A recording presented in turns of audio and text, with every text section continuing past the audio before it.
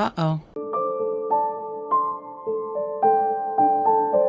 We are back into the story, and I believe we're starting Act 4, I think?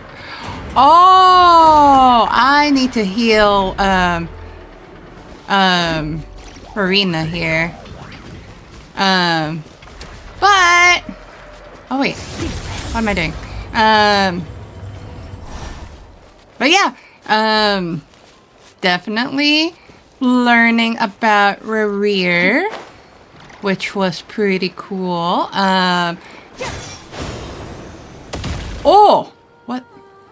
Oh, do you think the others are making good progress? I got scared that... It's all going smoothly. I got scared about that monster there. Hey, look! They made it back as well! Hello! Prince! Lama! How did it all go? All is well, thank you. Nefer and Yehuda had to stay at the curatorium to wrap things up, so they won't be joining us for now. I ran into Miss Nefer and Miss Aino on the way back. Their work is still in progress, so I suspect they won't be back for a while either. I kind of like this duo for some reason. You seem rather cheerful today, Mr. Flintz. I certainly am. Suspicious. I achieved what I set out to do and came away with more than I bargained for. More than you bargained for? Fighting alone can get quite tedious, but I had the good fortune to run into a pair of brave young warriors. We meet again. Albedo! Hi! Albedo! What are you doing here? It's been too long. I'm guessing you're here to see Varka? That would be a natural assumption to make. It's also the correct one. These two courageously lent me a hand while I was fighting the wild hunt. When they told me they were Sir Varka's colleagues, it all made sense. This monster scared me for a moment. And given how people of outstanding talent tend to cross paths, it's no wonder you're already acquainted. So, who's your travel buddy, Albedo? Why don't you come and introduce yourself? Ooh. Aren't you the one in the... After that Albedo trial? A gentleman of few words, I see. And a rather stern countenance. I presumed you were acquainted with him. I am Is that sad. not the case? Sorry. I am sad that I did not play the one with Skara into it. With the Skara summer event. But I did play the Albedo Albedo's court story. Where you know what? We'll just let it go. Wait, those horns, you must be... It's nice to meet you. Again. We've technically met before. Wait a sec. You're Mini Durin. The dragon. I know that that's the dragon. I'm so sad that I didn't play that story. But I did play the Albedo court story. So I did see Albedo using alchemy to change the Durin dragon to human dragon. To human Durin. That's right. It's me. I'm glad to see you again. By the way, I like the it's color. okay if you drop the mini. I like the color scheme for him. Yeah, I'm not as mini as I used to be. And I do like how he talks too. Interesting, isn't it? The first step towards blending into human society appears to be reflecting on whether one's name really reflects who they are. Wow, you look so different. In a good way, of course. It's great to see you looking so healthy. Thank you, Paimon. And although you're as mini as ever, I understand that diminutives don't always convey endearment. I'll be sure to simply call you Paimon as a sign of my great respect for you. Oh, that's sweet. Wow, you're such a smooth talker now. Paimon could get used to this. From now on, you may refer to her as your esteemed guide, Paimon. I actually think a diminutive is warranted here. Little Paimon's pretty tiny after all. Personally, I think our little Paimon is the perfect size. When people call her Little Paimon, It's just because she's so adorable that they can't help themselves. If that's not a sign of endearment, what is? Oh, that's cute. You're absolutely right, Miss Lauma. My brother still has a long road ahead of him when it comes to understanding human relationships. Oh, you're calling him your brother? Aww. Anyway, speaking of long journeys, didn't Columbina, leave with you? How come she isn't back yet? She's been catching up with old friends. Wouldn't be surprised if she stopped for a cup of tea or 10 on the way back. Uh-oh. People are talking about me. Hope it's nothing negative. Seems like she's in much better spirits after meeting her old colleagues. Judging from your expressions, I'm guessing it all went well? It's getting crowded here. I'll go grab some chairs. No need. This is a job for an alchemist. I'll whip some up momentarily. Thank you for your hospitality, ladies and gentlemen, but I was merely escorting my friends back. Aw. I'll be meeting Sandrone shortly, as we still have some things to discuss. It's been a pleasure, everyone. But this is where I'll say goodbye. We really appreciate your help. Thanks for standing by us. Oh, come on. Spare the formalities. I'm just glad I could help out some true friends. Arlecchino's nice. What the fudge? I understand.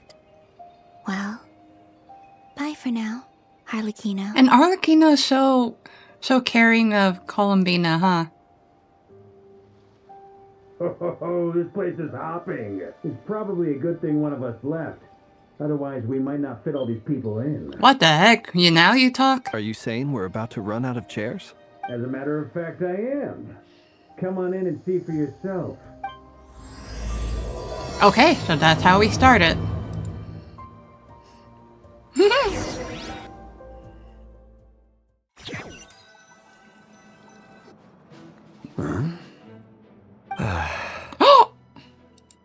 Hi! You're actually in the Archon story early. Chit chat outside, by the way. With Miss Columbina's colleague gone, we should be back to the original crew plus the other colleagues I brought in. Though it looks like we have another new face.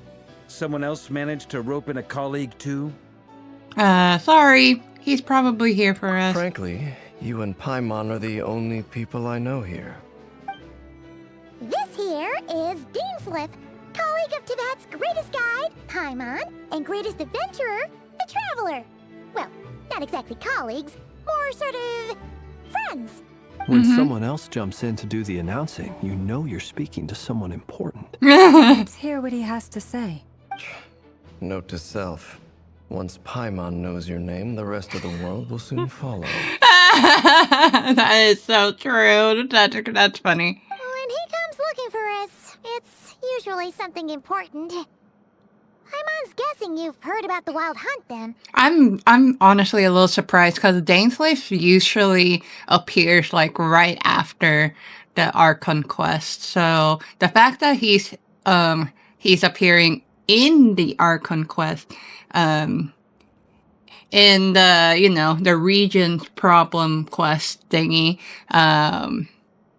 then that's a bit surprising.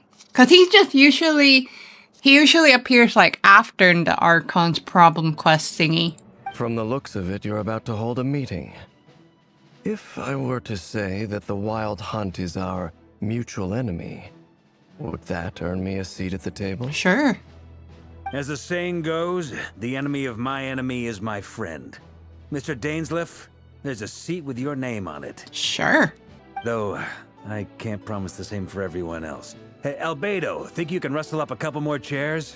After all this time apart, Grandmaster Varka's first order is to rustle up a couple more chairs. I've missed this. Is he being sarcastic? Hey, he's your brother. Why are you asking us? I've still got a lot to learn about the nuances of human conversation. Trying to decipher Albedo's way of speaking has been like jumping in at the deep end. Oh, good point. Paimon gets you now. Don't sweat it. There are people who go their whole lives without getting the hang of it. You're ahead of the game already. Look at you, Paimon, expert at the art of encouragement. I'm crying. And she's I like, wonder what? what's taking Nefer so long? Perhaps you should go and check in with her. If anyone can hurry her along, it's you. I just got back from the curatorium. Besides, aren't you curious to see what's taking her so long? Miss Nefer doesn't strike me as the type to share secrets. And since gathering intel is her specialty, I'm guessing she'd prefer to keep her methods confidential.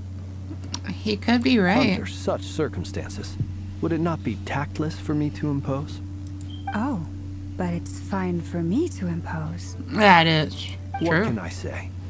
You have an unrivaled ability to garner people's affection, Miss Moonchanter. Besides, you have far more in common with her than I do. Okay, you're being so nice. All right then. Impressive. She barely fought back at all. I admire your powers of persuasion, my friend. Yeah, very kind persuasion. As I'm sure Miss Laumo will realize soon enough, the trick in life is to always pitch in with other people's responsibilities so that you can be selective with your own. Another trick is to simply hide in the background. Spoken like a true sage. That's funny. Anyway, looks like we've got some time to kill before the meeting. Let's take a little breather, folks. And feel free to chat amongst yourselves. We'll get down to business once the other two arrive. Okay, who is here? Oh. Columbina. Okay, so I think I see an order here. You're both awfully quiet. Why don't I start us off with an icebreaker? Much obliged. Have either of you ever had your portrait painted? If not, I'd be glad to help. Oh yeah, that's right, he's an artist. That sounds like a lovely idea. You know how to paint, then? I dabble occasionally. He's an excellent painter. Tables, chairs, people, dragons, you name it. He'll paint it for you. Let me have a better... There you go, that's a better framing. I'm flattered. If I ever get the chance, I'd like to give it a try myself. I'll bear that in mind. Anyway, how about you, Durin? What sort of portrait would you prefer? Oh, I'd be fine with anything. Whatever style feels best to you. Very well. Then I'll play it by ear. There you go, much better. You can replicate any style I want? I can try. If you show me a sample, I'll do my best to match it. Thank you. In that case, I'll dig up some reference material for you. Dang, is Columbina really on our side? She's like, way too kind! Alright, Daintily Pie. Is there something you'd like to say to me? Yeah! For starters, why'd you just show up here without even giving us a heads up? If you think back to our previous interactions, you may recall that that's hardly out of character for me. Mm-hmm. You do have a point there. Sorted out your accommodation yet? Oh yeah! You'll need to find somewhere to stay the night too, right? Want to tag along with us? You never know. We might get a group discount. Mm. Sure, let's do that. Oh, really? Great! Paimon will handle it. And in return, we can get Dainslift to be our very own personal bodyguard. Paimon, you're thinking out loud again. If that's what you had in mind, you should have said so sooner. I'd be happy to help. Wait, is this Rerir? This could be Rerir. Oh, okay then. Paimon was only kidding, but good to know. Is this Rerir? Because I don't know if Dainslift is this kind. Anyway, since we're all here together, we might as well watch each other's backs. That's just what friends do, right? Indeed. Thank you. Is Dainslift really this kind? I don't remember. I really don't remember. Is this really him? Hello. Truth be told, I can't remember the last time I was in a meeting with so many people. You're not alone there, my friend. The They're Lightkeepers friends? also struggle to bring everyone together for a serious discussion. There you go, much better. I don't doubt that. I've only ever met two Ratniki, one being you, and the other being that young guy, Itlua. By the way, two hot guys talking. Itlua is a good apple, I'll give him that. He's kind, honest, and regularly delivers supplies to my lighthouse. A true ratnik to the core. In that sense, he puts me to shame. So you're what? A fake ratnik? That's what it sounds like you're saying. But I get the feeling that's not quite what you meant. Hey, hey. Come on, why the awkward silence? Sorry. I'm not even gonna bother trying to hide it. You've known all along, haven't you, my friend? Now that was an awkward silence. Let's just keep this between ourselves. Probably best if Eloa doesn't know, huh? That goes without saying. Gotta be careful what you share with youngsters, after all. Anyone else in the know? Let me guess. The Traveler and Paimon? We're listening. It's dangerous being too sharp for one's own good, you know. Then, in the name of the Animo Archon Barbados himself, I swear, your secret's safe with me. When we went for drinks, you said that you and Barbados were practically best buds. In the light of that claim, do you really expect me to take your oath seriously? That's Of course. true. Just as long as you don't go spreading around the fact that I'm close with Barbados, all right? Fair enough, then. Nothing like a bit of mutual leverage to seal the bonds of friendship. Dang. Oh, she really did get her. Not happy, though.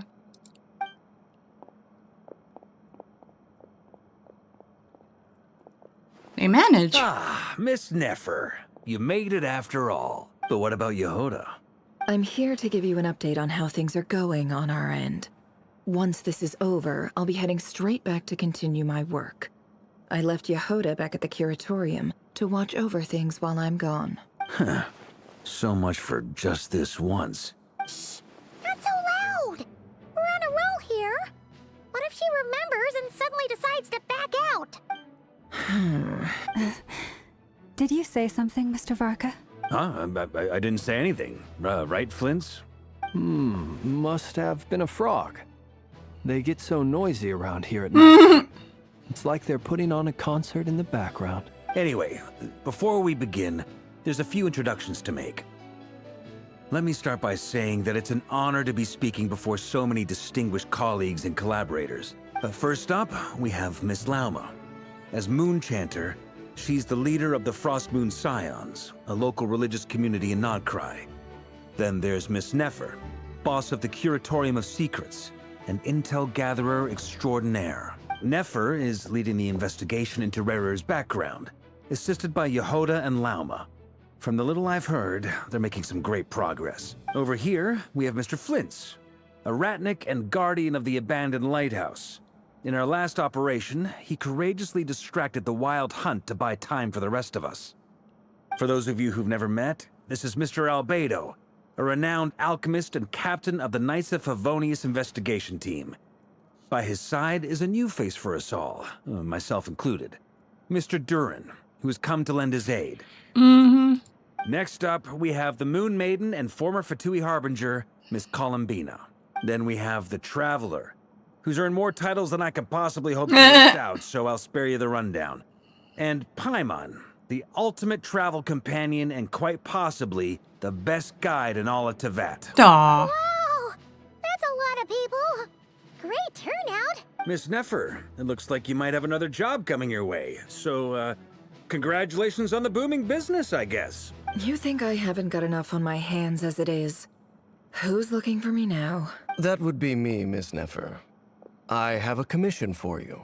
And you are? Who I am doesn't matter right now. What does matter is that I'd like you to gather more intelligence about the Rerir of Solnari. Well, it's not as if we never take on anonymous commissions. But in your case, I'll have to decline. I'm gonna take a wild guess and say your job's probably more hassle than it's worth. Something about you seems like bad news. It's my eyes, isn't it? Conrian, I assume. And what's with the mask? Are you trying to hide your identity? In any case, the fact that you're even still alive raises an awful lot of questions for me. My name is Dainsleif. And yes, I am from Khaenri'ah. As I'm sure you're aware, the Rerir of Solnari's real name is Rerir. He was once an acquaintance of mine. Doesn't Nefer know that Dainsleif was talking in the past? Really? Then you must have been quite an influential figure yourself. You flatter me, but none of that matters anymore.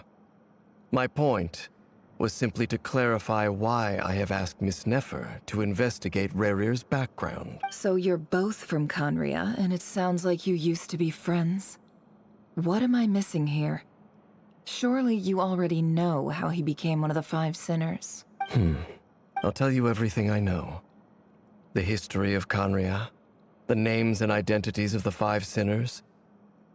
I remember it all like it was yesterday. I have never spoken openly of this before. But the truth was exactly as people say. The 5 sinners were each driven by their own desires, and it was by playing upon these that the Abyss tempted them to their fall, tearing Khaenri'ah apart in the process. The visionary, Vedifenir, who wished to foretell the future. The wise, Haroptatir, who sought limitless knowledge. Gold, Rhine-daughter, who desired to create life. The foul, Surtologi, who pursued supreme strength. And last, but not least, Rerir of Solnari, Rerir, Ravager of the Moon. Of the 5, Rerir is the only one who remains a mystery to me. He never harbored grand ambitions, so what changed in the space of a single night? How did he come to fall like the others? In other words, you're saying that his change came as a shock to you, and you have no idea what actually happened? That's right. You mentioned how the Abyss tempted them, which led to their fall. But what did that look like in practice? And what other context can you give me about the events of that time? The more detail you can give me, the better. Strangely, now that it comes to it, I hardly know where to begin. The fateful night took place during the era of the Eclipse Dynasty. One day, my elder brother, the visionary, Vedifenir, was summoned to the palace by the Vinster King, only for the king to gouge out his eyes and cast him into the dungeons. Oh, that's brutal. When I came to hear of this, my fury knew no bounds. I gathered together every ally I thought I had, and together, we set a night to storm the palace and free Ved. Centuries on, the memories of that night still haunt me, like a never-ending nightmare. We broke through the palace gates, just like we had planned, each striking towards our separate targets. But then, I was betrayed. Even Vedifenir, the very person I had come to rescue, abandoned me and partook of the Abyss's power. So, it's personal after all. Then tell me, Mr. Dainsleif, what price are you willing to pay? You, of all people, must know that nothing comes for free. Oh, so is she thinking on it? I cannot say what price would be worthy of such a commission. But know this. Rerir was not always a madman.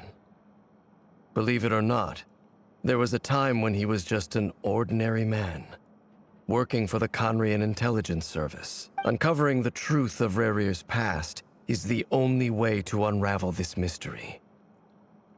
But before you decide if you will accept my commission, I will tell you more about him. Enough, I hope, to help you plan your next move. Sounds pretty good to me. Feels like we just flagged down a random passerby, only to discover he's actually a master strategist who has a score to settle with our enemy. Must be all that good karma I've been building. Who knew having a Khaenri'ah friend would come in this handy? Can I borrow your halo? It could be useful in the lighthouse. Hey, enough with the wisecracks! Besides, isn't that lamp of yours bright enough already? Yeah, I agree. Relax. It was meant to be a compliment. Oh. If that was a little over the top for your liking, I'll make sure to tone it down next time. I'll give your proposal some serious thought, Mr. Dainsleif. Let's speak in private once the meeting is over. Okay. Before that, there's a few things I'd like to share. You recount meeting the knave and how the iridescent moon's marrow was retrieved from the crimson moon's space. You make it clear that the knave chose to help you for her of her own accord, then conclude by reporting how the hearts of the three moons are finally in your hands. Now that we've united the hearts of the three moons, your power should be greatly enhanced. But it seems like that hasn't happened yet. I believe it will take a little longer. You've done so much for me, so I want to be completely honest with you all.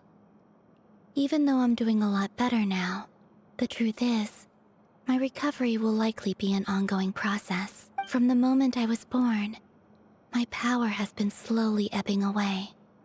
And that is because Teyvat has never accepted me. Even with the moons united as one, it seems my rejection cannot be undone. So far, I have yet to find a solution. It may turn out to be a problem that will plague me until the day I finally leave this place behind. Even so, I will do everything in my power to help you drive out the Rerir of Solnari. As Arlecchino put it, this is not about chasing the spoils of victory. It's just a gesture of heartfelt gratitude. Kutar. She seems a lot more energetic and positive than she did when we first met. Defeating the Rerir of Solnari will be no easy task. While my strength slowly recovers, we'll also need to gather more intel. Naturally. We should take all the help we can get if we hope to defeat him.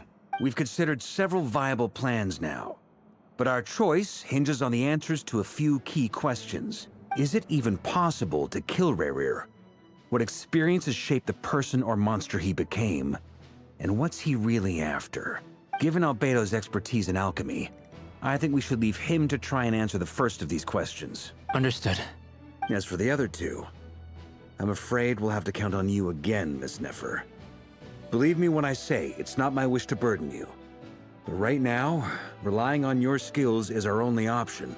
So you're placing all your hopes on me, huh? That was in the trailer, huh? We can't thank you enough for agreeing to help us. Honestly, I can hardly believe how lucky we are. You sure have a talent for changing your tune, Miss Moonchanter. Timid like Yehoda one moment, then flinches insincere flattery the next. Ladies, please. I must object to your portrayal of me. That's all. Feel free to keep bickering. Just pretend I'm not here. I almost don't want to leave trio. this room. I'm curious to see how this plays out. Oh, that's me. That's me, Columbina. I have faith in you, Miss Nefer. Something tells me you'll stand by us until the very end. Oh? And what makes you so sure of that? What if I suddenly decide that my compensation is insufficient? This isn't about the money. I can sense that you've got a deep-seated distaste for Rerir.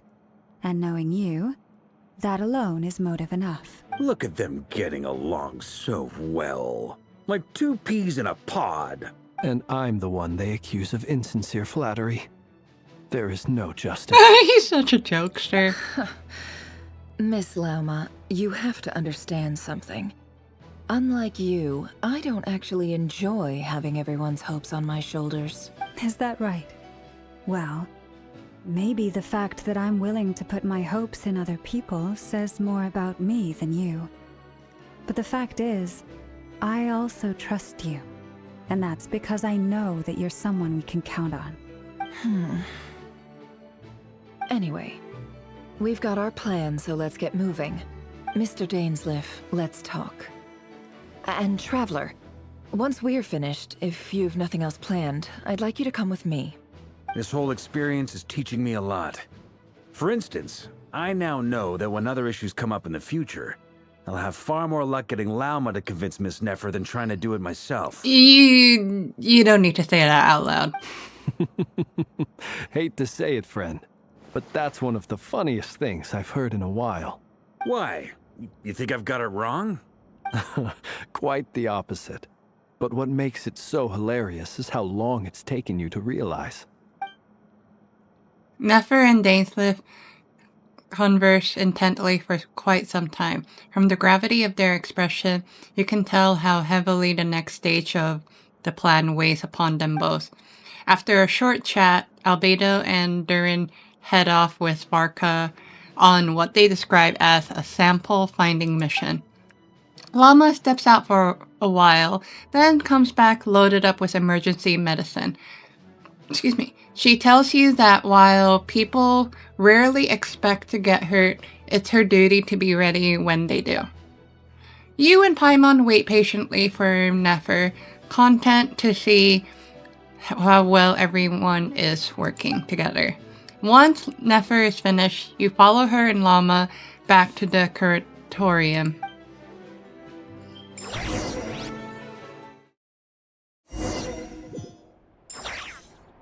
Okay. All is foretold. Blah. Took a teeny bit of a break, but now I'm here. And then, yeah. Are we going to the past? And the Traveler will see it this time? Thank you for waiting. Hi. It's okay. We actually used the time to help Dainsleif get a room at the hotel. That's very considerate of you. Now, I trust you share my curiosity about Rerir's past, and you seem fairly familiar with Mr. Dainsleif already. That's right. We've known each other for quite some time now. We spoke at some length after the meeting. He was the one who suggested I should invite you to join this operation. He feels confident that these secrets will be safe with you. Dane has a lot of faith in us, that's for sure. Thanks for your trust too, Nefer. Likewise. I appreciate that you got right on board without interrogating me about why I invited you. It shows that you trust me to explain everything in due course. That's because we know what you're capable of. We appreciate you too, Nefer. You might have been forced to help in the beginning, but this time, it was your choice. I didn't realize it, but it actually was. That's one way to put it. Another is this, that once a decision's been made, it's set in stone. After that, my only goal is to see it through. That's me too, really. Alright, so here's how it is. I'm going to access Rerir's thoughts again using my confidential method. Now, I'm sure you've seen things like this before on your travels, so you're surely well aware of how dangerous it can be. The reason I've gathered you all here is to ensure my safety during the proceedings. I plan for us to enter the fragment of his consciousness together, and once inside, I will focus on searching for information. Think of this as a diving expedition into someone's brain. If I'm the diver, you are my safety equipment, tasked with keeping me alive while I'm under the surface. What? Once the ceremony begins, we will all be spying on privileged information. But in the interests of safety, you must remain absolutely silent at all times. We will discuss our observations after the ceremony has concluded. Is this really what we're gonna play with? Lastly, any individuals of a weaker constitution are advised not to partake in the ceremony. In any case, Paimon has her own job to do, which requires staying in the room, but not joining the ceremony. Nefer conspicuously left out the details of her confidential method. I guess her brain diving techniques are a trade secret. Well, good luck, everyone. Sounds like all Paimon can do is cross her fingers and root for you guys. There's a little more to it than that. I was being serious when I said you have a job to do. While the rest of us are inside Rerir's mind, it's imperative that we have a team member on the outside. Interesting. In the event that something goes wrong, you will be our first responder.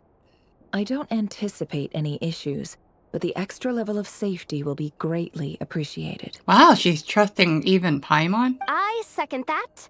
This is a dangerous operation here, and you're our whole rescue team. Really? That's pretty much the most important job in the crew. Paimon is our rescue team? That's, I don't know.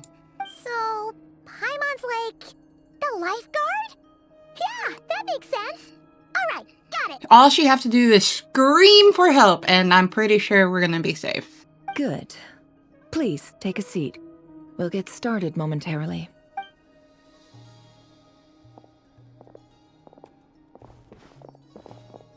So, did Mr. Dainsleif tell you anything else? He told me that he believes Rerir kept some big secrets in his life.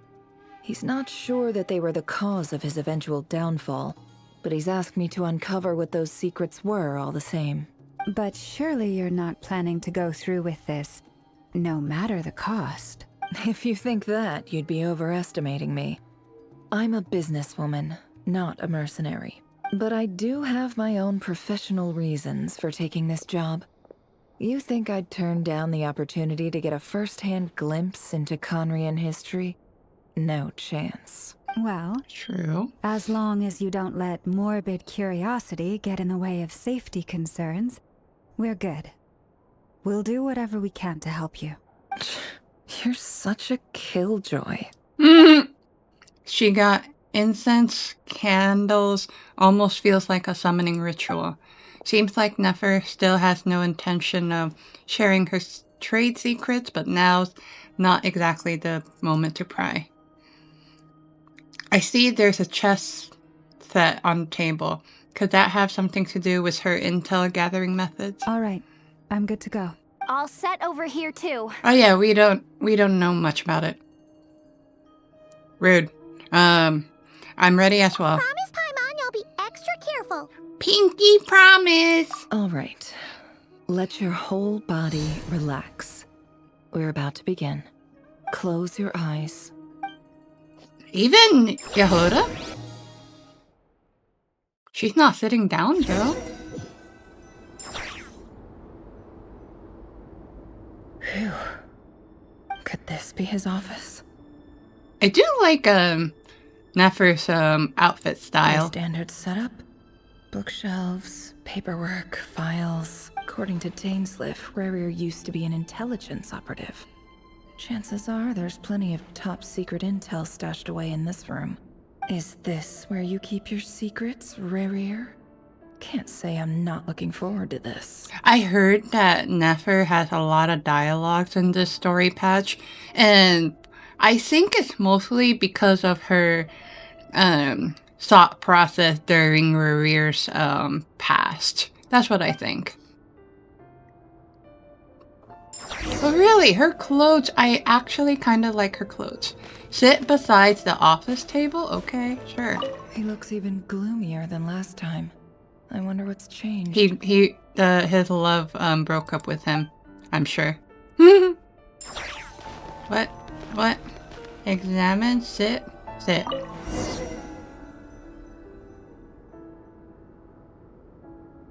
Today's files are in.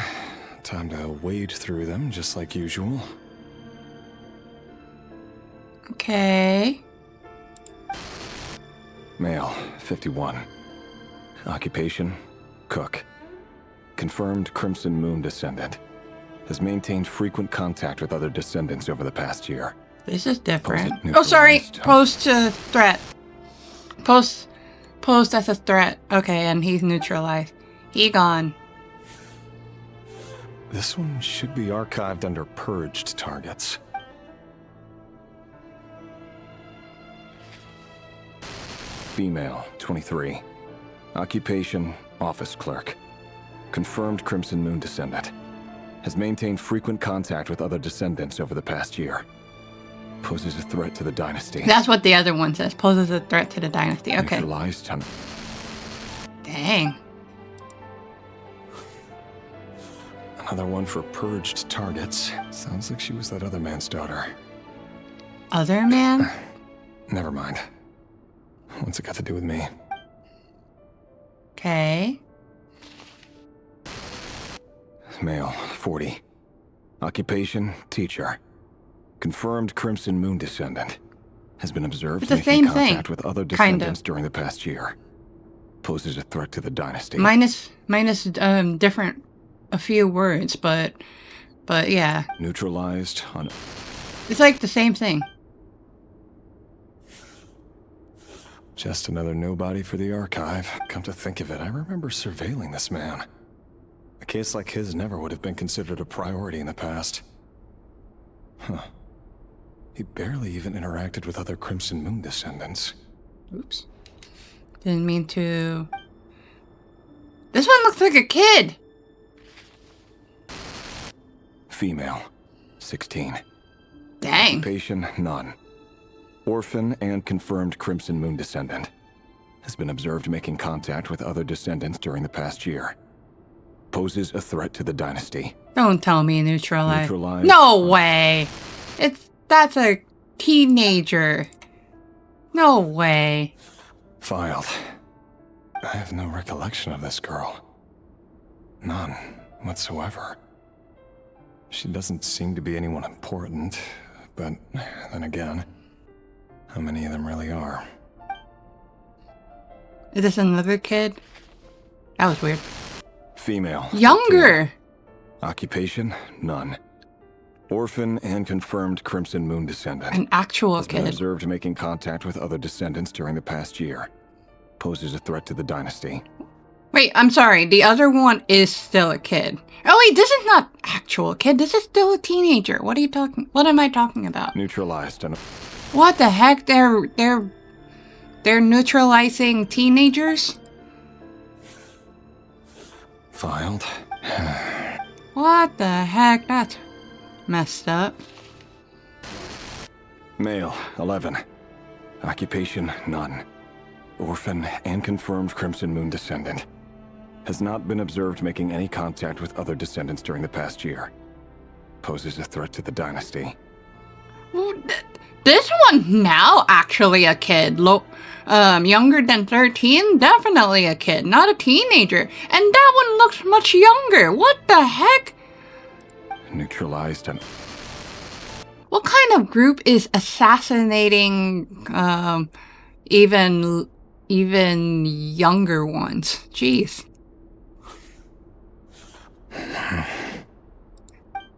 He's not liking it, huh? This one's even younger. 6? 6. Occupation, none. Orphan and confirmed Crimson Moon descendant. Poses a threat to the dynasty. How? Seriously, neutralize? It's funny, isn't it? Your job is becoming both harder and easier at the same time, depending on how you look at it. Who the heck? Sooner or later, the Crimson Moon descendants will be completely wiped out. But as their numbers dwindle, they become harder and harder to track down. That's not how it is. Fortunately, however, most of the able-bodied adults I guess keep on going. The remaining weaklings will be increasingly easy to deal with. Not the same one. No! No. My job is to ensure the survival of the Eclipse Dynasty. And the only way to do that is by eliminating any and all potential threats. It's a perfectly legitimate line of work. Every single one of my colleagues can attest to my fairness. And if my friends were aware of the facts, I know they'd back me up too. I don't know Assuming, about that. Of course, that they were aware of all the facts. Jeez. He looks even gloomier than last. Ah! Oh, I just need to simply move. Okay. Oh. I can go this way? No, I thought I can. Ah! There we go.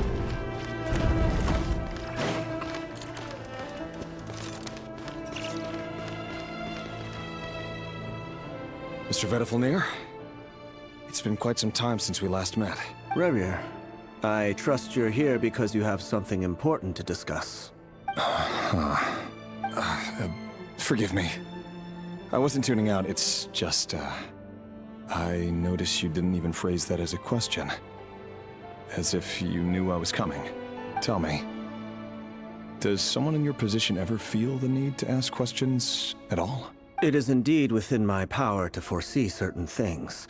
Things like your arrival. I was just thinking. It won't be long before I'll be inviting both you and Dane to my wedding. That isn't a lie, but nor is it a fact as such. It's a wish, isn't it? No fooling a prophet, is there? Ever since that day we met for drinks, I knew it was only a matter of time before you came looking for me. Does it feel good? Knowing how the future will unfold. I'm afraid the notions of good and bad fail to capture the complexity of what such a power entails. Once you've seen what will come to pass, it can be all too easy to succumb to fear and melancholy. Unless, of course, you learn to abandon these feelings. You fear my silence, and long to hear the words I left unspoken that day. That's right. You must have noticed my reluctance to broach the subject. And the reason is simple. Because the truth could never have lived up to your hopes. For both our sakes, such words are better left unsaid. The burden of prophecy was never meant for your shoulders. So who exactly do you deem worthy to hear your prophecies? None but our exalted king? Or rather, our king as he once was. You're closer to his majesty than I am. You must know better than anyone how much he's changed. You say that as though it is to my benefit. Yet precisely because of that, I dare not speak rashly. A king can turn out to be the most virtuous of rulers, or a tyrant more terrible than the most vicious of dragons. You are so wise and far-sighted, yet still you would have me live in fear of the unknown? You make a fair point. Especially given my silence alone was all it took to send you spiraling downwards. Very well then, let me offer you some advice. And I say this not as a prophet or a visionary, but simply as the brother of your friend. For many reasons, there is very little chance of your marriage ending in happiness. If happiness is what you seek, you should find another fiancé. Oh, yikes. He got a bad girl. That's a yikes. Hold on. There's that same black fog again. Could this memory belong to Thelindis? Well. Guess I'd better tread carefully. Okay.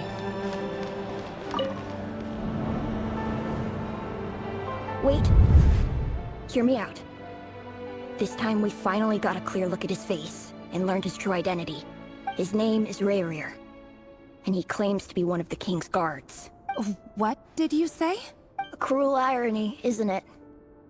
The man you're set to marry leads a double life as a brutal executioner. Why are you telling me all of this now? Simple. It's because I want you to kill him. What? You are the only person he would never suspect. What the heck? Absolutely not. I would never dream of doing such a despicable thing. So you'll just stand by and watch him slaughter us to the last? Do not forget that the blood of the Crimson Moon flows in your veins too. Oh, no wonder! Yikes! Blood of the Crimson Moon? Forbidden love. What does that matter now? The dynasty has long been dead and gone. Ooh. This is basically forbidden love. You think that alone is reason enough for me to throw away everything I have? Why wouldn't it be? You two were once a child of the Crimson Moon, just like me. Don't tell me you've never felt so much as a flicker of fury for the way we were trampled into the dust. As long as you promise to abandon this pipe dream of restoring your dynasty, I can try to persuade him. Or have him persuade the Vinster King. Persuade the Vinster King? Do you even know why he's so obsessed with hunting us down? Why he keeps trying to force us to hand over our secrets? Over and over again? Or why we refuse to give up on restoring the dynasty? The Vinster King. A blind fool. His eyes clouded by powers from beyond this world. A petty little man with a miser's heart. and he dares to sit upon the throne, mark my words. Sooner or later, Khaenri'ah will fall, and it will be his doing. If you can't bring yourself to do it, so be it. Just you watch. It won't be long before calamity descends upon us all. The Rerir of Solnari. That really is quite a secret you've been keeping from me, Rerir. But who am I to talk? Am I really any better? Oh. I've kept my own past a secret this whole time, too. Oh, she's a tad bit forgiving because she's doing the same. Love should be built on honesty.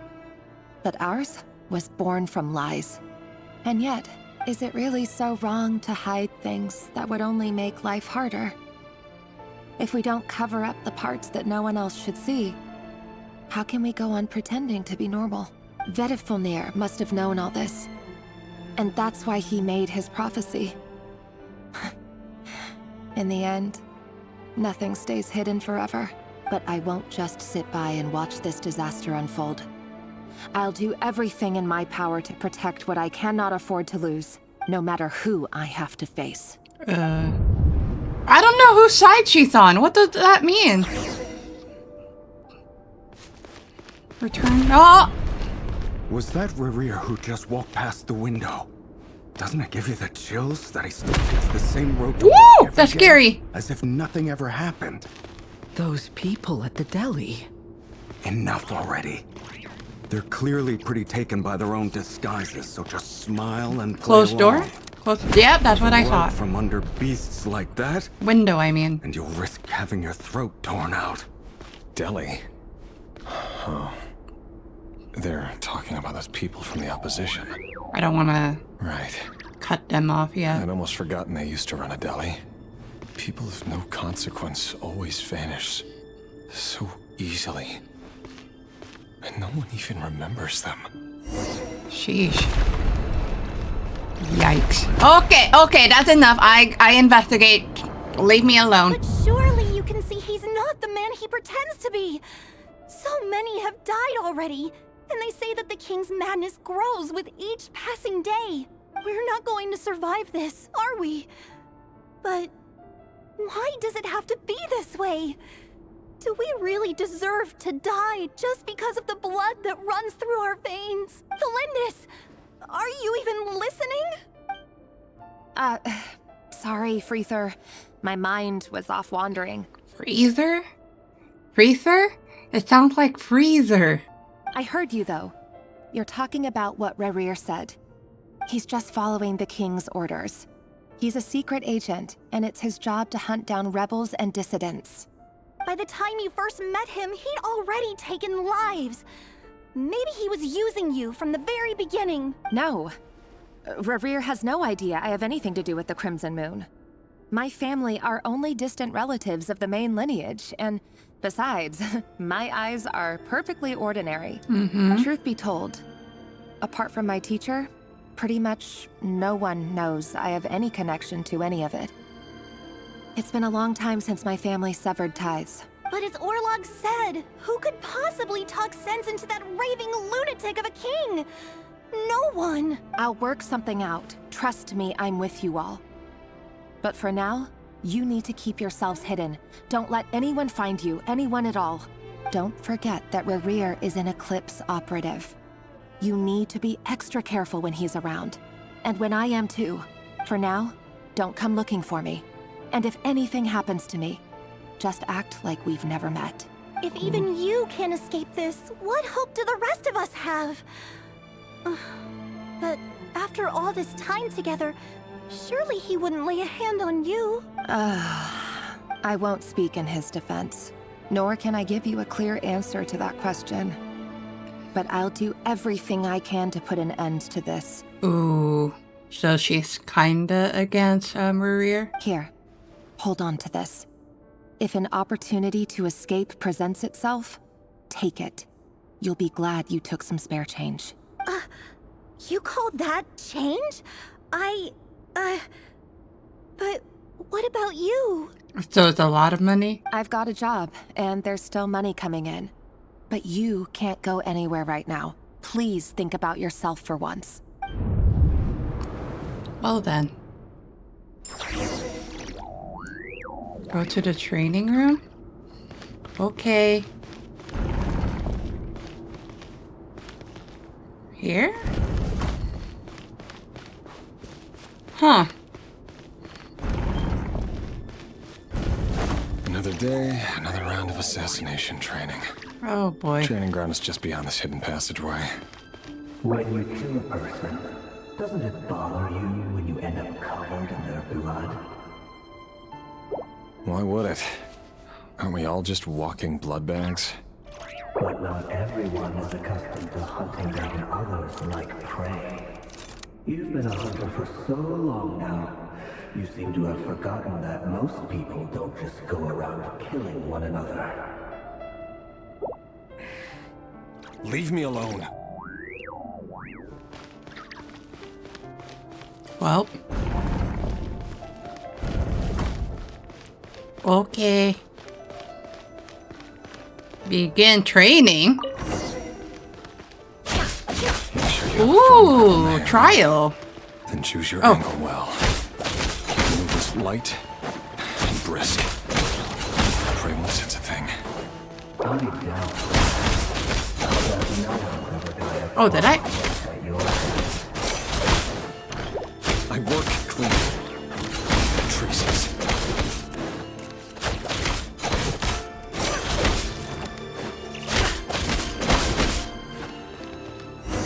Got it? Oh.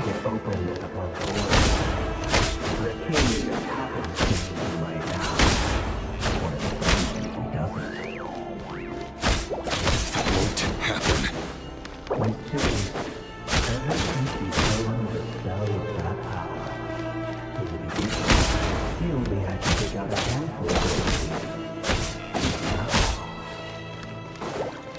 Once I dealt with it, I've always been guilty.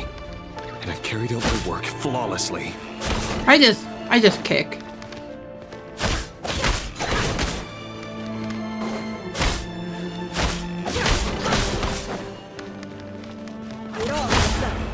What was that?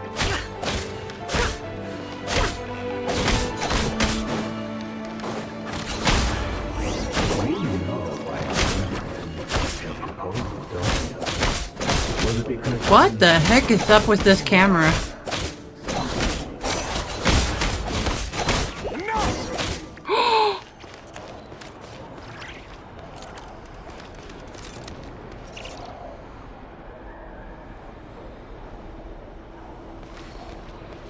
Oh, sheesh.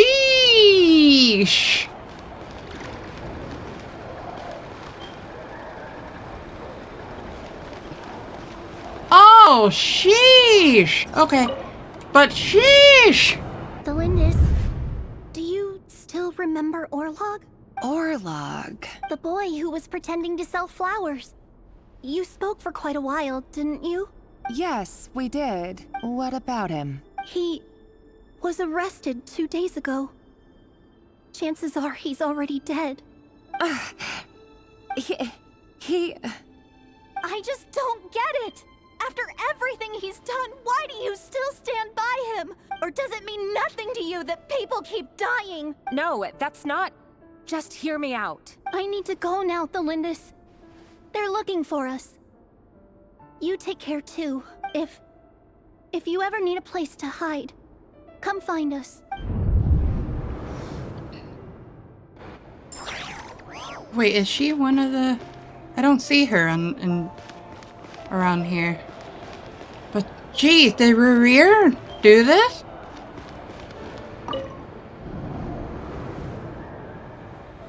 Author Delindis. Over the course of this week, the research object was subjected to interference for a total of 47 hours for experimental purposes. The results are as follows. All subjects of observation that were sent inside have now... The situation within is proving more problematic than anticipated. No progress whatsoever. What now? Won't you give me even a glimmer of hope? Things are getting worse by the day. I have to find a way or we'll all be in danger. But I... If all this research comes to nothing, what then? Sooner or later, it'll be my neck on the line. She is sweating. But could he really bring himself to kill me? No. I don't think so. Surely he wouldn't have the heart. But she's taking advantage of that, is she?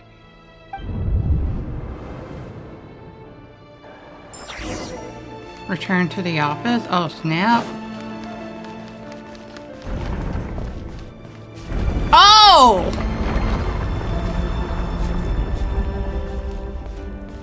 Why won't you just let us go? We don't even know each other.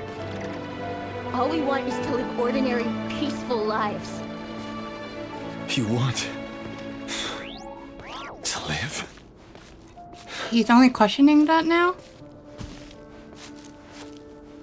Yes. I just want to go on living. Is that really such an unforgivable crime?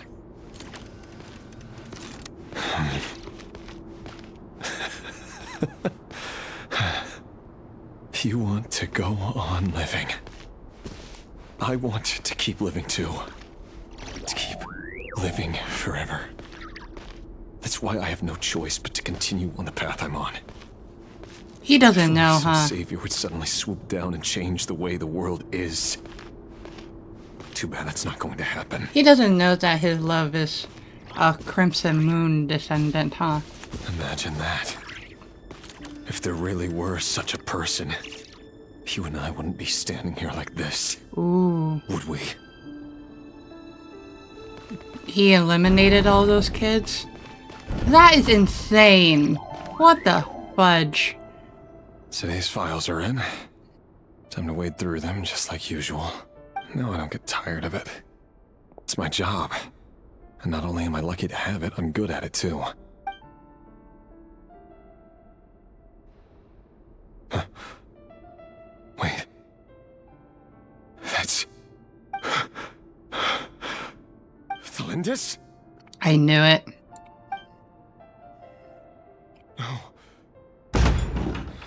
No. No! I knew that she's gonna get discovered eventually. Why? But you bear no mark of the Crimson Moon. How could you possibly have anything to do with them? It cannot be! A diluted bloodline. Carefully concealed. I see it now. You've been living in the shadows just like me. What a fool I've been. Numbing myself with talk of justice. Even imagining my friends would back me up. But in the end, Irminsul. Finster King! How far are you going to take this? From the direct bloodline to secondary offshoots? And then what? Oh, he changed. He already changed to that side? Today it's the descendants of the Crimson Moon. Who will it be tomorrow? Will you not rest until everyone down here is dead? No. This cannot go on. This is where it ends. Whoa.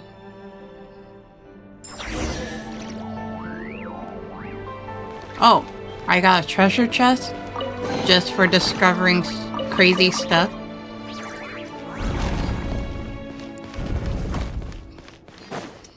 Dang. Crazy lore.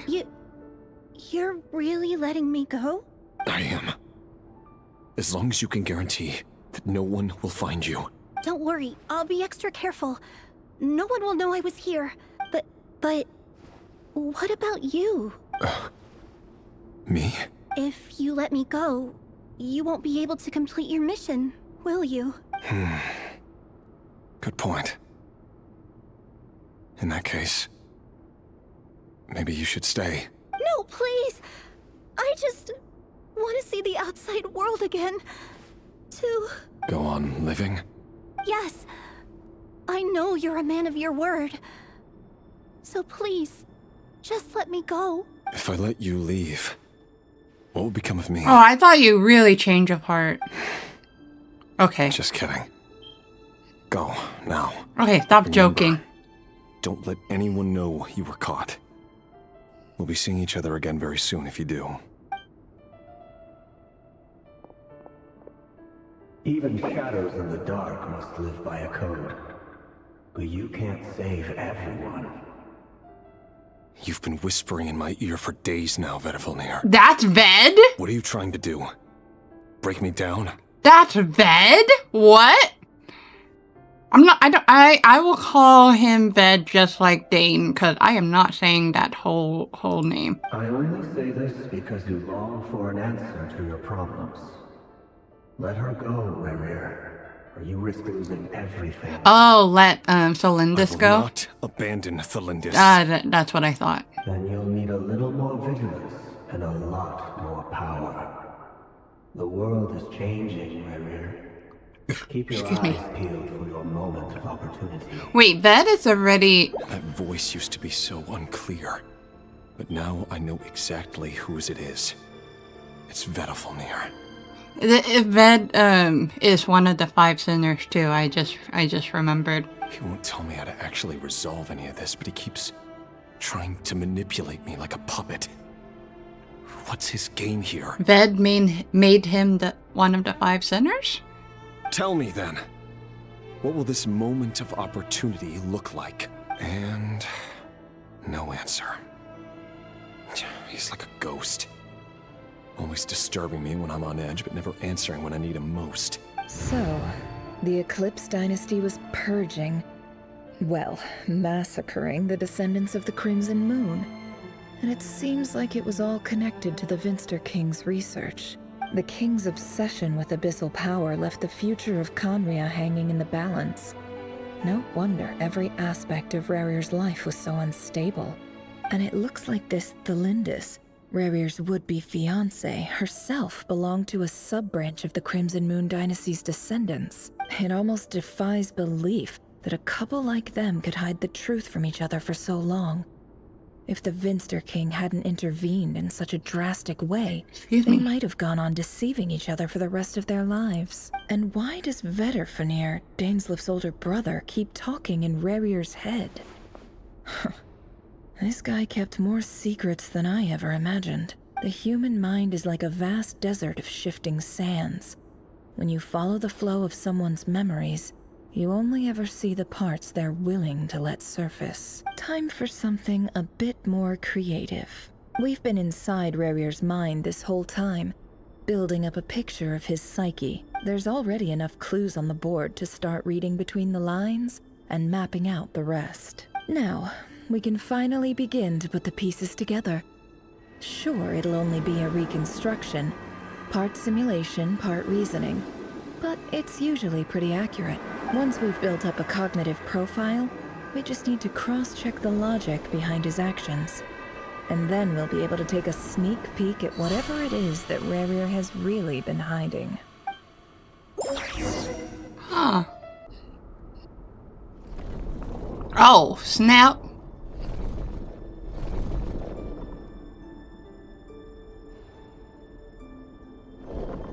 Rerir, are you there? We're now in the chess piece.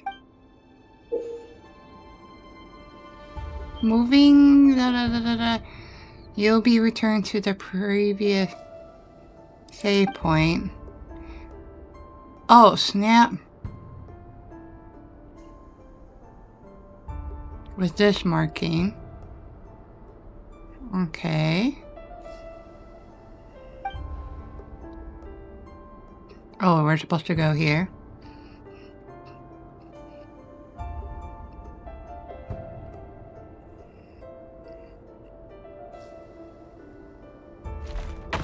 Oh. One. I think.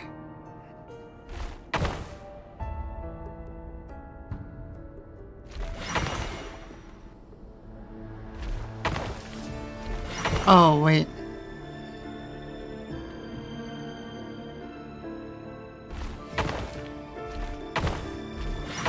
I am so good! I am so good! Hey, Rerir! Come out, it's urgent! Dane? What's wrong? Quick, come with me. I'll explain everything once we've met up with the others. Okay. I'll come. But the Lindis is still over at the Universitas. I'll need to leave her a note. This is Rerir. Why is it like this? All right then, but make it quick. I've never seen Dane so worked up before. Whatever this is, it must be big trouble.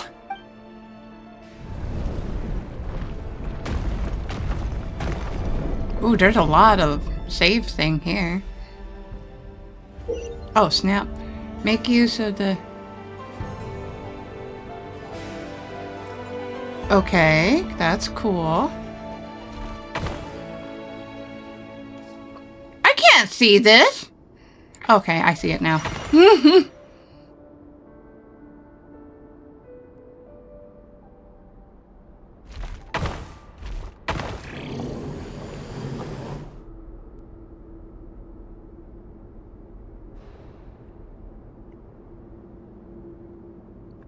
Oh, wait.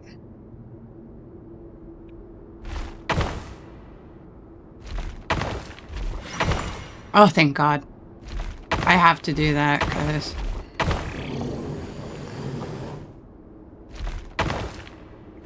Bam!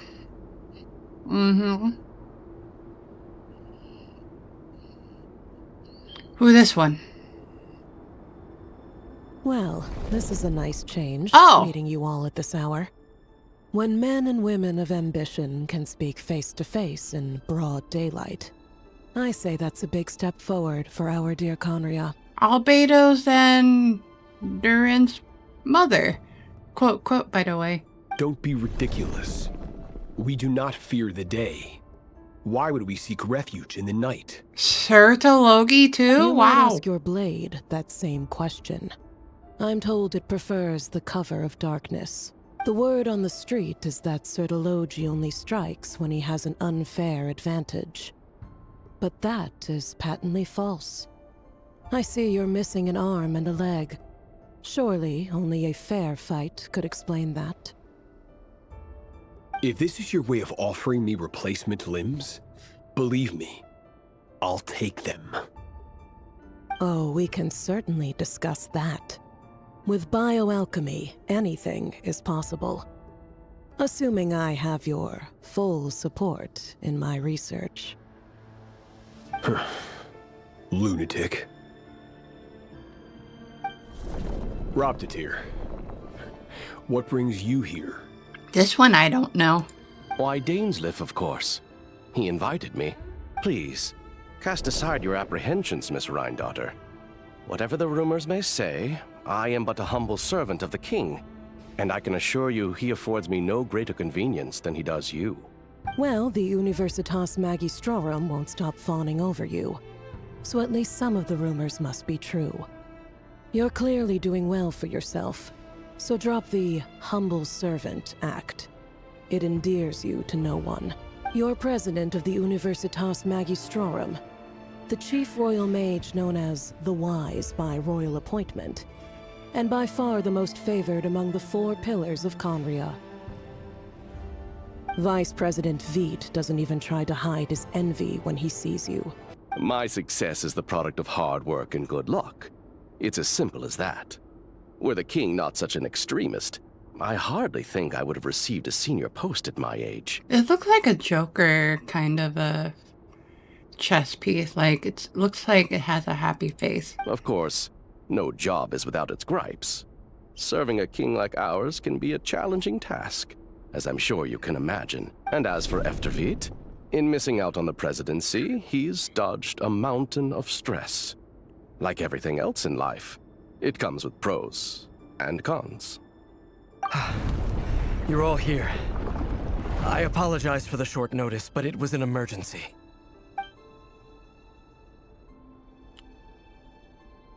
Well, you must be Rerir.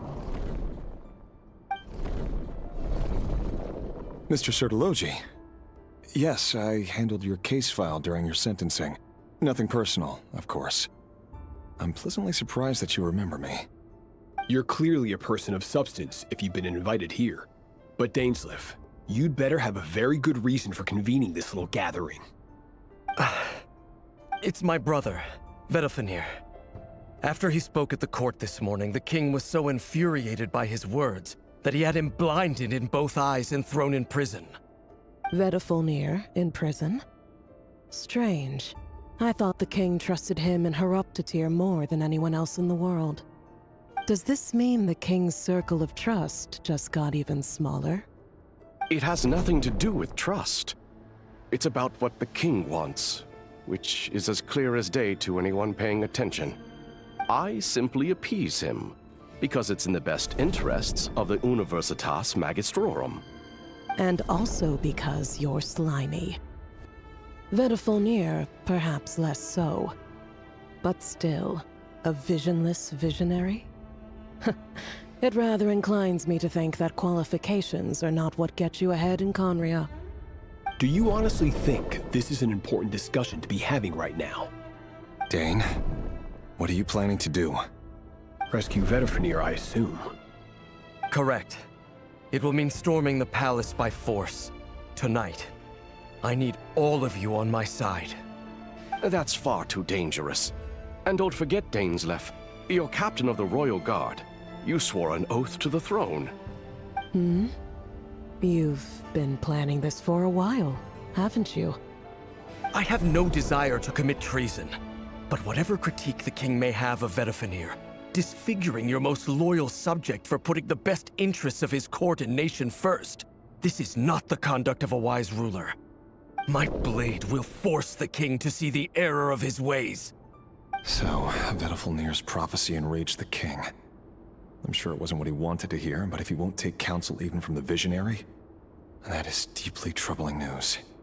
The extent of His Majesty's madness is now all too clear. The question is, how does a man like me get out of this situation unscathed? You have noble ambitions, Dane, but I'm afraid they don't do much for a guy like me. I'm not interested in saving the world.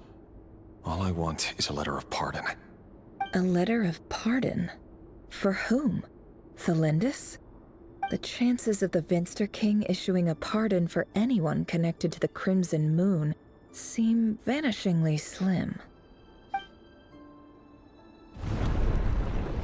More chess piece time. Oh, they're bad guys, huh? This black fog over the board must have some connection to Thelindis.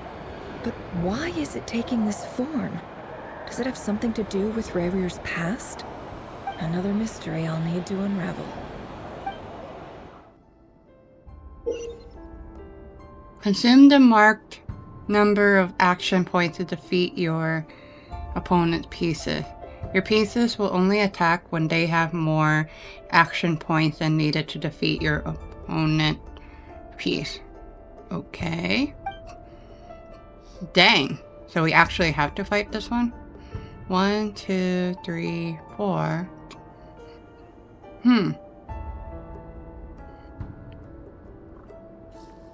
Do I actually need this one?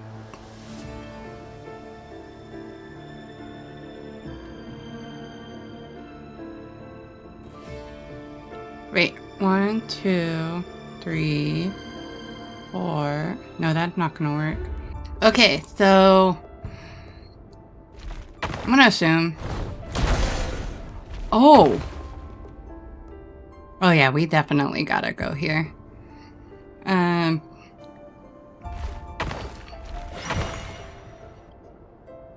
then I think I can go here. Or do I actually have to go here?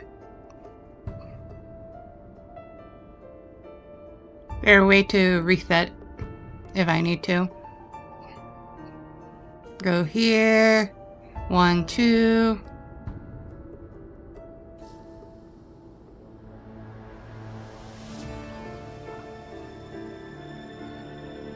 Ah, shoot. I messed up.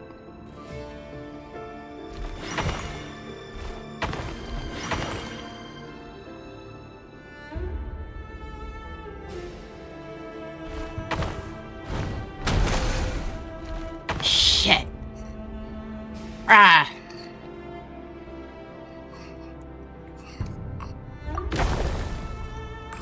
I'm good. Oh, but I just realized that still gone. Okay.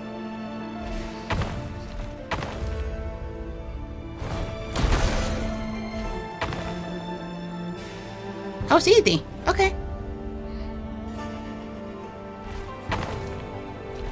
Nice. Now...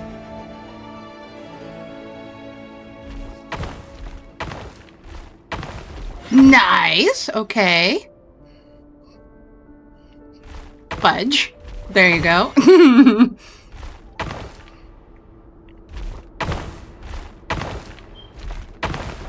Nice. Okay. Mm-hmm. Bam! Author Thelindis. Over the course of this week, the research object was subjected to interference for a total of 60 hours for experimental purposes. The results are as follows. Research dating back to the Crimson Moon Dynasty has established 2 points regarding moon marrow. Firstly, its origins have something to do with a god's power. Secondly, it serves as a portal to an as-yet indeterminate location. Moon marrow can thus be defined as a spatial gateway.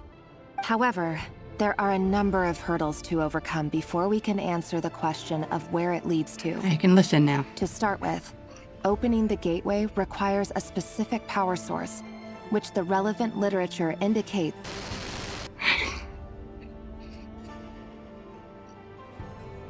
An enormous amount of power is then required to keep the gate open. Currently, the total power output of our instruments remains in the single digits. To make matters worse, I am now the only staff member remaining in the Moon Marrow lab. The Universitas Magistrorum recently decided to move most of its personnel into abyssal energy research, which has stymied all Crimson Moon-related projects. This is not a wise move. I have always maintained that placing all our hopes in a single source of power is risky, especially one as poorly understood as this. As well as making ourselves overly reliant on a single resource, we are neglecting other promising technologies. I apologize if this comes across as disrespectful. But as a Moon Marrow researcher, I desperately want to see the world beyond the gateway. If we really made it there one day, what would we find? And how would we go about taming the unknown? My imagination is endlessly fueled by questions such as these.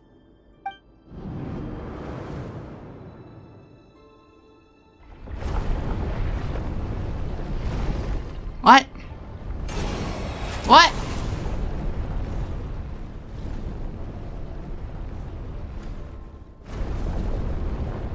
Do we actually have to fight all these? Oh, dang.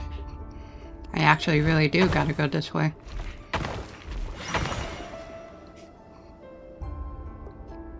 Wait.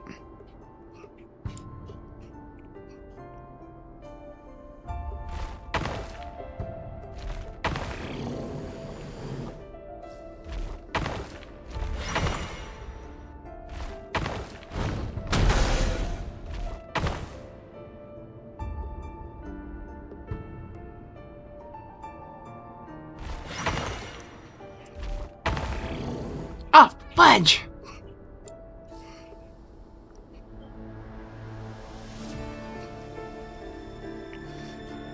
Never mind. There? That's the saving spot? Oh. I gotta go through here then.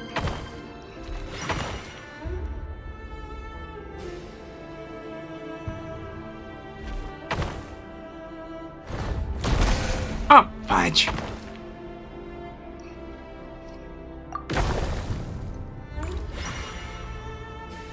Oh.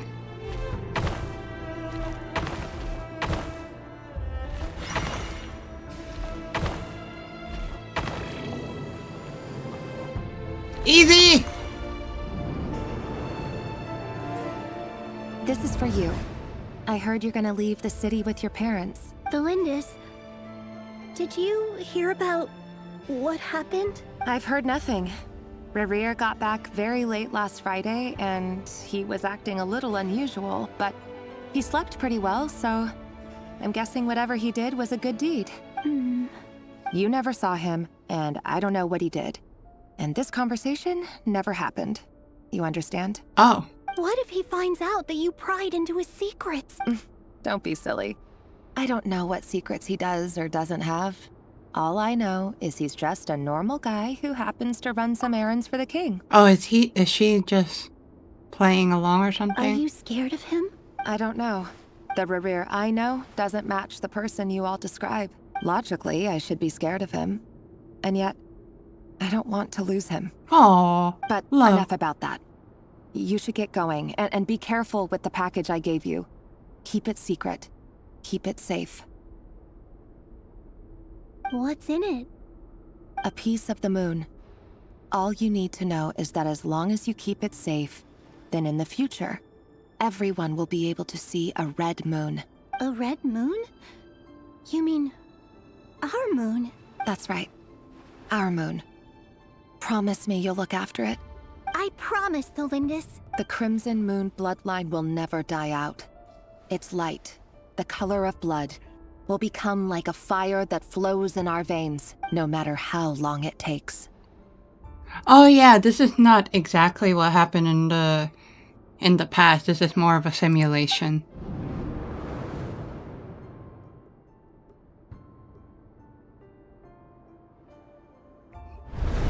More? Crazy? Dang. Where's the other one? Is this cool enough? Dang it. It's still hot. Okay.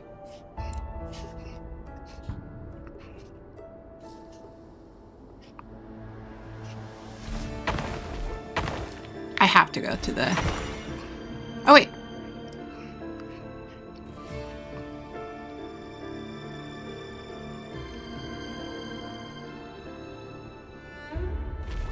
Oh, wait. Nope, nope. Can I do this? Nope. Never mind.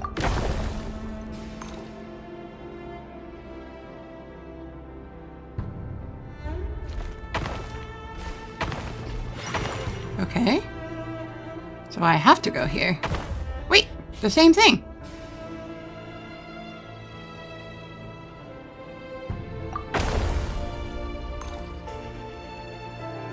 Do I actually have to go this way?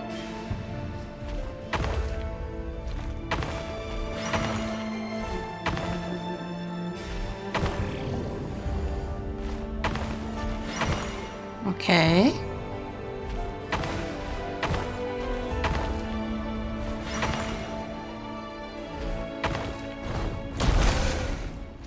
Ah, fudge. Oh, that's right. I move after the battle.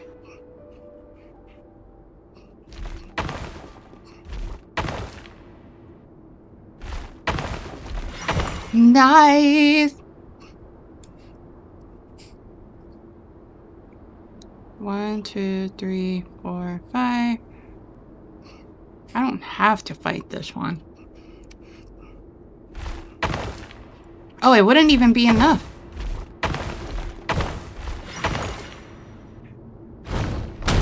Just to get it out of the way.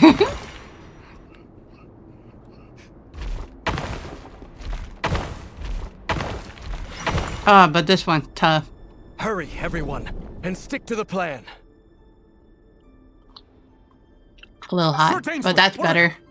Is this treason? The tea is better. You know what happens to those who betray the throne. Please, don't do this. It is the king himself who has betrayed the throne.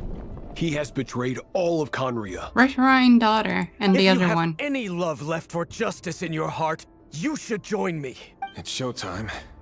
Dane and his group will handle the troops in the palace. Then Hraptatir and Rhine-daughter will disarm the security measures. My job is to enter the prison and rescue Vedifalnir. Stay safe. Wish me luck.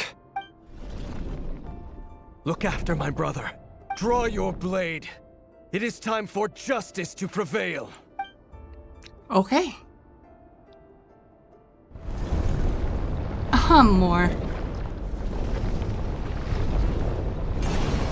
Oh, snap.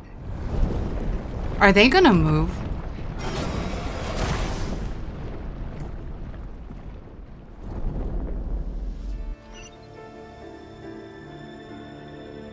Oh. Okay, so we're gonna go way over there. Okay.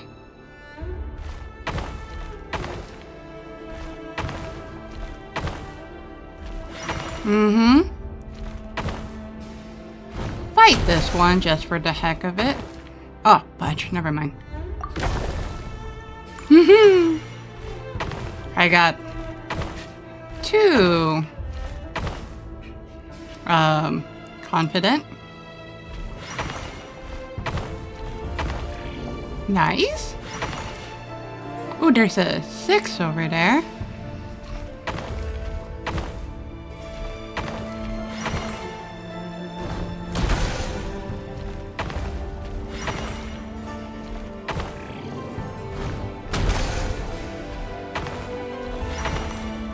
I'm so good. I'm not good anymore.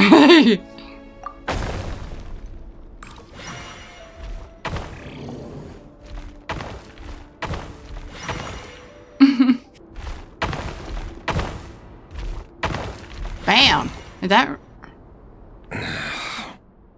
This place is filthy. And the smell is abominable. Clearly, the king doesn't allow his prisoners a single shred of dignity. This is dire. Found you. Hello, Mr. Vedafilnir. It's you. Surprised? Oh, wait. I guess surprise isn't an emotion that prophets feel very often. I certainly felt some surprise in the moment when I was blinded. Surprise at the king's sheer ignorance. Surprise at just how unfairly this world responds to words of earnest remonstration. Is his chest piece a snake? I'm curious. What did you prophesize this time? It wasn't a prophecy. It was a word of warning. Someone had to say it. The king has forsaken all reason in pursuit of his obsessions. I simply told him that if he continues on this path, Khaenri'ah will surely fall. But he didn't listen. Worse still, he stabbed you in both eyes and locked you away. Dane asked for my help. The court is in complete chaos now, but I'm sure you predicted that. Everything is transpiring as I foresaw, yet I am powerless to change it. Fate is an immutable force. I can but lament as the inevitable unfolds. I do wonder whether giving a man the power to see the future is nothing more for him than slowly crush his spirit. Forgive my curtness, Vedafilnir, but the king did not suddenly turn on you today. His suspicions have been brewing for a long time. You can't have wisdom beyond the reach of your fellow man without attracting his fear and suspicion. There are things the king does not want to see. So, he doesn't want you having visions of them either. He blinded you because he thought this would make the visions stop. He wasn't entirely wrong. I did indeed lose my power to see the future. Right up until... Until what? Here, right? Just now. I believe I saw something new. Well, tonight could go a lot of different ways. 5 of us banded together to storm the palace, also we could rescue you. This will go down as the most tumultuous day in Khaenri'ah history. I sense hatred in you, but also hope. A desperate hope that with the tyrant deposed, that will be the end of the story. But this is not the end. It is the beginning of a new chapter, in a whole new story. There are many men of honor and courage in this world, Rerir. But you are not one of them. You're not here for justice, are you? You're here for yourself. I wonder what these golden things mean. Like, what does it symbolize for all of them? I mean, this one, clearly, he's like a beast, and he's all covered up just like this here. Is that a dagger? Interesting. Why not the polearm? It was always your weapon of choice. Oh, really? With your abilities, I don't doubt that you were able to recover some of your sight. But I also doubt that you want to make an enemy of me right now. That's a threat. Of course not. We're on the same side, aren't we? We could be. But I need you to be honest with me, Vedafilnir. At this point, You're my only hope for the future. You mean your future? With your beloved, Thelindis? Yes. And I know there are bigger things at stake here. A dynasty, a nation, maybe the entire world. But forgive me, I care first and foremost about myself. He's honest. I can't abandon the one I love to save myself. I just can't do it. But you see a broader picture of the future than I. You see the solutions to the biggest problems of our age. So tell me, what is my solution? What's the answer? In matters of fate, answers are either right or wrong. What will be and what will not. Maybe you are willing to pay a certain price in the pursuit of happiness, but unfortunately, fate does not negotiate. That is the cruelest thing about fate. It is unmoved by your sacrifices. That can't be true. I know it's your voice that I keep hearing in my head, urging me to see how the world is changing, to seek more power, so I can protect the things I love. The freaking comic layout. You show me disaster, but you won't show me how to avoid it? Why? Why are you doing all this? My voice. In your head.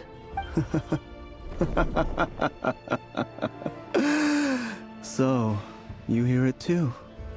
The voice that steals your mind, gains your trust, and drives you crazy. It turns out that we are not so different, you and I.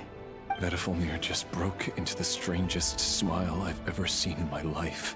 As if he'd discovered some monumental secret. But then he suddenly switched to looking extremely weary. Very well then. My advice to you is as follows. You must persevere. Whatever trials and tribulations you may face, be steadfast in the belief that they are your path to the future. For as long as you live, your story with Thelindis shall not come to an end. That is the only chance you have of fighting back against fate. Oh, stay alive. It is up to you whether you believe my words. Regardless, that is all I will say on the matter. I have no right to intervene any further. But that didn't go well because it ended badly, huh? I will hold you to your word. Oh, okay, I see where his villain story started.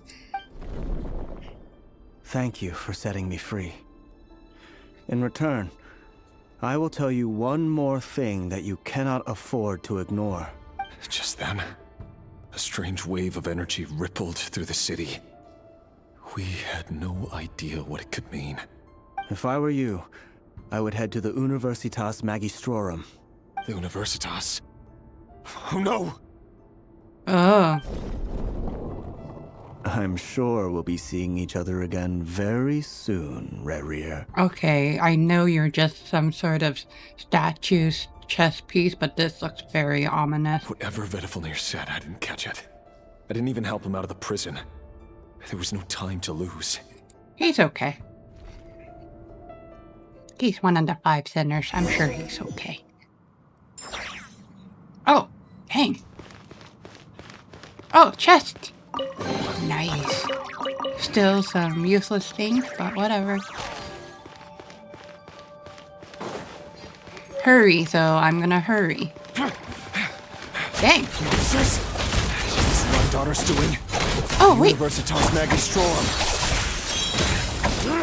Out of my way! Wait.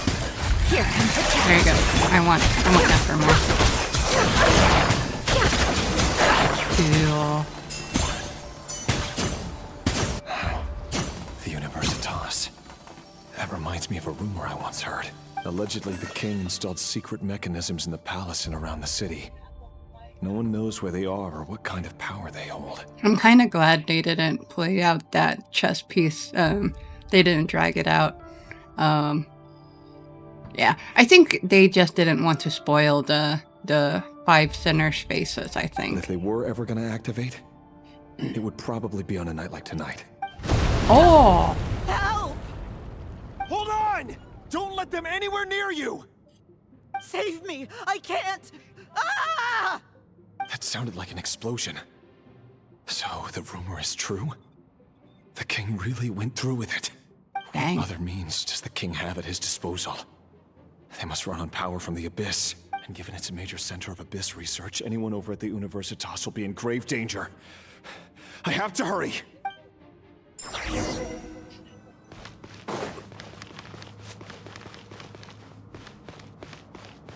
I like how my team is back on here.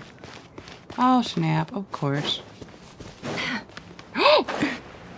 I almost fell out. A little movement!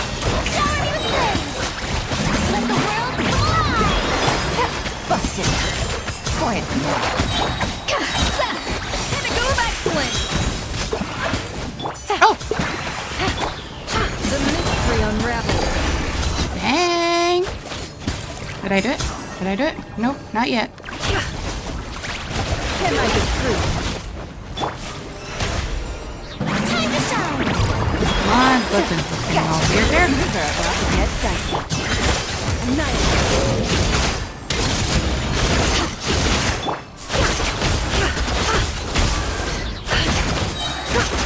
Seek within. Sassy. What? Blood depth collector? Dang, of course. Game's up. Time's over. Quiet. Busted. Off to the breather! There you go. Here's on the loose!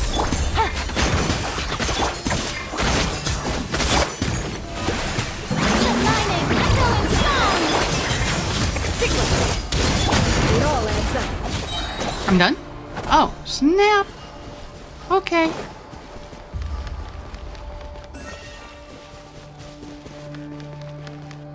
Oh, that's her weapon. Useless things again. Hello. Monsters. At the Universitas Magistrorum? Why now? Oh no! They're coming! It's no use. The table won't hold out much longer. The weapons. Where are the weapons? Of course. All the lab equipment was upgraded after the inspection last week, but the new weapons haven't been allocated yet. Yikes. I'm done for. Is anyone there? I need help! Oh, is that the one? Ah! Stay back! Please stay back!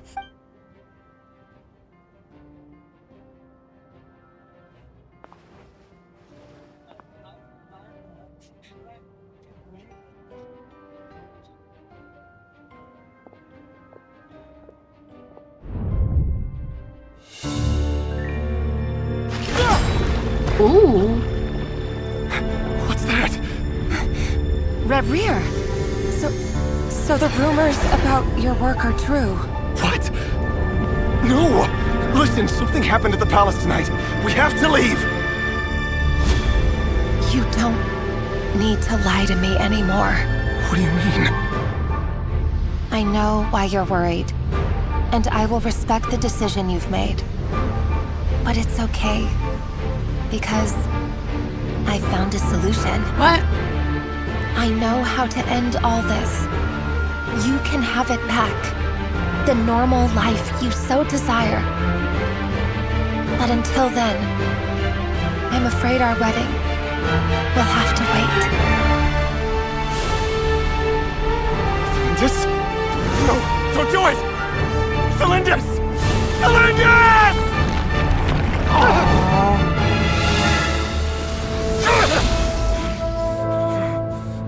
I told you, Rerir. Let her go. You will find someone better. No!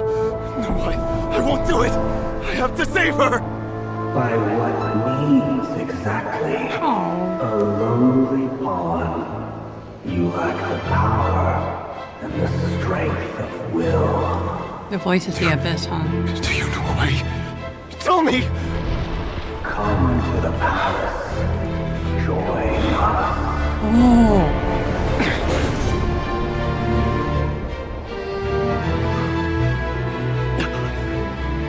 Rerir, thank goodness we... Step forth and take your share. That Dainsla? You made it. Not you too.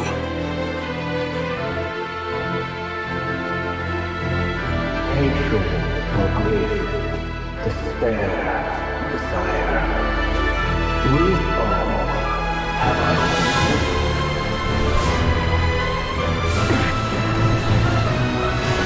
Got recruited.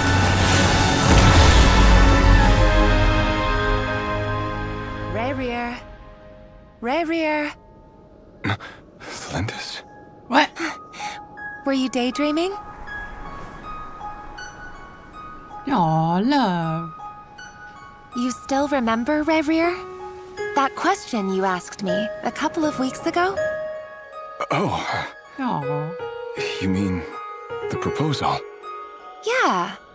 I'm wondering, where do you think would be a good place to discuss it? Maybe in the garden? Or were you thinking a fancy restaurant? It's your choice. Oh, dang.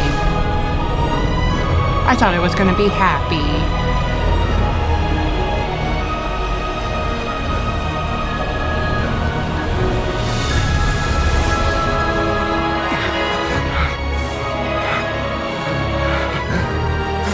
Oh, he just became the 5 center now. Oh.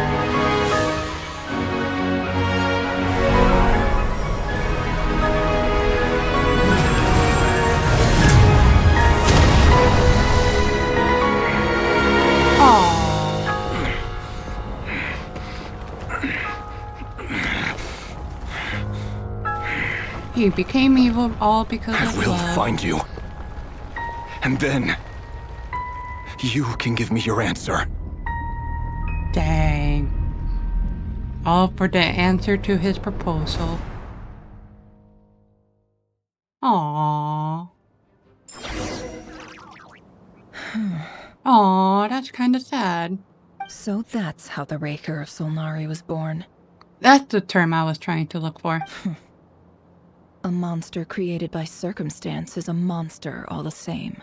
Viewing other people's thoughts for too long can get uncomfortable. Right now, I'm feeling a strong sense of loathing.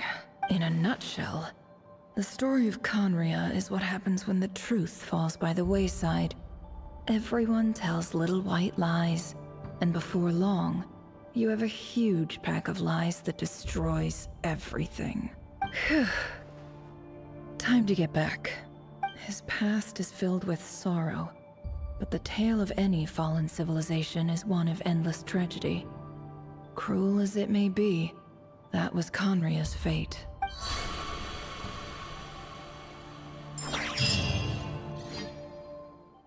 We just finished a quest. I heard the sound.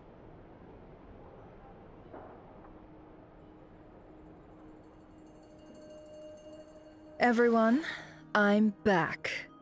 Can I get a standing ovation? Let's go. Nefer! How are you holding up? Feeling okay? She's fine. Boss is a pro. Yes, I'm fine. You will have seen the events of Rerir's life through my thoughts. It's now clear that he is just a regular nobody, driven by personal tragedy, as he said himself. I mostly agree. There's only so much we can know about him from his memories alone, but they did give us a clear glimpse into his life in Conria. However, I would not consider Rerir to be a nobody. He was deeply involved in the events of that era. Yet, when the catastrophe of a generation strikes, nobody is safe. Sounds to me like you're speaking in riddles again. Is this you urging me not to abandon the people of Nod-krai in their hour of need? That's not what I meant. Although I do hope you choose to remain a part of the plan.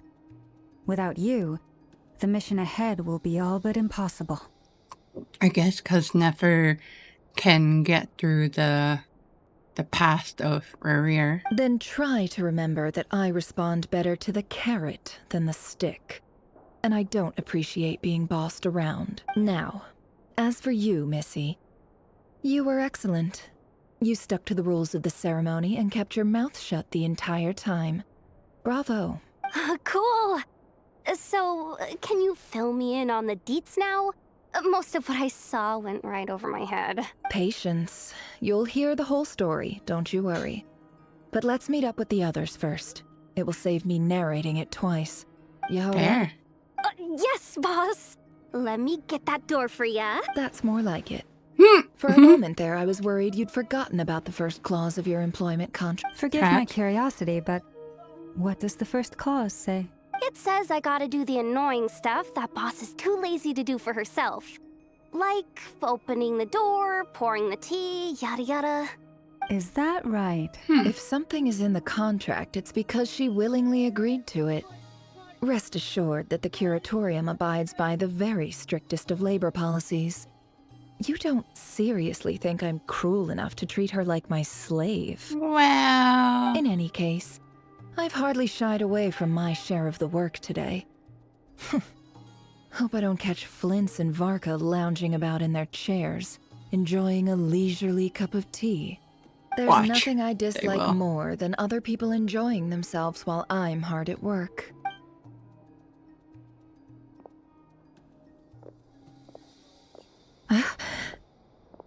Oh no. Uh-oh. Uh-oh. Sorry to disturb you, but we seem to have run into some trouble. That is some cut. Evidently so. Don't worry, I'm not about to leave you to fend for yourselves. I'm not that kind of boss. And it would go against the curatorium's labor policy. I'm sorry. What did you hear me say? I wasn't talking about labor policy. Wait. How long have I been standing here? Not long. You just appeared by the door a moment ago. What just happened?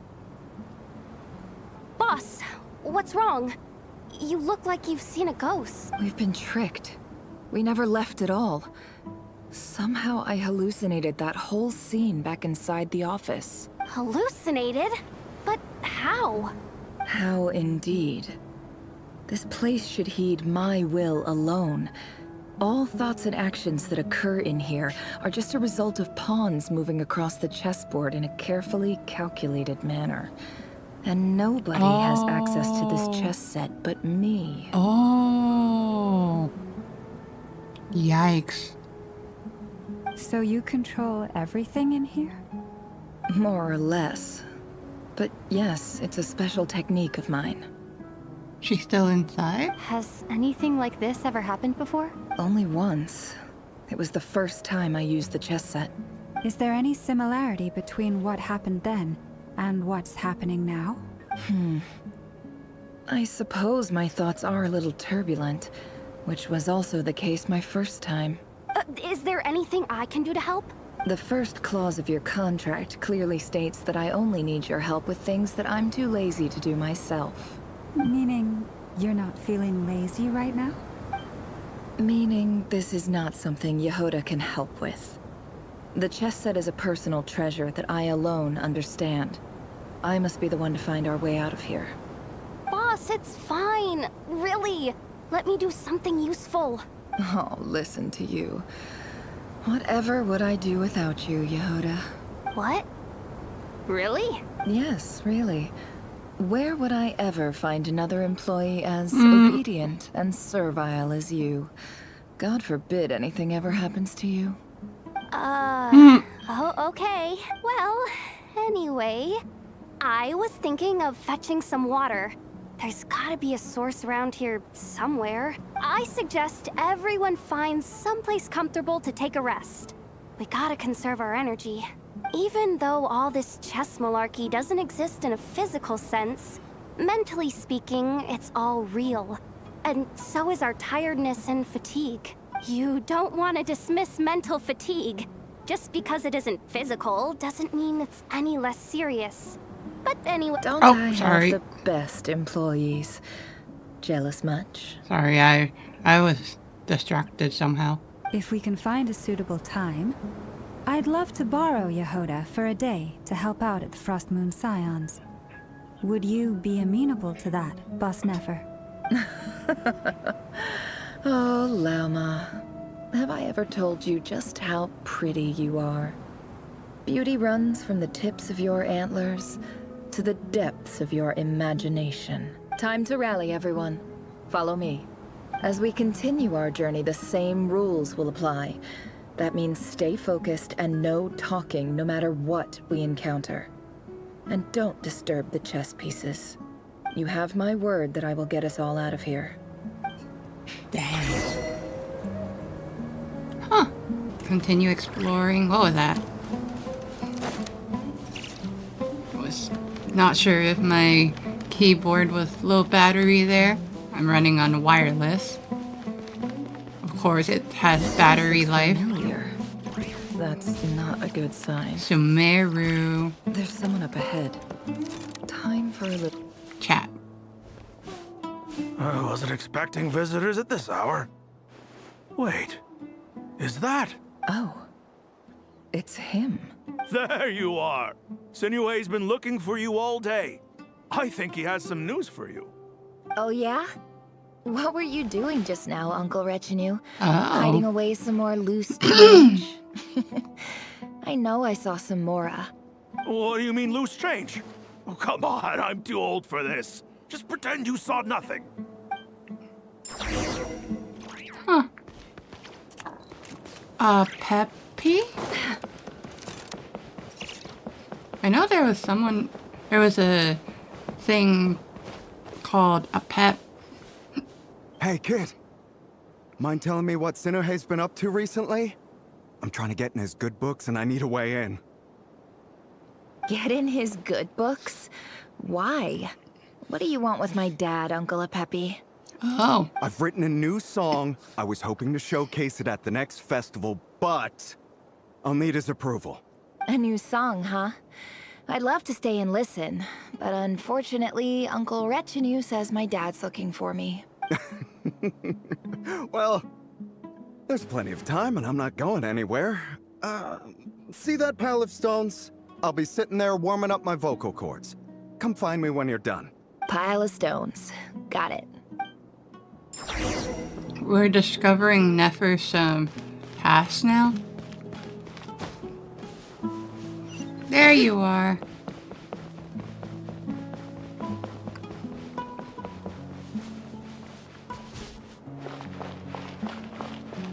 Hi, Dad.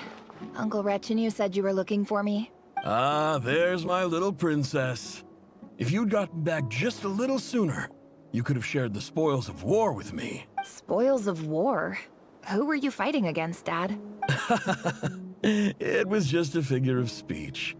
The aftermath of a sandstorm is no time to be waging war. I was talking about our war against thirst. I went out to fix our water supply problem, and now I'm back. Which means... We have a well again! That's right. I found a new one and brought back as much water as I could carry. It should last us for a good while. If it wasn't for these blasted sandstorms, our wells wouldn't be caving in. You wouldn't be spending all your time out searching for new water sources. As the chief of our tribe, I'm supposed to be leading us out of hardship and poverty. Onto better things. You know how prosperous our ancestors were. I've told you all the stories. And look at us now. Squeezed into these hovels. No one would choose this, if it wasn't for the endless wars over the years. But things are looking up. I started working with some folks from the academia a few months back. They gave me some contacts in return for my assistance in the desert. So you're the academia's helper now? Special ambassador, they call it. Think of it as a partnership. It's nothing bad, okay? We've been isolated here in the desert for too long. Seeking opportunities elsewhere is the best thing for us, and the fastest way to progress. So, do you get anything good out of being a special ambassador? Of course. My luck's improving all the time. One day, I swear I'm gonna lead us out of this place. We'll find somewhere new. Somewhere better. Oh, sorry. Excuse me. Can't speak to you anymore? Okay. Somewhere there? Okay, I'm gonna assume this way. Do you go fast if you do this? No, never mind. You just step. That's very sassy.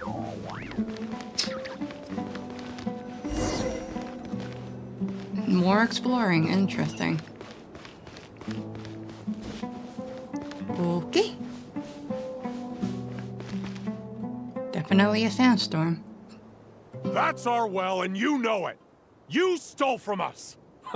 Well, you've gone from chief to thief, and now you have to face the consequences. Did you really think you could take our water without permission and get away with it?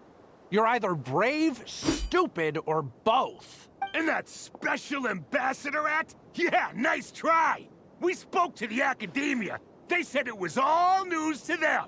You're a liar and a cheat.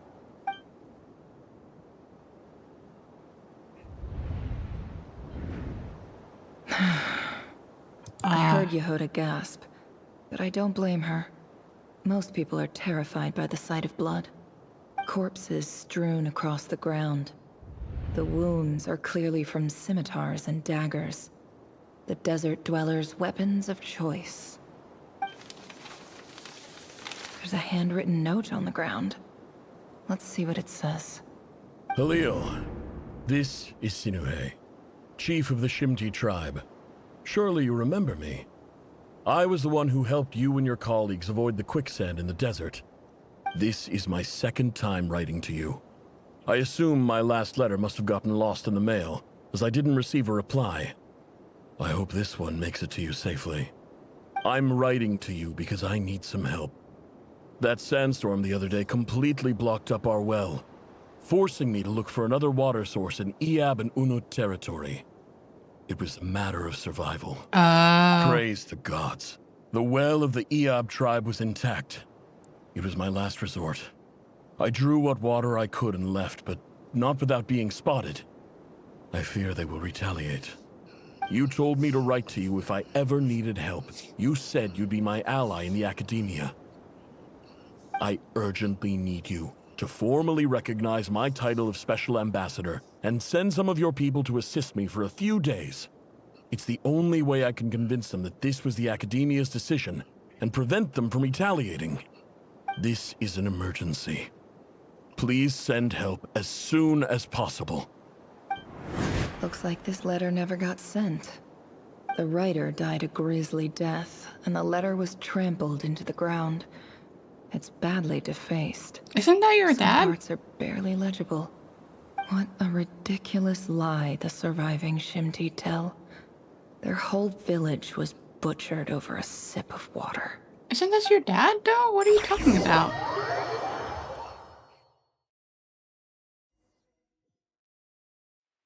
Ah, officer. Welcome. Welcome to our humble village. I thought you would at least have the courtesy to provide some respectable libations. This is the finest wine Aru village has to offer. I promise.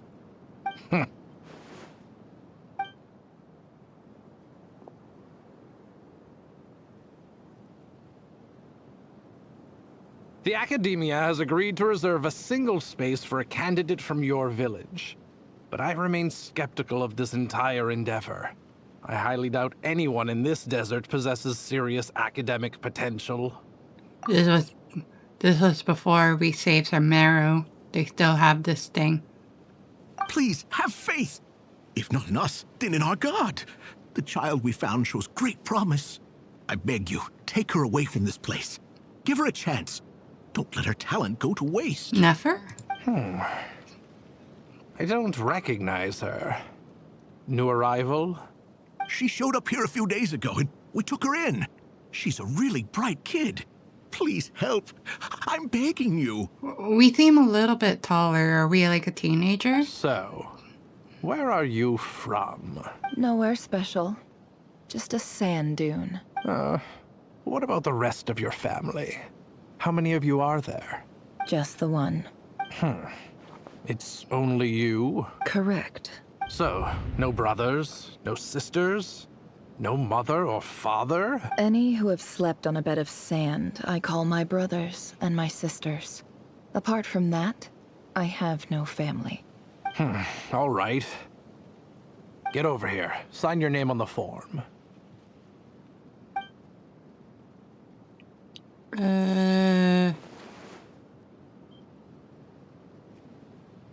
Nefer? You're rather fair-skinned for a desert dweller.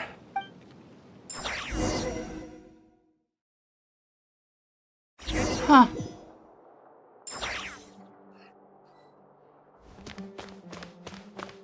I'll be honest, I thought all the characters are fair skinned, so what is he talking about? At least almost all the characters. Nefer, this term's assignments have been issued already. Please read through the materials thoroughly, conduct your own additional research, and then write an essay on the topic. Yes, Professor, I'm aware. I just had a couple more questions I wanted to get your perspective on. Oh? Please ask away.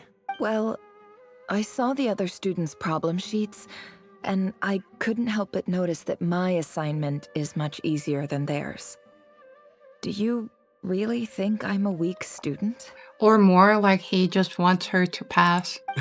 A weak student? Goodness, no. Quite the opposite. You have a sharp mind. Almost too sharp. I think what you're saying is, a weak student wouldn't have noticed the discrepancy. And if they did, they certainly wouldn't complain about the lighter workload. You see, sharp as they come. You see things the way they are.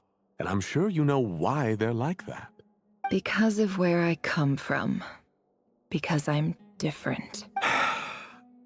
I'm sorry, Nefer. I don't like it any more than you do. It's just... Anyway, you said you had a couple of questions? Change the subject? What the heck? What's the other one? I wanted to check. If someone sent me a letter to the academia, where do I go to collect it? Ah, your family wrote to you. Well, as long as they put your name on the envelope, someone should hand it right to you. Not exactly. It's not even a recent letter. I was just curious where the mail would end up if no one collects it. The House of Dana, I expect. I know there's a box for unclaimed mail somewhere in there, probably sitting on a shelf. Whatever you're looking for, that'd be the place to start. Okay, got it. Thank you, Professor. Oh, don't mention it. Honestly, I feel like I failed you. I'm supposed to be your teacher, but I haven't taught you anything. Hey, don't say that. You're a great teacher, and you do your best for all your students. But the rules are the rules. You're not allowed to teach students like me. It's not just the academia either. The whole world bends over backwards for the successful, and leaves the losers to suffer and die. Jeez. Oh, my dear child. Don't tell me you've given up on life already. I haven't. I just think that if you want to make it in this world, you have to find a way to become successful.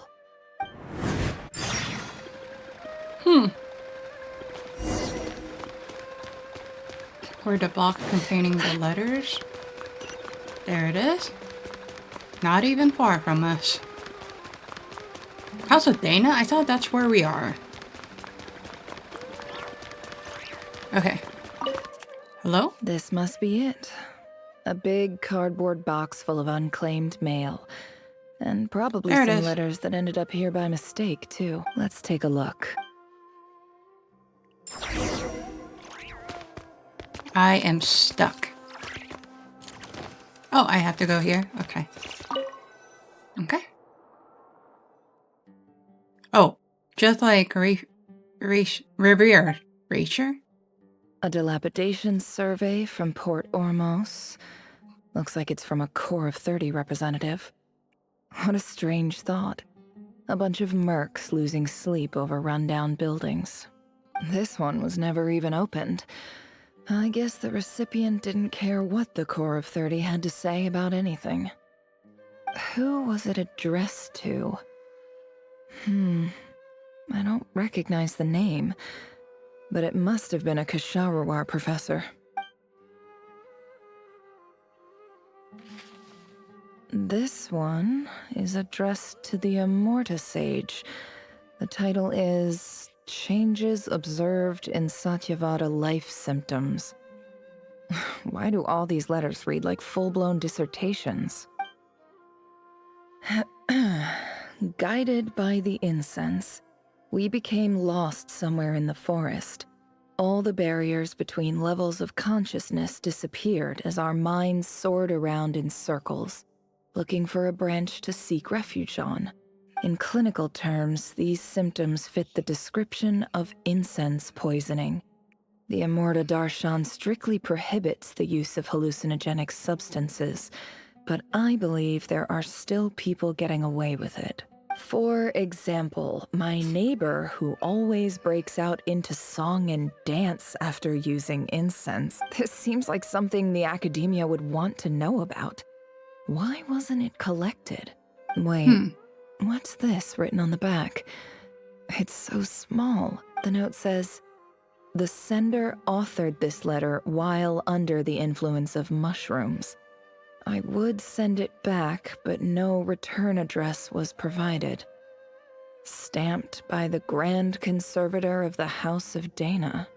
Wow, censorship much? This next one is addressed to Grand Sage Azar. I hate that guy. A few words of protest regarding recent changes in Sumeru's educational policy. In recent years, the academia has taken on a small number of students from the desert region, as per the policy to this effect. However, it appears to me that these students have not, in fact, been provided with educational opportunities that are, in any meaningful sense, equal to those enjoyed by their peers, as well as receiving dumbed-down assignments and perfunctory tutoring. They do not even have full access to the Akasha system. Education is the fundamental purpose of this institution, which should go without saying in a nation whose founding virtues are knowledge and wisdom. I ask you, is the lip service we pay to the policy of education for desert students truly the standard of pedagogy to which the academia aspires? A lot of lore going on. As Grand Sage, policy decisions are your prerogative, but do not forget your roots. You and I were once students too, as was everyone else in this institution. I do hope you will give some serious attention to this matter. I encourage you to discuss issues like this with myself and others, and listen to some alternative opinions. Great letter. Shame it didn't get to where it needed to go. Yeah. Otherwise, I wouldn't hate him. And the sender Maybe. is... I don't know. Huh? Sage Cyrus of Spantamad. I didn't realize anyone else even knew how bad students like me have it in this place. So this is where letters from the Sage of Spantamad end up? Nice one, Grand Sage. Really enlightened leadership. Whatever. This isn't what I came here for. Moving on. I'm not exactly holding out hope that a letter sent from the desert would even make it here. But if it did, where else would it end up if not in this box? I can't believe how much discarded mail there is. Must have been years since someone last went through it all. And this is just one box. The whole House of Dana is boxes on shelves. I don't believe for 1 second that any human being has sat down and read through all the documents in this place. Who has that much free time on their hands? Hire someone that can do that job. Wait, could this be it? Least fancy envelope in the box, written on crude quality paper. And of course it would be right at the bottom of the pile. Clearly no one gave this letter so much as a first glance, let alone a second. The handwriting on the envelope looks very familiar. Greetings, Halil. My name is Sinue, chief of the Shimti tribe. I was the one who came to you and your colleague's aid when you ran into trouble. in the Great... I don't know how well you remember it now, but Sorry. I brought you to safety and gave you some water and other supplies. You seemed very pleased and told me your name. In my tribe, learning a person's true name is serious business. And I therefore see you all as friends. You were kind enough to leave your contact details, so we could stay in touch. The Shimti tribe lives a harsh, nomadic existence in the desert. You were sympathetic towards my plight, promising to make me a special ambassador of the academia and help us find a way to make a better living. This brings me to my reason for writing. Our tribe has fallen on particularly hard times, and I would like to ask for your assistance. There was a terrible sandstorm a few days ago, which blocked up the well in our land. Oh, I heard this one. To ensure my people's survival, I had no choice but to venture into Eob and Unut territory in search of an alternate water source. The Eob and Unut are descended from the Thamudians. While we trace our ancestry to Tulatala, we worship the Lord of Flowers and have had relatively good relations with our fellow tribes up until now. Oh, okay. So that's what the letter didn't even get read. That's why that one tribe is all like, they don't know, the academia know nothing like that. I found a well belonging to the Eob tribe. They declined to help us, but I really had no other option. So I took some water to keep me and my tribe alive. My actions are certain to incur their wrath. When we met, you assured me that you would be my ally in the academia. I would like to take you up on that offer, because I really need your help. I wonder if you could send an academia representative to meet with me. That aside, the last time you were here, you mentioned that the academia had started accepting students from the desert, and I told you a little about my daughter, Nefer. We have next to no resources here in the desert, and my power and influence are limited. Would you consider enrolling my daughter at the academia? She is a smart girl. I know she won't disappoint you. It's not that echoey anymore. Dang. From the outset, the academia never took you seriously. Those things they promised were just empty words. I doubt they even remember the name Sinuhe. And you were so emphatic that your luck had finally changed for the better. You swore you'd lead us to a better place one day. You spoke with such conviction, like you were the most powerful chief in the whole desert. You liar. You lied about everything. You promised the world and delivered on none of it. And who fell for it? Just me, by the looks of it. Despite your best efforts. Which makes you a pathetic liar. You weren't even any good at it. I think I'll take over from here. Let me show you how it's done. Dang. Crazy lore right now. I will not bother pronouncing that name, but that is a name. We're gonna bid farewell to that name. How far is this one? Very close. Can I climb? No. Okay. Rude. How the heck? Oh, we actually have to go up? That's rude. There you go. Oh. Hello. Who are you? I just came to say goodbye. Thanks for everything you've done for me in my time here. Nefer? You packed your bags. Where are you going? I'm quitting. Something's come up in my hometown. Gonna head back and deal with it. Huh?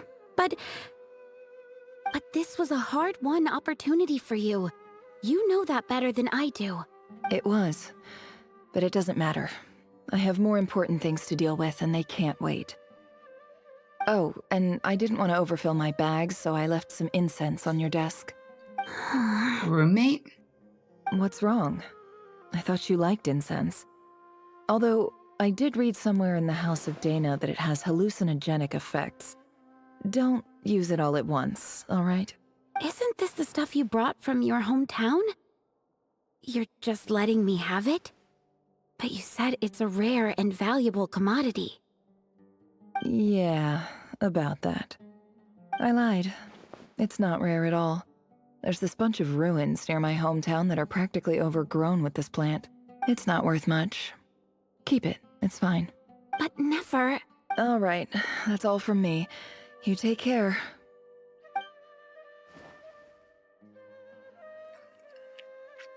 She's bestie? Maybe Don't not. forget me, okay? I mean, we're more than just classmates, right? We're friends. Aw, she sounds so innocent. Yeah, I'll remember you. I lied again. That incense is worth a fortune, and it's a rare find even in those ruins. And as for remembering her, I have far too much to do when I get back. No time to reminisce. I'll be lucky if I even make it through this alive. But either way, I expect I'll forget you pretty quickly. That is sad.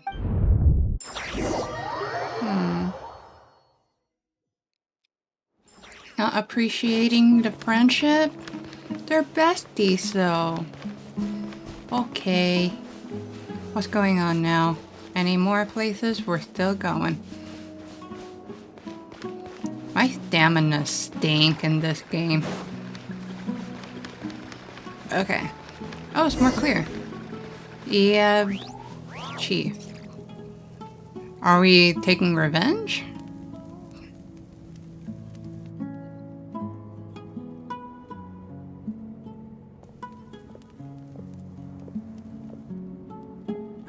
They're staring at us.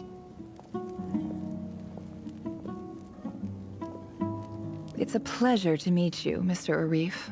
So, what does the Academia want? Since they've sent their special ambassador, I assume there's a big business deal to be made. If not, I'd be very disappointed. Please, sir, lower your blade. You're lucky I'm the one they sent. Not all special ambassadors share my admiration for the Iab people. The ever-shifting balance of power in the desert reduced the once great civilizations of this region to rubble and sand. But the story of the Iab has a very different trajectory. Others grew weak, but you grew strong, beginning in obscurity and moving to prosperity. You're the only ones who defied the trend. Huh. So, you do know who you're dealing with? This well is the perfect symbol of your strength, is it not? It used to belong to the Unut, but it looks like you have control over it now. You're not wrong. But I'm sure you didn't come all this way just to flatter us. Of course not. I came to bring you some very good news. Some information that recently came to light, which might just be your ticket to freedom. Records uncovered by the Vahumana Darshan show that a certain well currently under Iab control is built on top of some ancient ruins. These ruins are of great archaeological interest to the Academia. They got interested. I checked the map carefully on my way over here, and I'm confident that this is the well in question. The Academia is offering 50 million mora in return for excavation rights. 50 million? That's a lie. No, wait. If these ruins are as important as you say, 50 million's a little low, don't you think? Don't get greedy, Iab. We know far more than you think. We know that you seized this well by force. Wasn't that the first step in your rise to power? To drive away the Unut and steal their water supply? So what if it was?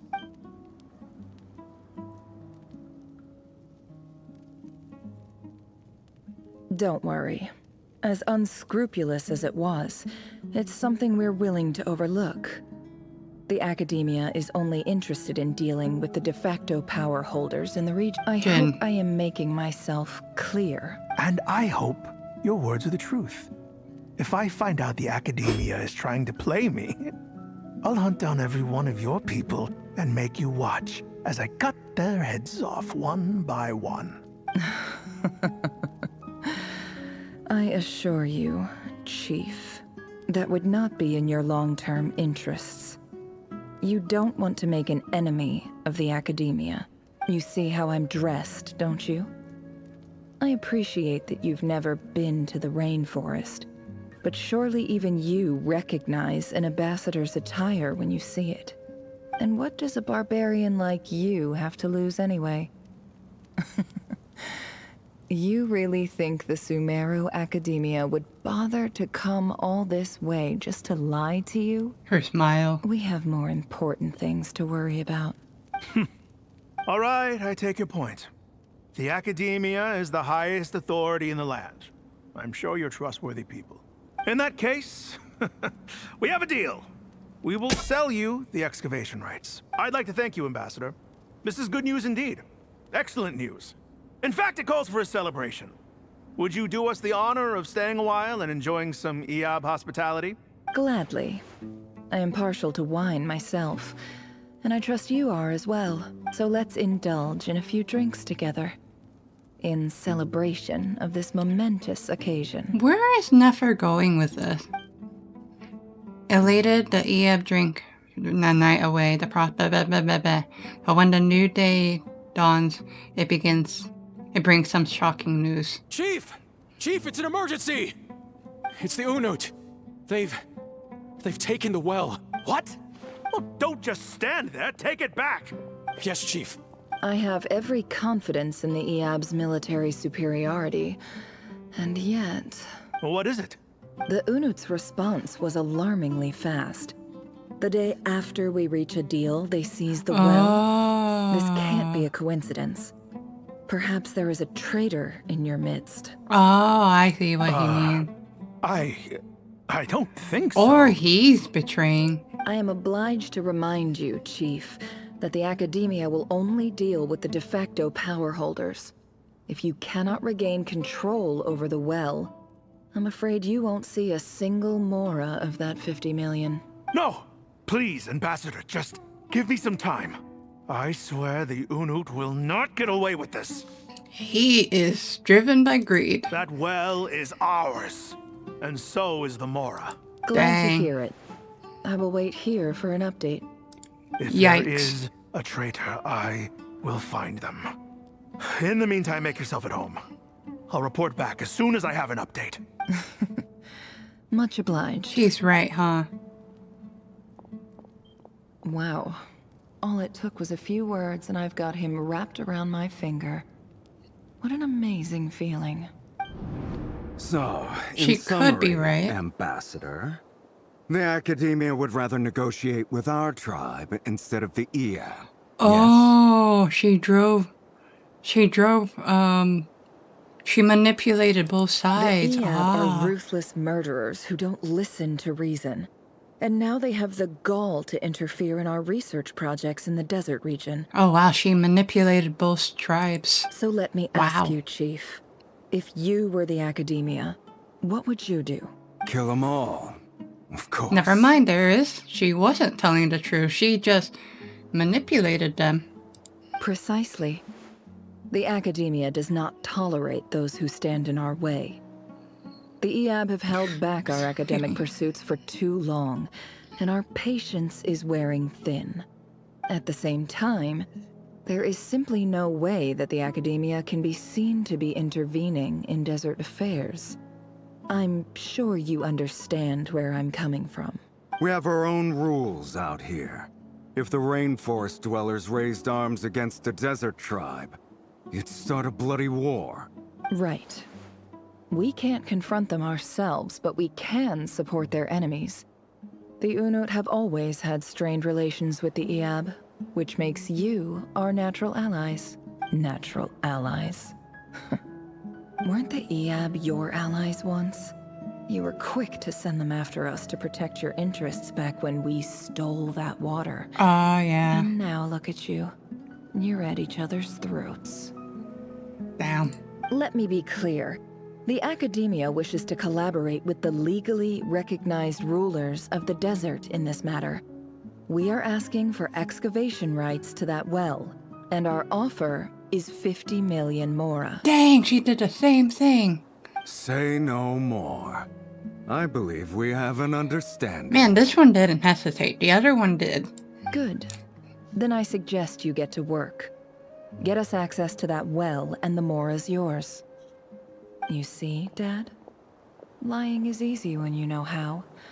People will believe anything. Dang. Somewhere here. Definitely lots of exploring, I'll give them that.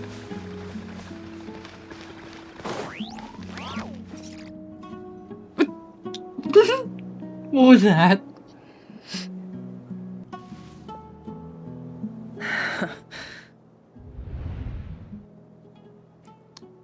That's a yikes. What's up with this sitting here?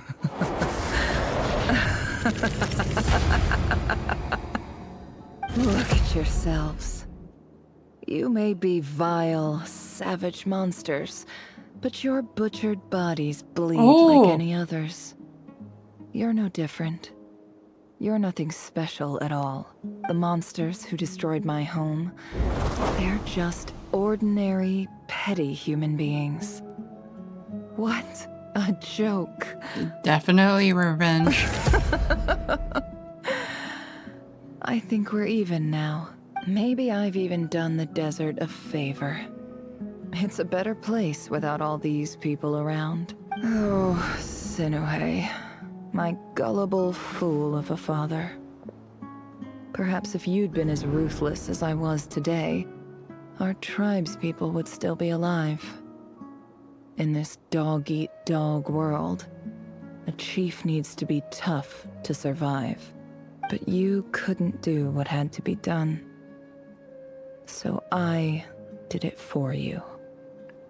It's the present people. Nefer, it's okay. All of this is in the past now.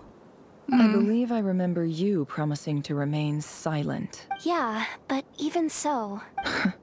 Oh, that's why she wants them to be quiet, just for them to not feel bad for her. Yehuda, is there anything you can do to ease the tension? You got this. Time to shine. Alright, time for a sharp turn onto a completely different topic. So, anyway, that's enough of that.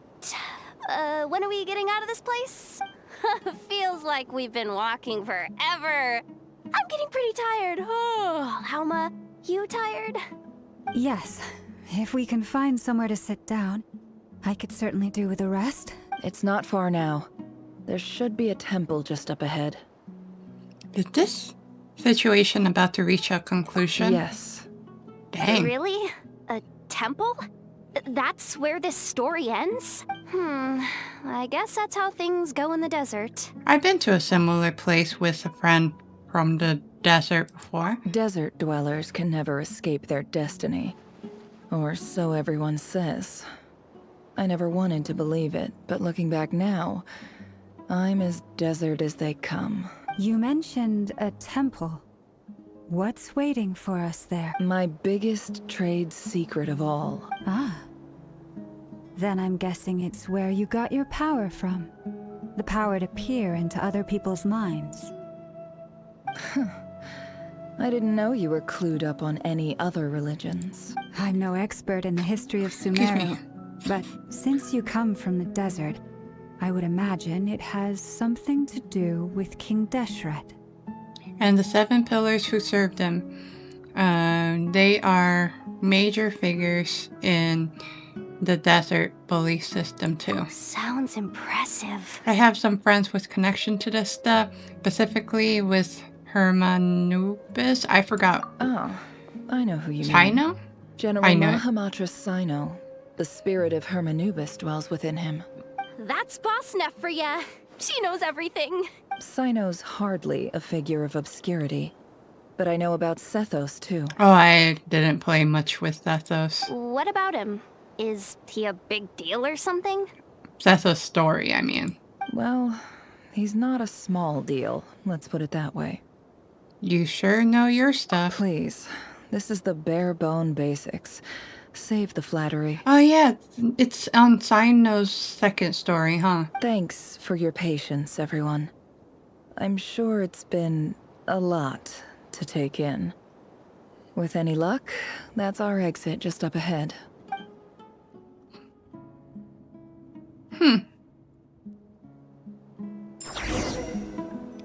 Oh, I thought that was the goal already, and we were like only an inch away.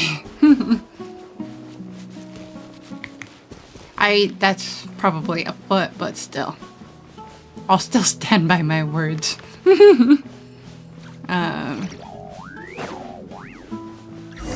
Oh. Go to the entrance of the table. Hold on. Thank you. I was waiting for that because I feel like I was gonna fall.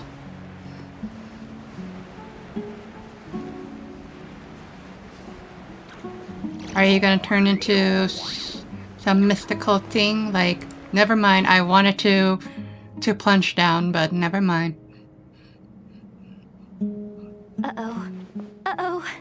Uh-oh. I'm totally out of my depth here.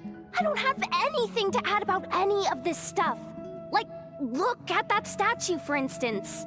I want to do the whole name-dropping, this girl knows her stuff thing too, but I've never seen anything like it before.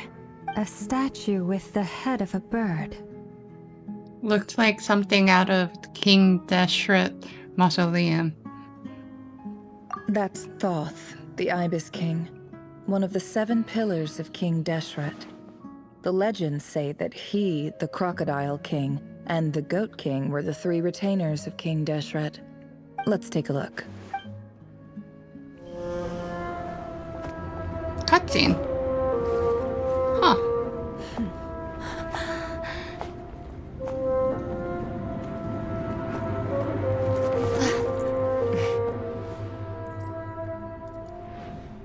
What the heck? Oh, cat.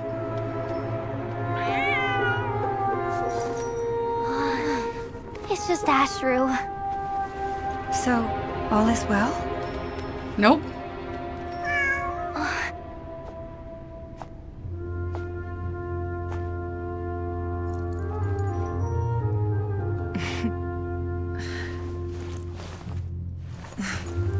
Typically speaking, at this point, the world disintegrates.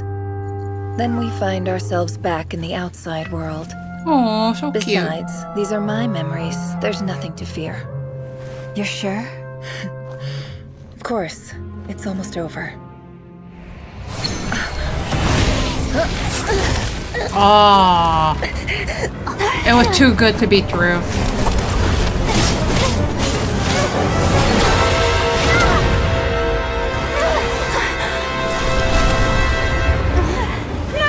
Hold on! Freaking Rerir.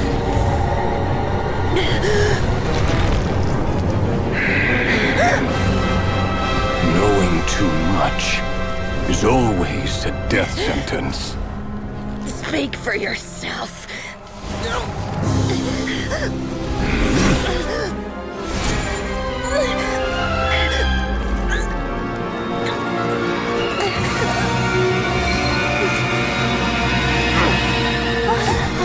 Oh, I forgot. Oh.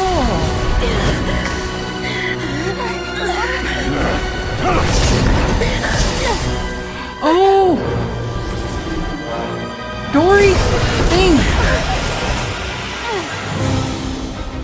How repulsive.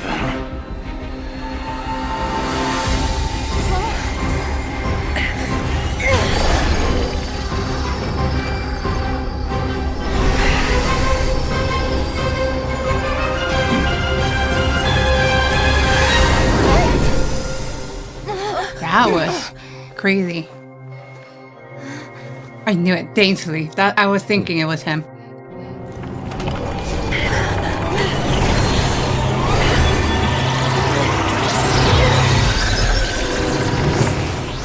Wow, that was too intense just for a box.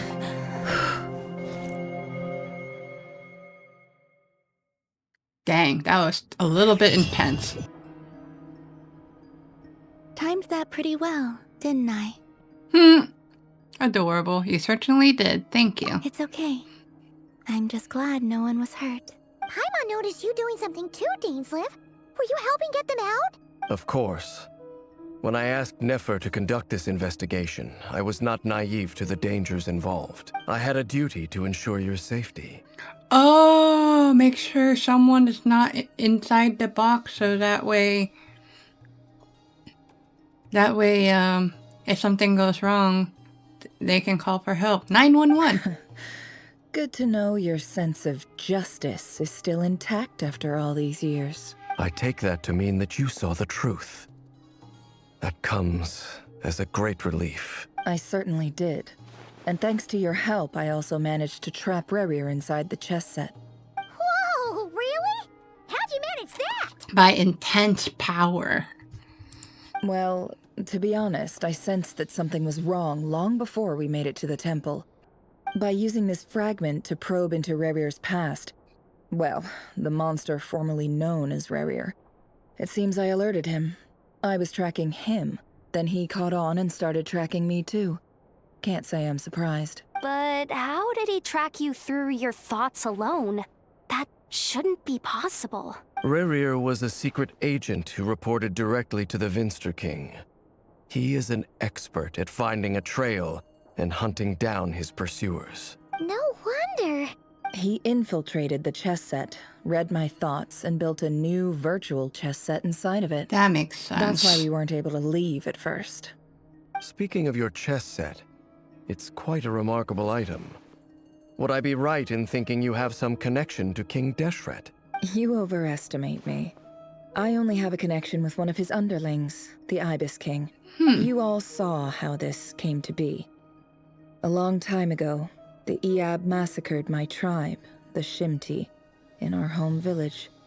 A few years later, I enrolled in the academia, where some new information came to light. The Unut and the Iab fought a bitter battle over the rights to a well, all for the sake of a non-existent 50 million mora. The Iab ultimately won that confrontation, but their victory came at the cost of almost every warrior in the tribe. The final blow to the Iab came at the victory feast, when an Unut assassin beheaded their chief right before my eyes. Jeez. The remaining Iab fled and have been scattered to the winds ever since. Having gotten my revenge, I returned to my hometown, where to my surprise, the nearby temple was still standing.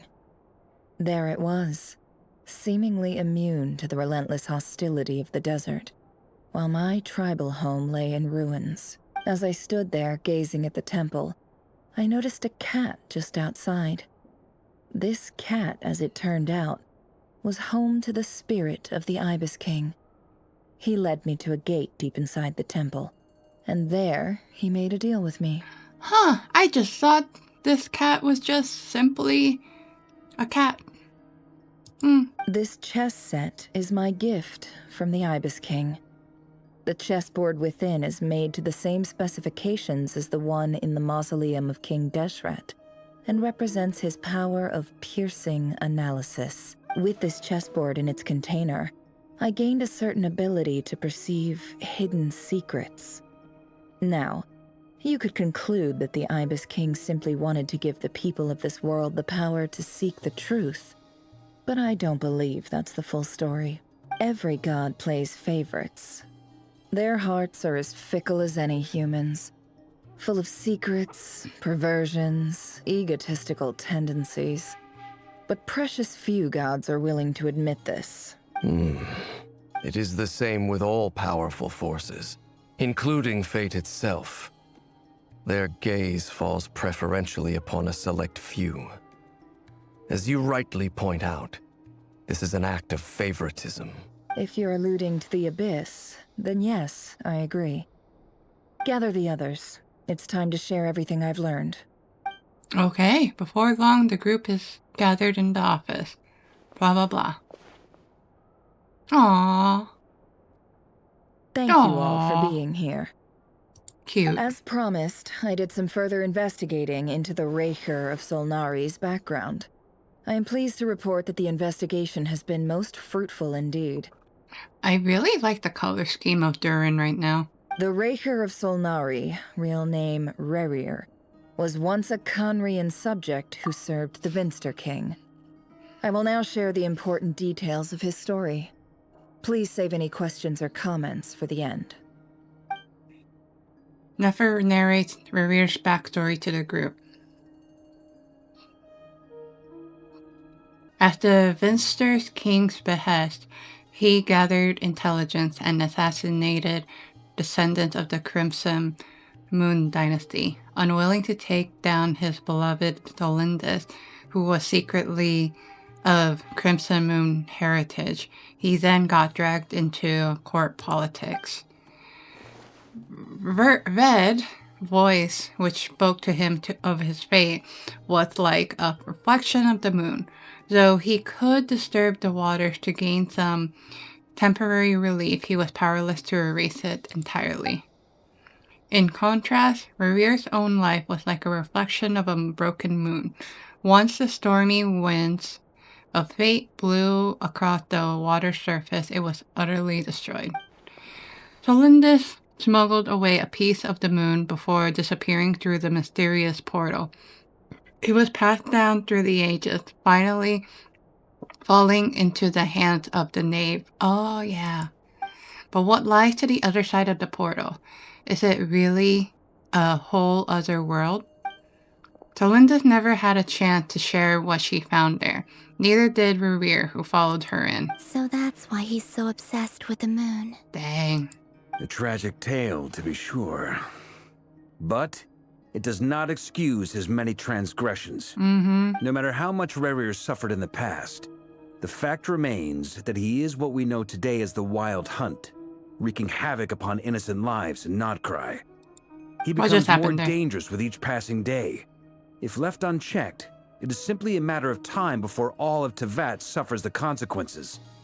This is a threat that the Knights of Favonius cannot ignore. A question for Miss Columbina. Forgive me if this is presumptuous, but have you ever seen the spatial gateway that appeared in Rerir's memory? Never. But I have heard stories of something called the Moon Gate, and this seems to fit the description. Miss Lama, any thoughts on this? In the lore of the Frost Moon Scions, the moon is believed to hold many secrets. Some sources speak of ancient knowledge, others of a gateway to the unknown. The term Moon Gate is one I have heard before. But as is the case with all of our legends, there are no records of any first-hand witnesses. We cannot know whether it truly exists. Then back to Miss Columbina. As a moon goddess yourself, do you have some idea of where the Moon Gate leads to? Friggin' Yehuda with the cat right now. Not at this stage, sorry. I do hold the power of the Frost Moon, and my strength is recovering well. I can sense that the gate would open at my command, but... But there's more to the power of the Frost Moon than that? Yes. A moon goddess has the right to open the Moon Gate, since it is a path to the moon. But as Nefer mentioned, holding open a spatial gateway takes a huge amount of power. And right now, I need to conserve my energy to fight the Rerir of Solnari. I'm afraid this is one mystery we may have to leave unsolved for now. I agree. Better to save your strength. But if you'll humor me for a moment, I have a bold conjecture of my own regarding the world beyond the gateway. I highly suspect that neither Tholindis nor Rerir made it through unscathed. The evidence pointing to this is the fact that the Rerir of Solnari exists in the form of countless fragments. With the abyssal power he wields, no ordinary foe can touch him, let alone tear him to shreds. And yet, the Wild Hunt proliferates wherever his scattered fragments lie, drawing hordes of monsters to many different locations across the land. So your theory is that Rerir was physically torn to shreds by some powerful force? Hence, why the Wild Hunt is a distributed phenomenon, rather than a unified one? Makes sense to me. Explains why the Wild Hunt is so pervasive, and why he's been trying to piece himself back together. He was whole to begin with, and he wants to be whole again. Without the power of the Abyss on his side, he almost certainly would have perished the moment he was torn apart. But the Abyss, much like a curse, has kept him alive. I could not agree more. The power of the Abyss is most surely a curse. It is a compelling explanation, and one that accords with my present understanding of Abyss creatures. Whether the life form in question is primitive or advanced, if a curse has extended its lifespan unnaturally, it will continue to survive in spite of everything. This raises some interesting questions. I will run some experiments and see if there is any validity to my suspicions. That being said, regardless of whether my research bears fruit, I would like to thank Miss Nefer for conducting such a thorough investigation. Already, it has greatly enriched my understanding of the entity we face. My pleasure, Mr. Albedo. I too hope that the information I have shared today proves useful as we look to formulate the next stage of our plan. Hey! What is it, Dainsleif? You look really upset! It's just... when I think of the man I once knew as Rerir, I struggle to understand why things had to turn out like this. The two of you used to be friends, didn't you? I don't know if these words will bring any comfort, but my heart goes out to you. Mine too. We can never know all the hows and whys of the way things are. The moon and stars are full of untold secrets and lies, and the skies are host to many more mysteries than these alone. Yet, none of that can begin to compare with the complexity of human life. Those are the first comforting words I've heard in a long time. Thank you, both. Oh. Well, I think this is a good place to end today's meeting. I'm sure Nefer needs some time to recover. She's been through an awful lot today. That's very thoughtful of you, Llama. Wow, she's actually accepting that. Sounds good to me. Take some time to rest and digest before we reconvene to nail down a plan. Is Yehuda done playing with the cat? Back at the hotel, you sit with Paimon for a while and discuss what lies ahead. Hey, is this a bad time? Hope I didn't kill the conversation. This is a shift. Nice room. Oh, I'm not coming in, though. Huh? Why not? It's just a hotel room. If it's all the same, I'll just stay out here. I might not look the part, but I'm technically a knight. Barging into people's private quarters isn't the kind of thing we do.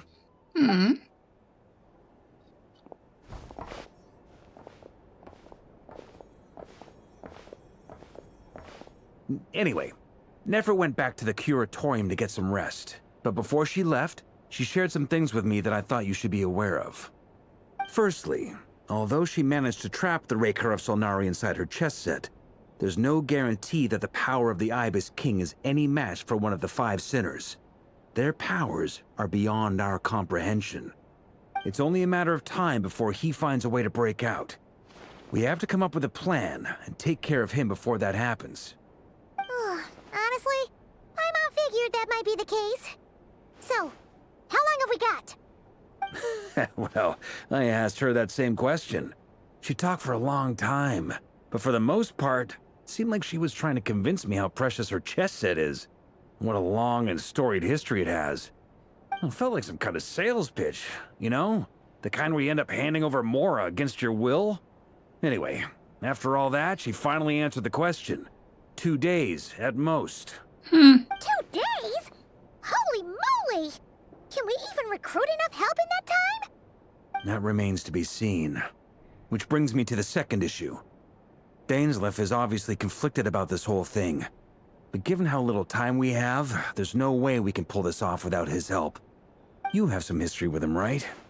Do you think maybe you could talk to him for us? Now I'll see what I can do. Great. I appreciate it. All right, on to item 3.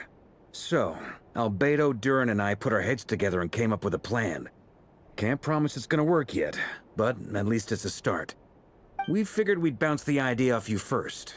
We'll explore it further once everyone's recovered. Ask away. Oh, Paimon's dying to hear this. All right, so here's what we're thinking. In a hushed voice, Marco lays out the current plan. It's a shocking plan, but nothing can face the greatest traveler and trustiest travel guide in Tibet. It doesn't take you long to get behind it. We felt a little uneasy about roping you into this. I mean, firstly, you're not locals, and secondly, none of us are your boss. You're well within your rights to refuse if you so choose. I love how it's Roping not... us in? Why would you even say that? We know the stakes here. It's all of us against the Rerir of Solnari, or none of us stand a chance. I was about to say, I love how it won't tell us what the plan is. I choose my words very intentionally, I'll have you know. I like to think there's an art to striking a down-to-earth tone even when the stakes are through the roof. Sir Varka, I have a few thoughts about this plan. I'm all ears. I think we can be more flexible with how the roles are allocated. In my view, the most sensible lineup would be like this.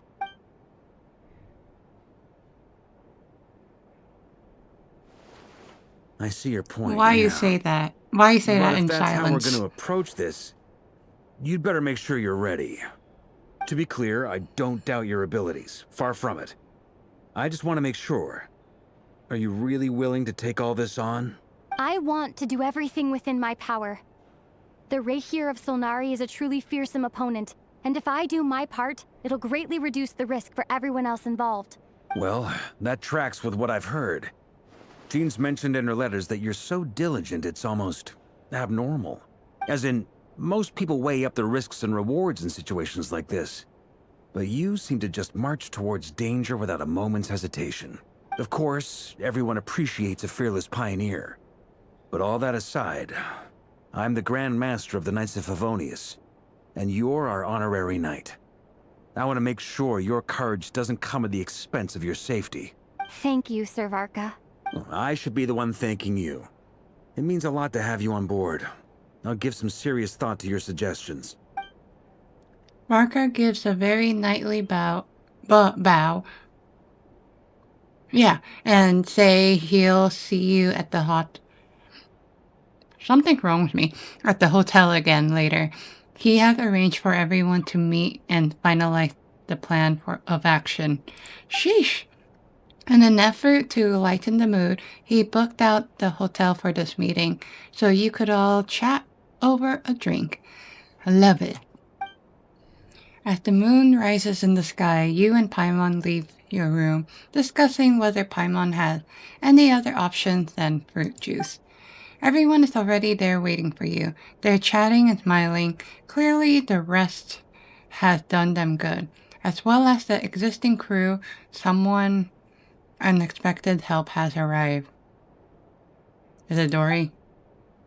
Still, you remain conscious of the fact that the future of Nod-krai rests on what is decided tonight.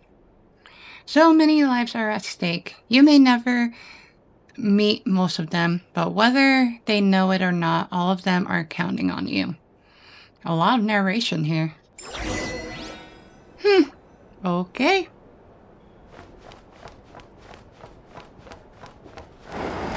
There they are. I knew it. There's freaking Dory. This is a thorough plan. Oh, I thought there was no but voice I do for a have moment. one last question before we take action. How can we be sure that our enemy won't leave the designated area? Great question. Albedo's been hard at work analyzing Rerir and the Wild Hunt's behavioral patterns. His conclusions are as follows. Firstly, from the earliest known confrontation until now, Rerir has never displayed any ability to manipulate the dimension of space. So it's unlikely he has any power in that domain. Secondly, he seems to have a particularly strong vendetta against our group. If we put him in a fight-or-flight situation, he'll choose to fight every time. Thirdly, finally, and most importantly, he is consumed by hatred, both for the moon and for his enemies. Turns out, we tick both of those boxes. We have a reincarnated moon in our ranks, and a spy who accessed his private memories without permission. He'll be baying for blood, not looking to escape. As someone who's had their fair share of interactions with the Wild Hunt, Those all seem like valid observations to me. Understood. Then I will defer to the verdict of the group. Well, everyone, Defer? that's What does the that plan mean? in full detail. Albedo and Durin are carrying out their part as we speak. Plan approved. Scheduling. Okay, any firepower you need, I got you covered. Let's light this baby up. The Frost Moon Scions are behind you as well. And the rest of you? Mm-hmm. No Wow, objections? even Dory? All right, then it's settled. This is the plan we're going with. Next up, an old tradition of mine. Anyone who wants to back out, now's your chance. Wait, we can still back out of this? Everyone says things they regret, right? I don't want anyone feeling trapped because their mouth said yes before their brain had time to think things through. A very people-first approach. I hear that's common practice in the Knights of Favonius. Heh. Who'd you hear it from? D-Luke? Shh. We don't use people's real names at work. This contact will be known only as Owl, please and thank you. Who is that This one? plan can only work if everyone does their part. Flint's and I will absolutely support it. Why you specifically say Flynn? We shall indeed. You'll be glad you accepted our help. Also, you are the last person I expected to see here, Miss Dory. It's not often I get called Dory in a work context. My peers usually call me Lord Sangama Bay. Oh my gosh. So, the longer your name, the higher your net worth. Is that the idea here? Sangama Bay, it almost sounds like son of a... In that case, Mr. Flint's here must be worth a fortune. That's right, I know your full name. It's... The walls are thin here. I'd appreciate you keeping that a secret. Okay, fine.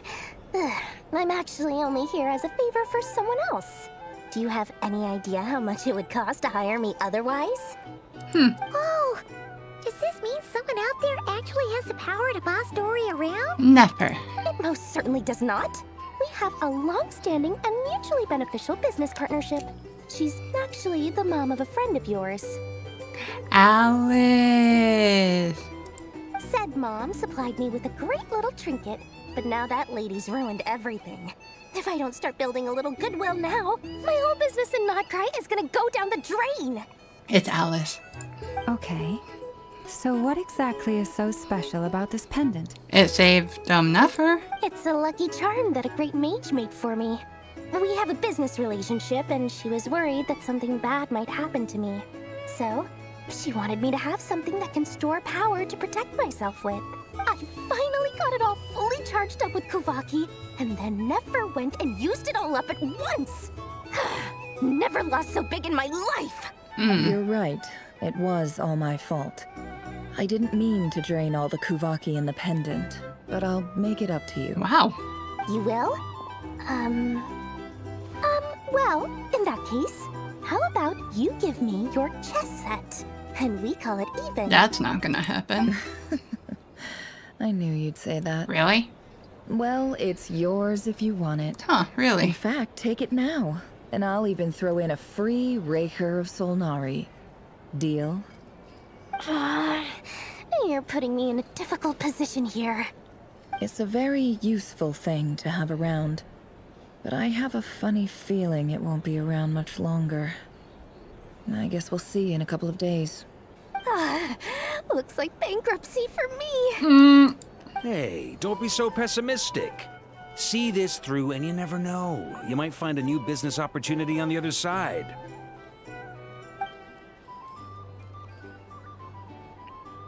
With the actually, you and Paimon, how each stage of preparation goes, basically. So fast with the reading, jeez.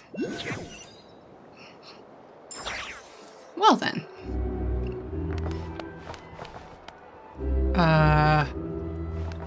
I think you guys have a lot to drink.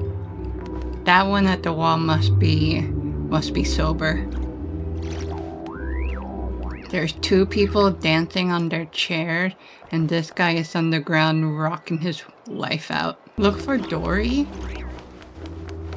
Why again? Oh yeah, that's right, we're just preparing. We're just checking on their preparation. How are things going? Feeling ready? Oh, I was born ready. We only have 2 days. You think Lord Sangamabe would let an opportunity like this slip by? Don't forget, when something's in high demand, the people with the goods on hand get to charge the highest price of all. Even higher than the sellers taking advance orders. Ta-da! See? It's right here. Ooh. Ah, it's so pretty. Did you make it? I had no idea you were so skilled with your hands. No, I have a supplier. We go way back, so he made me a very attractive offer. Aha! No wonder you were talking about Lucky Charms at the meeting. You've been getting Kave to make them for you. I forgot he builds. That's not the full story. It actually started a while back as a project between me and the Dendro Archon. Mage Alice once warned me that this world won't stay safe forever. There may come a day when everyone faces a great crisis. I passed this on to the Dendro Archon, and she secretly brought together a research team made up of Sumeru's top scholars to invent a technology that could keep people safe. I won't go into the details because it's all very complicated, but if you want to know more, you can ask the Dendro Archon about it sometime. Anyway, point being, it was the Dendro Archon who asked Kave to build this little contraption. As one of the top Kasharawar talents, he was the obvious choice. Took him long enough. He stressed over it for ages. Must have gone through at least a dozen designs before producing a final product. But that's Kave for you. Marak delivered it to me a couple of days ago, along with a letter from Kave. Could I ask why I'm sending this technology to you? And what's your proposed use case? Has it been approved by the relevant authorities? So nosy. My fault for sending him the research permit to begin with. Surely Nahida must have told him you were involved in this project. He was probably just nervous because you're always so secretive about your business. Could be, could be.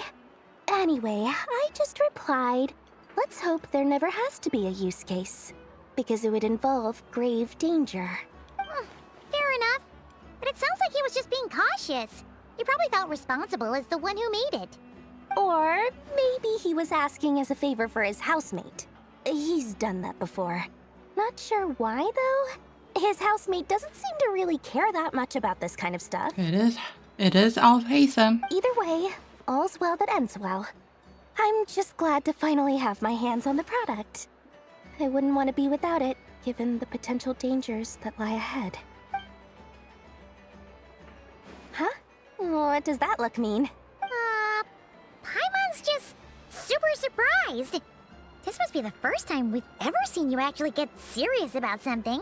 That is true. Not the Lord Sangamabe we're used to.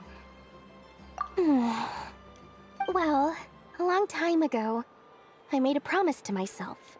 I promised that I was gonna live every day of my life with a big beaming smile. Obviously, Mora plays a big part in that. But there are always gonna be times in life when you have to give something back. That could mean paying back a debt, returning a favor, or showing some kindness. Are you playing with us right now? Alice has been a huge help to me over the years. She was the first investor I ever had.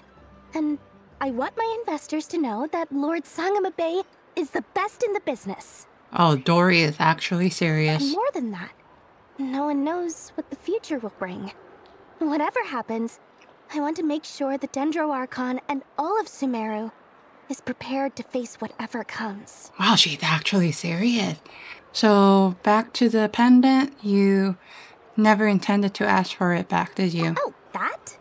I was just making sure Nefer and I are square. Don't be thinking it was some sort of benevolent act. I'm no saint, so don't treat me like something I'm not. My priority is doing the business that I want to do. So long as my conscience lets me, but it usually does. That's the Lord Sangamabe business model.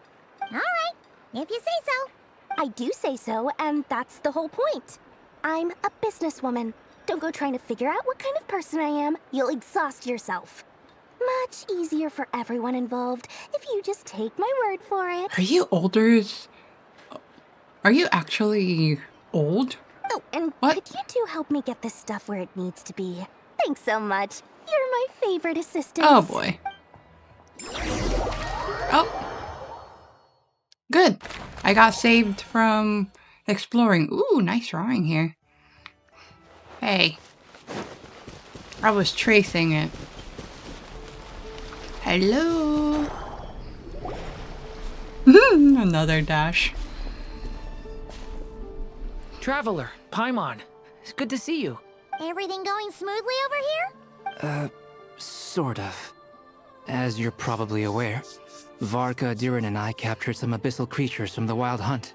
Per the plan, we dissected and analyzed some samples of these creatures. The process went very smoothly. The findings, however, come with some troubling implications. What?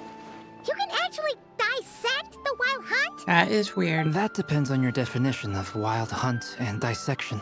Harmless, lifeless. These words are accurate descriptions. The Wild Hunt is an interesting phenomenon.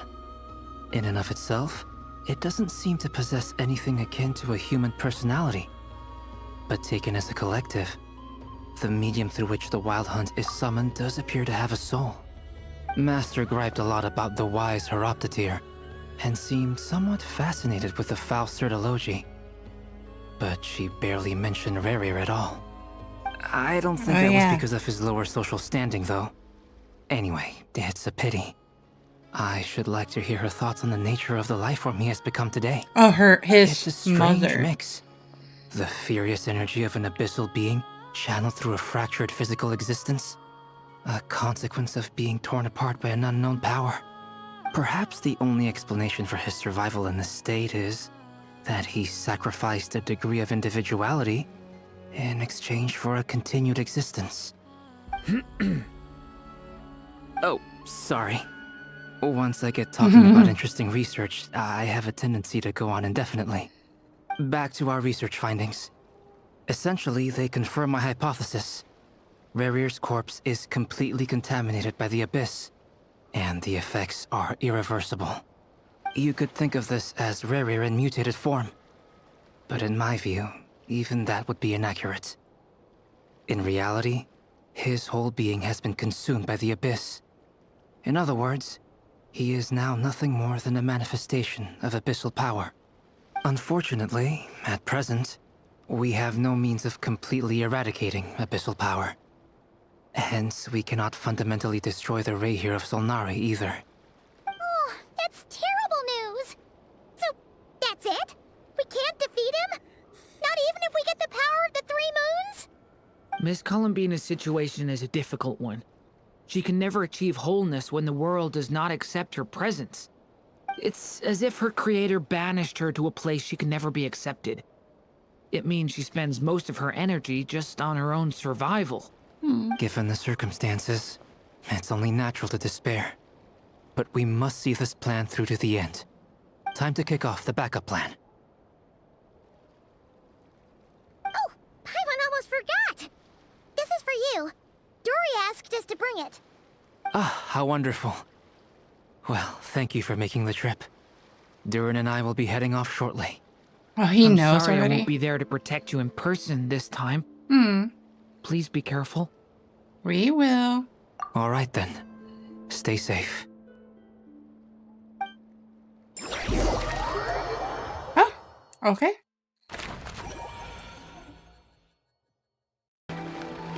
Hello. That's a lot of names.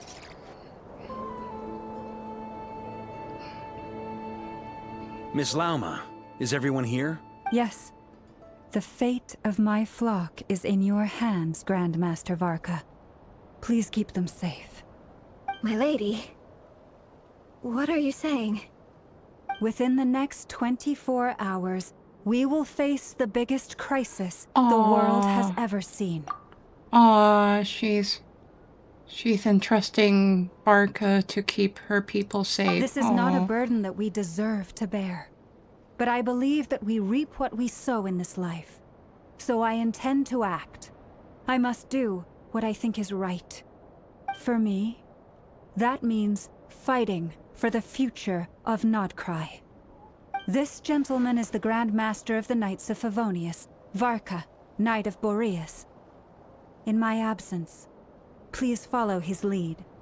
Hey, everyone. Guess I should introduce myself. That was like a long to start with, silence. I know my way around a battlefield.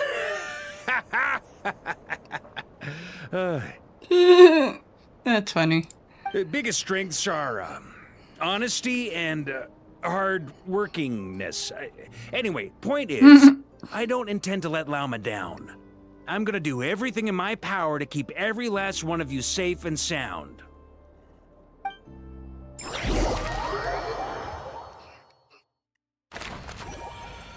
Ooh, Dainsleif and Columbina.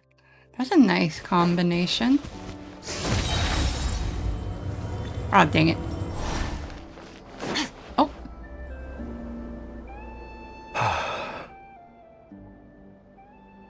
Something on your mind? Miss Columbina, was it? I believe that's how the others addressed you. That's right. Names are funny things. Have you always been called Dainsleif? Yes. I take it your own name has a more complicated history. I have a different relationship with names than other people. To be honest, I'm not even sure that Columbina is my name. At least, not in the same way that Dainsleif is yours. But it's what everyone calls me, and I go along with it. A lot of my life has been that way. I get so used to things that I forget to question why they are so. I never used to think much about where names come from, or what they mean to people. Maybe something's wrong with me. You're different from other people. I sensed it the first time we met. You're more perceptive than most. I'm sure your long life and rich range of experience explains that. Do you ever find yourself missing Conria, Mr. Dainsleif? Difficult to answer. I have dreamed of the past many, many times. Sometimes I'm fighting tooth and nail. Other times I'm lying on the ground, defeated. Jeez, the fire though. I don't recall any happy moments from that time. It has been too long. Is that because hatred survives longer than love and affection? That would not be for me to say. I make no excuses for the grudges I bear.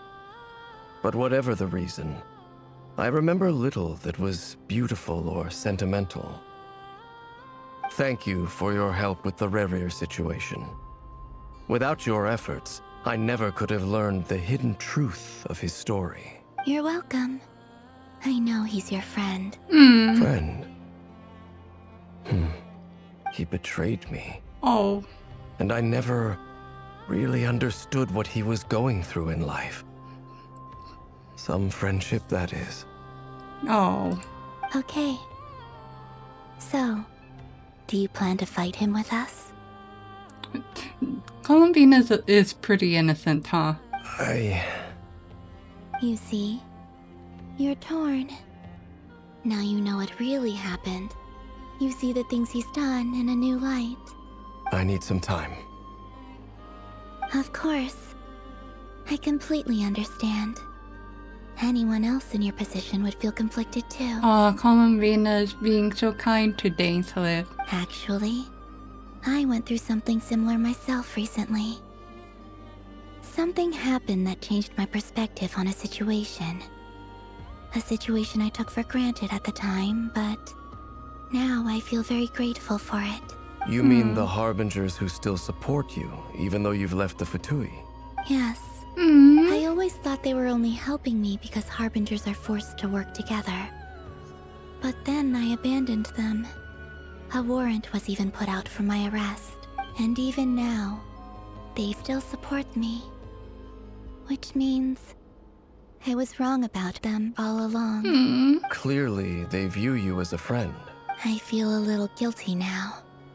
I regret not seeing her help for what it was, and not treasuring it. She said her, not there, right? I see the guilt I heard that it you're wrong, feeling maybe. now, because I feel it too. Hopefully, talking about it will do us both some good. Have you noticed that the Traveler and Paimon are over there? I think they've been listening. Huh. Shall we say hello? Sure. Hello. That's cute. They caught us! Sorry, we were just concerned about you. I apologize for making you worry. No doubt you wish to know where I stand on the plan to take down the Rerir of Solnari. I'm afraid I need a little time, but I will seriously consider joining you. You will? Oh, thank you so much! Everyone will be so grateful to hear that! Paimon, They consider. needn't be. This was something that I was going to have to face up to eventually. That doesn't matter to them. They're grateful to you regardless. You can't control their gratitude, so just accept it. And then, have a think about whether you're willing to join us. She not wrong. She is not wrong. It's nearly showtime! Let's go rendezvous with the others. You know the place. Sure. I shall soar my way there. I'll get there eventually. I'll get there eventually. There we go. Hello. There we go. Ah, you're earlier than I expected. Hey, Flint's! Been waiting here long? Not too long. I came a little early so I'd have some time to think. Are you nervous about the battle? Quite the opposite. I'm reminiscing on my past battles. When I was awakened by the Ratniki, I had not touched a weapon in many years. I felt like the battlefield was not where I belonged. But after waging war against the Wild Hunt for so long, I came to realize something. A life of absolute peace is simply not a possibility for me. My restless flame indicates that somewhere inside of me, there is a deep yearning to root out the evil in this world. Oh, that doesn't sound like such a bad thing. I agree. Well, in the past, when I was a Fae whose primary concern was hibernation, it was hardly ideal. But it certainly serves me well here in the present. And I am delighted to be able to join forces with you in this endeavor. Looks like I'm not the first to arrive. Ah, Miss Lauma. Did you sleep okay last night? It's cute that Flynn says miss. I struggled to settle down at first because of the nerves. But don't worry. I got enough sleep in the end. I'll be just fine. Thanks for everything. Please. I'm just doing my part. Nefer! Over here! The goods has been delivered and the backup plan is underway. Ino asked me to relay a message. She said Nefer will be on high alert and keep a close watch over all secondary districts where defense is required, providing support as necessary. Meanwhile, Ino herself will provide range support to us directly, using her latest invention. Excellent.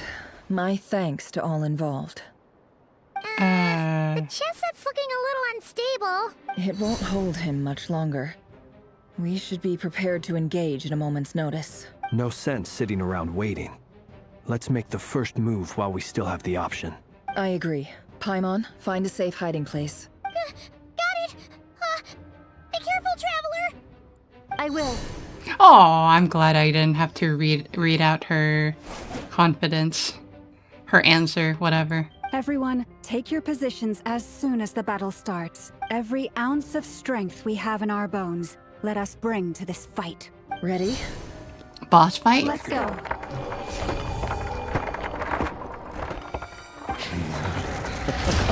I've seen all your futile ploys before. You have become the authors of your own demise. This is I wouldn't be so sure about that. You are intense. a moment of sport before I tear down the moon. Ooh, this is cool. Oh, what? Moonlight betrays you. You too. I forgot about that. I forgot how to dodge. Move. Oh, fire. Moonlight betrays you. Oh, there's support. That's cool. Move. Observe. Steady now. Dang it. Water jet. No more lies. The deception ends here. What the? The moonlight betrays you.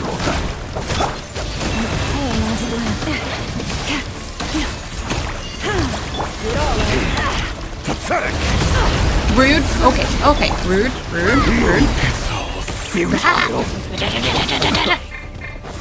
I need to not be too loud because my husband is sleeping. Rude.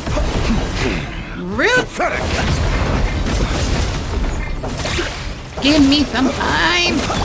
I cannot be so loud. Moonlight.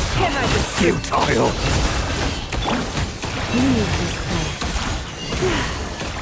Close your eyes. Be silent. To dust. Move. How am I not getting his ultimate, like this cinematic thingy? Where are you? Where are you? Where are you? Oh, there you are.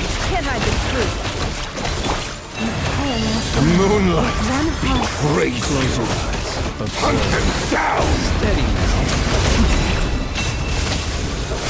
Is it because I'm way too close to him? Is that why?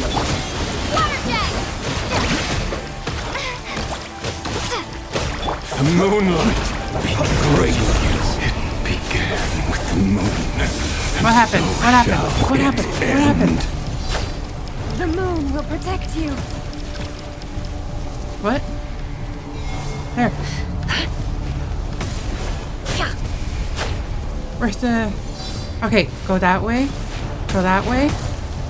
The moonlight betrays you. No more lies. Oh, that's kind of a cool thing.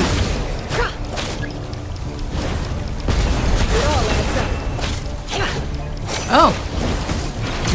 That is so cool.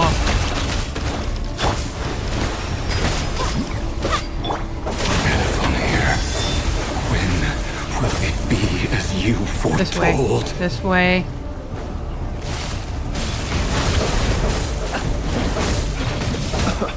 Come on! Oh wait. Where are you? There you go. Welcome here. There you are! There you are! I've been waiting. I've been wanting to do that. Close your eyes. Why was I not able to get him? What the heck? Dang it! For the everlasting thirst. No more lies. The mystery unravels. It all adds up. Pathetic. Observe. Be silent. To dust. That one I get. Stop it. Hunt him down. Move. The controls of dodging is so different from each game. Close your eyes. Be silent. Pathetic. Rude. Oh. Receive my blessing. Oh yeah, that's right. I need... No more lies. Futile. Mommy, come on. Not you. This is what I want. Pathetic. Oh, how did I heal that quickly? Holy cow. Close your eyes.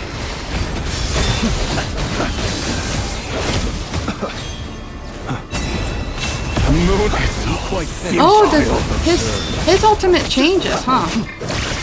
Hunt him down. Be side. Pathetic! Fear the dark! Water jet! Can I shoot him? There, nope. It all ends up. The deception ends here.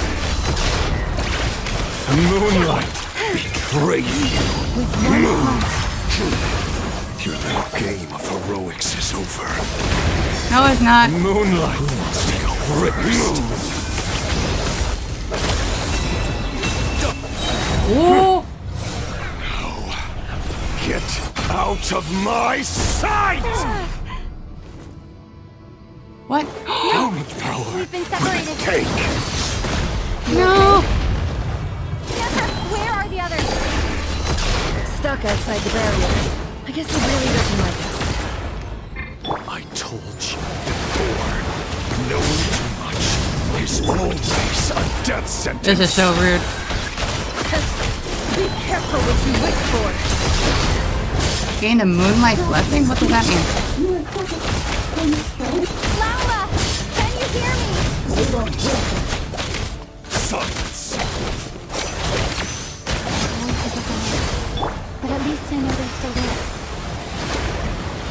I need to focus. Stick to the plan. Remember my most important task. Finally. If I can for long enough. Run. Oh yeah, that's right. We're distracting him. I needed Loma though. Can't hide the truth.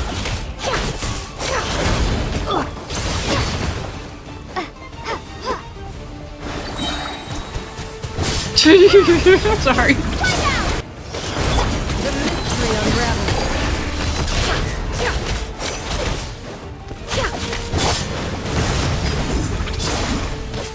No more lies. It all adds up. This is not doing.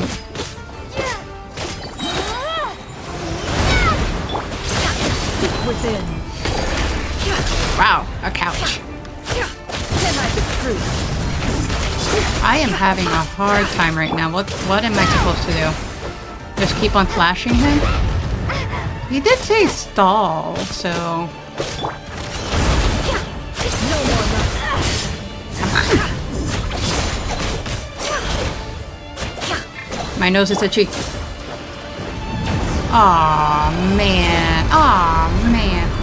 Absorb 3 times? Oh, shoot.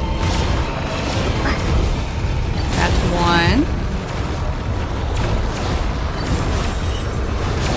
That's rude. Where's the other one?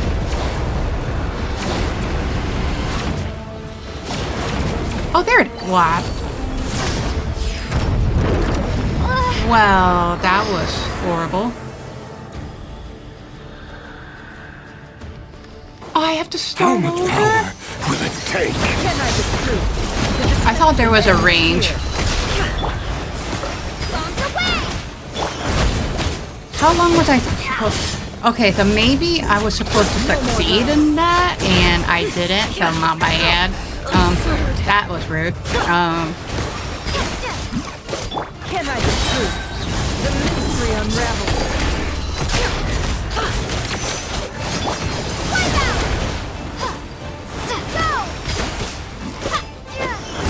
No more love.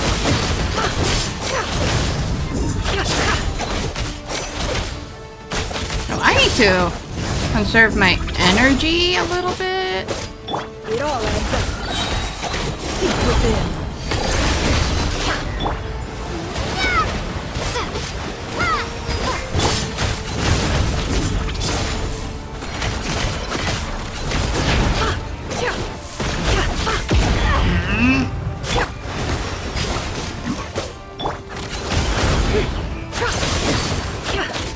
Run, nowhere to hide. The deception ends here. That bear didn't even touch him.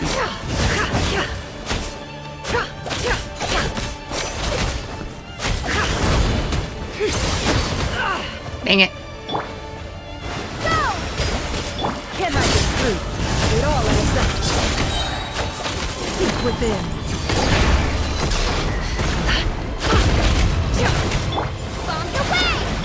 No more lies.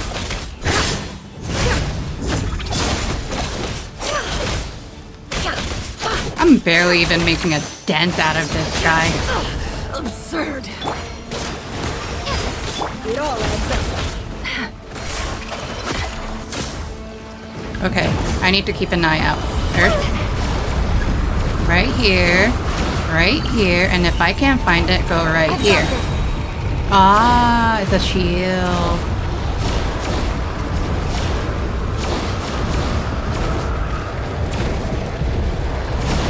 I'm fine. I'm fine. Do I do anything?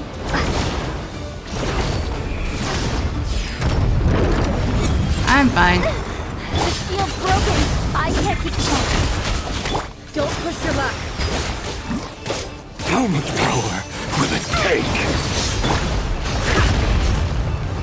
Rude. I'm barely making a dent out of him. Was I supposed to do something when he did that?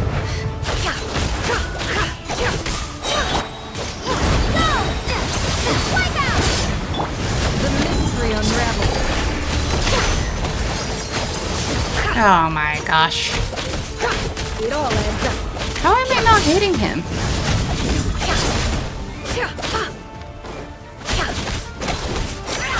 How many life do you have, dude? No more lies. Can't hide the truth. The deception ends here. Is he only... No, he's not.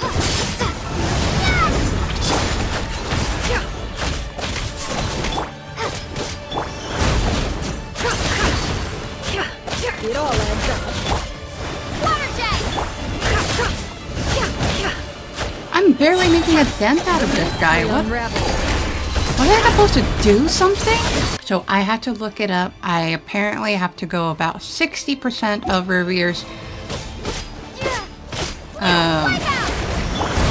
all adds up. The deception ends here. I gotta... Can't hide the truth. And then step away, kind of, or stick with Lumion in a way. No more lies. I am not getting her thing correctly. Hello? Ah, fudge. That's rude. And then here we go. No other way. Oh. Pew. Ooh. Oh. I was too impatient.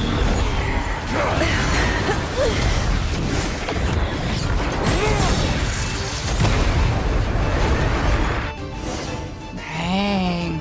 The only way to defeat Rerir is to borrow his own power. That means Columbina will have to disappear while you two bear the brunt of his attacks. You have to hold on. Find a way to keep him focused on killing the two of you. Jeez. Ooh. I crack a soda. Your eyes are bleeding. Oh, snap. Soon you will be powerless to resist. And then, I will reduce you to dust. But that dust will plague your memories. Come on. Keep holding on. Dang, Genshin is showing blood a little. Your sleeve. Let's see them. As entertaining as they are, you've backed yourself into a corner. Well, we've seen... You don't fool me. I see your fear clear as day. I mean, we've seen blood in this game, but this one's all grayed out. I have to with some red. Make him unleash everything. You fear what you could never defeat. You fear the thought of never being able to save your beloved. You cannot win the fight against fate, Rerir. Is that what you think? Well, now it's your turn to feel afraid. You fear the sound of your own name? Is it us you hate? Or is it what you've become? Let's see what becomes of you! Did she lost her eyes?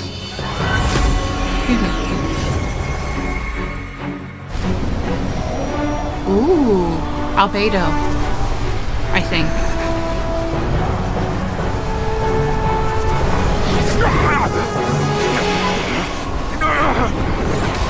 What's happening? That power. I've seen it before. Let's go, albedo. Oh, with Durin and Columbina? His power is on another level. We'll need to use an alchemical array to convert his power into a usable form. Then quickly channel it into Columbina, rendering her powerful enough to compete with him. Oh, she's adorable. I'll join you. I can help. If I release enough abyssal energy into a confined space, it'll create a potential difference, allowing us to extract a huge amount of elemental energy. Next, I'll synchronize with everyone's minds using Pyro, then give you temporary access to their abilities and fields of view. But it won't last long. Can you see? Well enough. So, we have a student of Gold Rhine-Daughter in our midst. Oh, Rhine-Daughter. How about that? And that was a weird shot on Columbina, by the way, the camera shot. Anyway. Oh.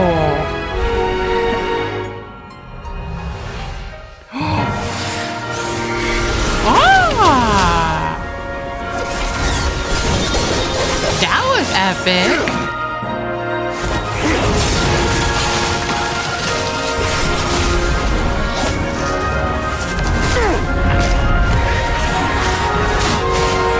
Dang.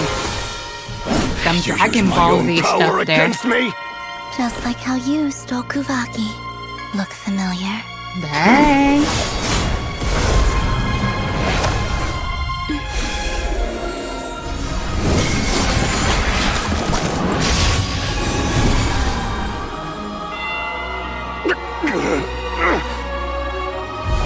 Wow, just like the beginning, but opposite end.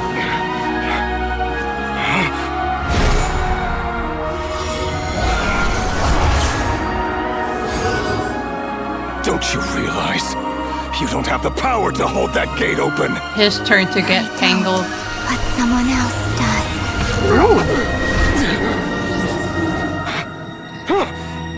Goodbye, Rerir. Ooh, what the heck? He looked terrified. We won.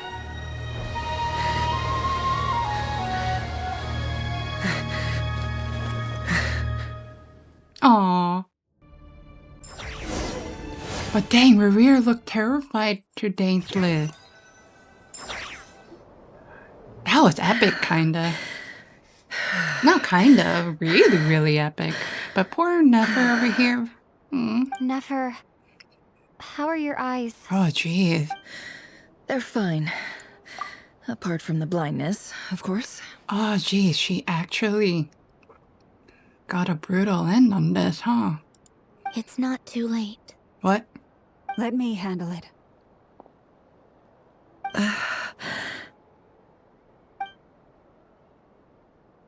Aww.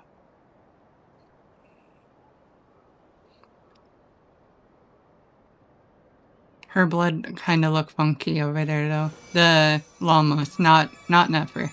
Llamas. Miss Nefer, it's not like you to lose your composure. That was the most reckless thing I've ever seen you do. Reckless how? The situation was critical. Our lives were at stake. We had to do something. Even so. Okay. I guess you're right. Under the circumstances, it was a wise decision. You traded your eyes for an incredible victory. In business terms, I suppose that's a huge return on investment. I'd be hard-pressed to argue otherwise. Still, I don't like this outcome, and I don't want you to lose your sight for good. People suffer when they make sacrifices they shouldn't have to make, whether that means faith, strength, or in this case, your ability to even see. I had hoped you could win without sacrificing so much as a single hair on your head. Thank you. Really. All done. Don't try and open your eyes just yet. We'll see how you're doing in a couple of days. Until then, please follow your recovery plan to the letter. How can she see the letter? I'll send full details through Yehoda. Okay. For now, just get yourself home, relax, and rest. My dear friends, we have fought bravely and achieved a spectacular victory. A dark cloud has been lifted from the skies of Nod-krai. All in this land will be grateful for what you have done. If we get Rerir, then what's gonna be the next problem? The moon will remember this day. Thank you both. Oh, Yehoda shows up and helps Nefer get home. And you, of course, have Paimon to escort you back. Oh, the sight of Nefer navigating the road with her eyes closed is a new one for you. She proceeds cautiously, but as her silhouette disappears into the distance, you notice she seems almost smug. There's something I want to let you know. Yes? What is it? When Durin connected everyone's minds so I could access their powers, I also felt everything they felt. And since Nefer's eyes were injured, my eyes are hurting now too. Hold on. Let me try. I only feel the pain. There's no actual damage. I just thought I should tell you. You're right. There's no damage. That's a relief. But I must say, I'm surprised to hear the Kutar share something like this with me. In the past, you never used to open up about yourself. No. Things are a little different now from how they were. I'm learning to share how I truly feel with my friends. Aw, you're so adorable. Friends. You have no idea how glad I am to hear that. You can't help but break a smile, like me, as if the word friends, as a warm and fuzzy feeling fills your chest. Wow, that's exact. The game just called me out. What the heck? One by one, your fellow teammates report in to inform you that everything is under control. At Llama's insistence, you lie down. You fought on the front line against Rerir, and now you need rest. Triple dots. So the shiny thing Albedo did, that was Ryan Daughter's power, huh? So that's interesting. So basically Ryan Daughter's creation. Hello. Hello, friend. How are you feeling? Any aches and pains? Did you sleep well? I'm doing all right, Paimon. No need to worry about me. Phew. Well, that's good. Paimon's been sitting on the edge of the bed worrying about you for ages. You slept a whole day and night. Poor Paimon had to eat all by her lonesome. Glad to hear you didn't starve. How is the food? Well, it wasn't the same without you there to share it. Aww. Honestly, Paimon just can't relax when you're not your usual self. She couldn't enjoy the food and settle down to sleep. Well, I'm back to normal now. Oh yeah, and Albedo swung by earlier. He said to tell you to head to the tavern when you woke up. Varker and the others are organizing a victory feast and they want to celebrate with you. He also dropped off some medical supplies, but you seem fit as a fiddle, so guess you won't be needing those. If you're feeling up to it, let's head over now. Wouldn't want to keep them waiting. I'm gonna assume we're getting close to the end, which is definitely interesting, by the way. More lore, that's for sure, which is pretty cool. I just wonder where the story will go from here on out. We're here! Fanfare. What? Traveler and Paimon? Like, really, it seemed like this is the ending already, so I wonder what more problems will they solve here. Maybe the Fatui. Perfect timing! We were literally just saying how there's no way we're holding this victory feast without you any longer, and we would have postponed it till tomorrow. Yeah, the Fatui, so probably Thendrone. And Alice still haven't showed up yet. How are you feeling today? Much better, thanks. Don't worry about me. Relieved to hear it. If that changes, just let me know. Happy to check you over at any time. There's more. I'm saying that Traveler's speaking more. Yep, we're here for you. Anything you need, just let us know. Oh, and wouldn't Skara also appear one day? Oh wait, where's Nefer? How are her eyes doing? Nefer's right over there. I'm sure she'd love to catch up with you. Okay. Hello. She's okay, huh? Yep. Traveler, Paimon, are you recovering well? Much better, thanks to a good rest. You're looking well, too. Turns out that moon chanter has some real talent after all. My eyes were mostly recovered after just a couple days' rest. I can actually open them again now. Cool. Yeah, but you gotta be careful. Lauma says not to strain your eyes while they're still healing. Yes, thank you. I'm well aware. Yehoda, could I borrow you for a moment? I could do with an extra pair of hands. Oh, sure. Coming. Did you hear that? I gotta go help Lauma for a second. You guys chat among yourselves. I'll grab us some drinks on the way back. Paimon, you still like 'em sweet?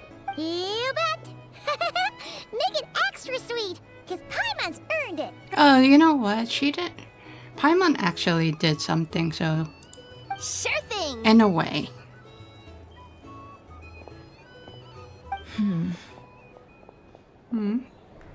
What's up? What's on your mind now? The Rerir of Solnari.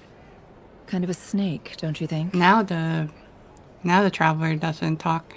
More of a wolf in the mind, just like the chess piece. No, definitely a snake. A poisonous one who spewed his venomous hatred everywhere. Isn't that bad, though? Anyone who seeks revenge out of hatred for other people has become a snake. That's something my dad used to say. I guess he didn't like seeing people go down the path of vengeance. Perhaps. I'm sure it sounds like a very wise and open-hearted perspective to your ears. But me? I think hatred is a perfectly justifiable emotion. What else is left when everything you depended on in life gets stripped away? Something's gotta fuel that drive to keep on living. When I look at your life, I see a lot of things that you can depend on. If you're worried about me, you can nip that in the bud. I'm not someone who gets stuck in the past. It's just... I suddenly feel like I was wrong to call my father a liar. He was just a fool. That's why the academia turned their back on him, and why the other tribes ganged up on him. Oh, father. How much better things could have been if you were a skilled liar. Look at the Ibis King. Thoth is a fiendishly cunning liar. And yet, strangely, he feels more like a father to me than my real dad ever was. He's never brought it up, but I'd bet he feels the same way. Why else would he give me the power to perceive the truth, while at the same time training me in the art of deception? Sadly, I never heard the Ibis King's voice. What's he actually like? Well, King Deshret banished him to Aru, which is essentially a prison, and posed 3 questions to him. He promised that he'd have his freedom if he could find the answers. His response was to take on a physical form and approach me, hoping that I could become his envoy and search for one of the answers on his behalf. Did he really think I'd fall for that? He's stuck there. He can't make me return what he gave to me. Sounds like he was nice enough to you. You definitely sound like father and daughter. So that's enough for you to decide he's nice, is it? He's a prisoner, and he was scared. So he decided to perform some good deeds to win people's approval. He lives in fear because he's a deceiver. How is Rerir any different? You can't work as a spy your whole life and expect a happy ending. It's preposterous. Yet I can't say I don't understand it. Liars live in the darkness of their own making. But it's still human nature to want to go on living. They say that a liar's soul is the most worthless thing in the world. What do you think?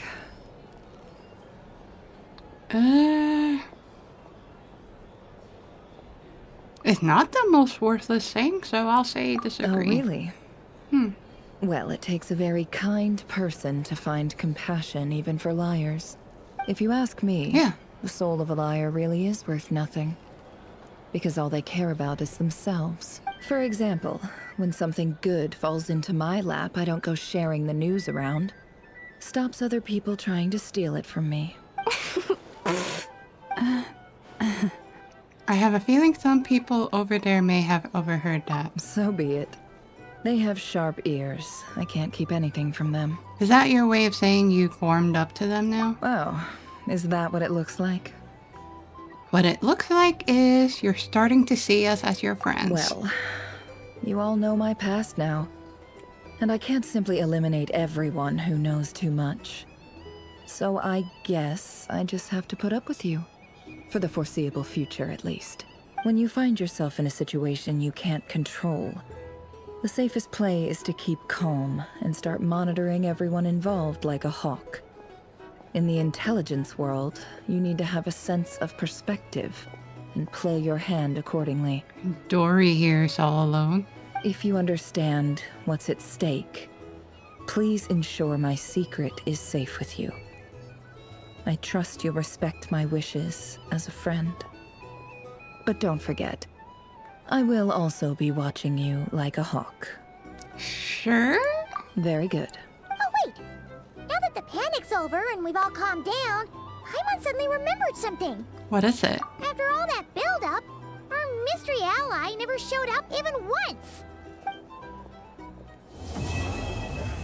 No way you ended like that. Huh? Am I imagining things?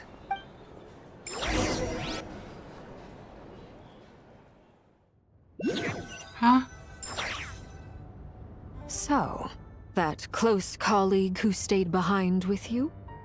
What's he been up to recently? Don't know, don't care.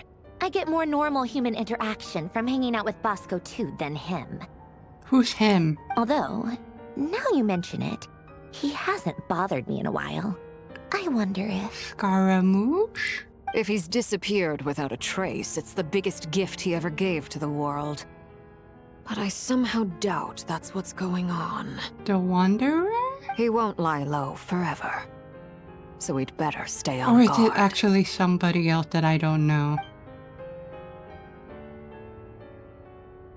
Please don't end it there.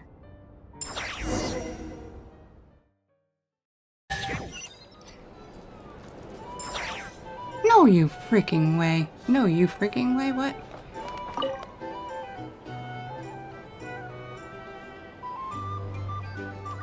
Ah, Lord Sangama Bay. How lovely to see you. I must thank you for the device you provided. It was an enormous help. Would I be right in thinking that it was developed by the Academia? Why come and ask me when you clearly know already? I mostly came to thank you. That's more like it. A little gratitude goes a long way with Lord Sangama Bay. Play your cards right, and you might even stand a chance of becoming my long-term supplier. Is this part of the story, though? The chance to work with such a kind and charitable investor as yourself would be a great honor for the Curatorium. Really? Huh? Charitable? Who said anything about charity? First time hearing about it. Let's see. The first plot of land you purchased in Nod-krai, your desert interests, and... Stop! What do you think you're doing? Exposing my investment history! It's nothing to hide from. They're all perfectly legitimate investments. And some of the land you purchased was with the intent of building a sanctuary? Yes, I heard about that too. How did you... You're a curious case, Lord Sangama Bay. You don't like people finding out about your good deeds, do you? But I'm afraid no matter how hard you try to keep things under wraps, where there's a will, there's a way. You did it for Sumeru, didn't you? Oh. It was empty land that was gonna go to waste otherwise. I figured if I built something there, it might at least get some use in an emergency. Disasters are capricious things. They strike without any warning. I've lost family to a disaster before, and I don't want to lose any friends or business partners if I can help it. Aww. Okay. I'm kinda changing my mind about you, Dory. Kinda. My elder sister used to dream of finding a sanctuary. Somewhere with plenty of food, water, and medicine. Where everyone could live happy lives. It was something I looked into. But after discussing things with the Dendro Archon, I decided on a more effective strategy. The tech people handled the tech, and Moneybags provided the Mora. It just made the most sense. It's a pity that so few people know the truth about you. Everyone says that you view everything in terms of Mora, and all you care about is growing your own wealth. So, what's the problem with that? Everyone wants to be rich. It's human nature. So yes, I love Mora, and it's nothing to be ashamed of. But surely you have dreams of your own, beyond just making Mora. You don't get it, do you? My dream is to invest in other people's dreams. And, you know, make a nice little slice for myself along the way. Just thinking about it makes me happy. That sweet, sweet sound of Mora. Thank you. For the device? And the pendant. Oh, that.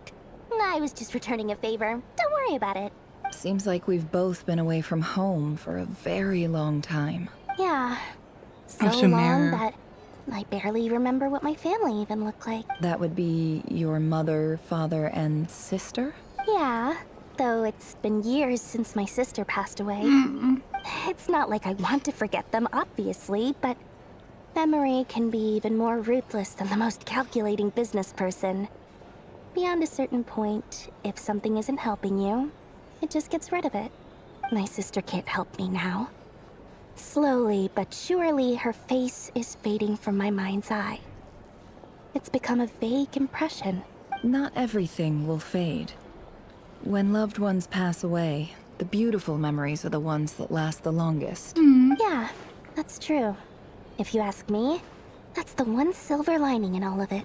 Well, that, plus, I'm sure that life is much better now than it was back then. Oh, absolutely. I have tons of Mora, a big beautiful house, business is booming, and I'm as happy as can be. You've got a lot going for you too. Boss of the Curatorium of Secrets? I'm sure there's plenty of Mora to be made in that line of work. I appreciate the vote of confidence.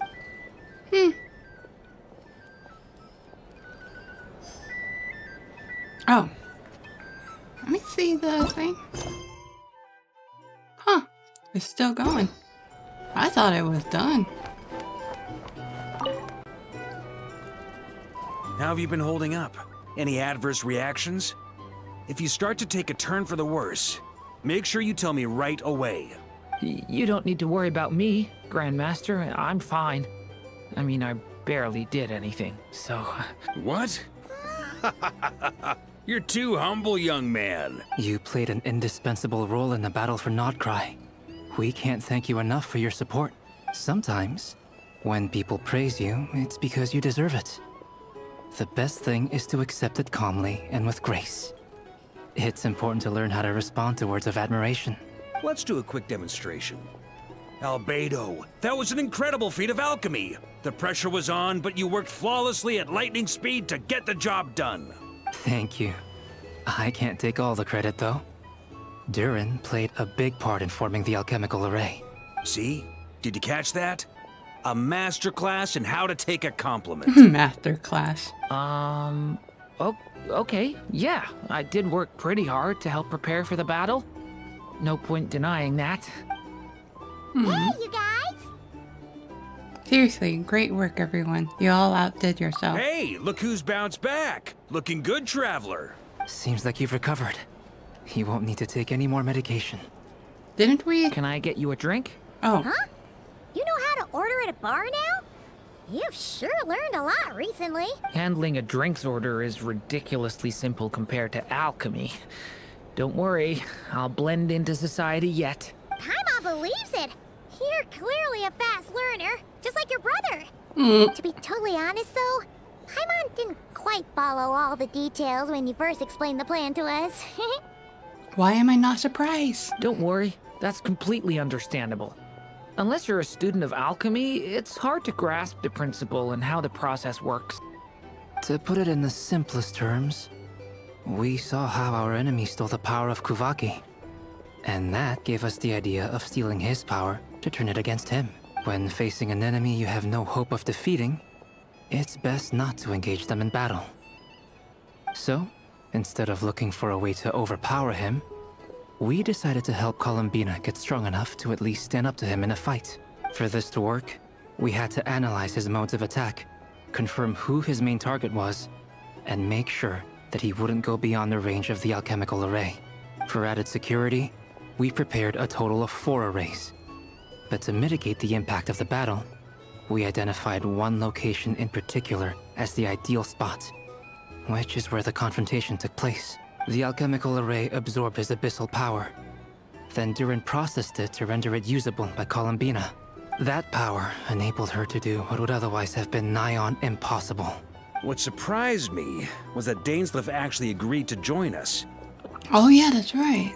Given his history with Rerir, he had every right to sit this one out. But we're extremely grateful for the decision he made. Confronting a former friend in battle, that can't have been easy. It must have been a painful choice to make. But I'm sure that making a decision was far better for him than staying in limbo. Absolutely. That is true. He was torn between 2 paths, but in the end, he made his choice and stuck to it resolutely. He doesn't strike me as the sort of person who'd stay trapped in limbo for long. Anyway, however you cut it, everyone gave a stellar performance. And now, it's time to kick back and celebrate.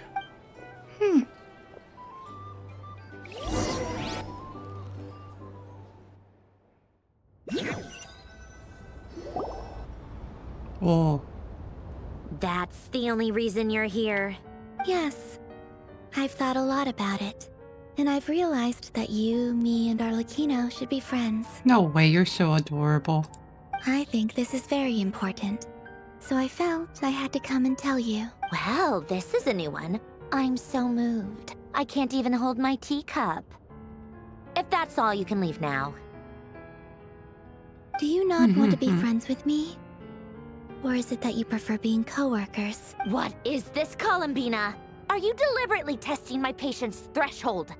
Right now, my politeness module is active. But if you say another word, I swear I'll shut it down. If your politeness module was active, wouldn't you say the word please at some point? Polona, Dang. please see Lady Columbina to the door. Dang, Columbina. Will you still invite me to your next tea party? What? Yes, I think you will.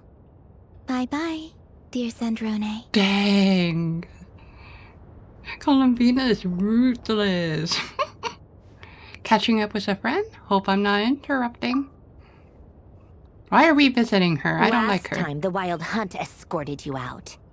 Would you rather I handled it myself this time? We just wanted to, you know, see how you were doing now that it's all over. Why? Out of concern for my safety? I hope you didn't seriously think that the Rerir of Solnari would be able to lay so much as a finger upon me, given how prepared I was. Mostly because you kind of helped us out, so we just wanted to check you were okay. Looks like all your robots are fixed, huh?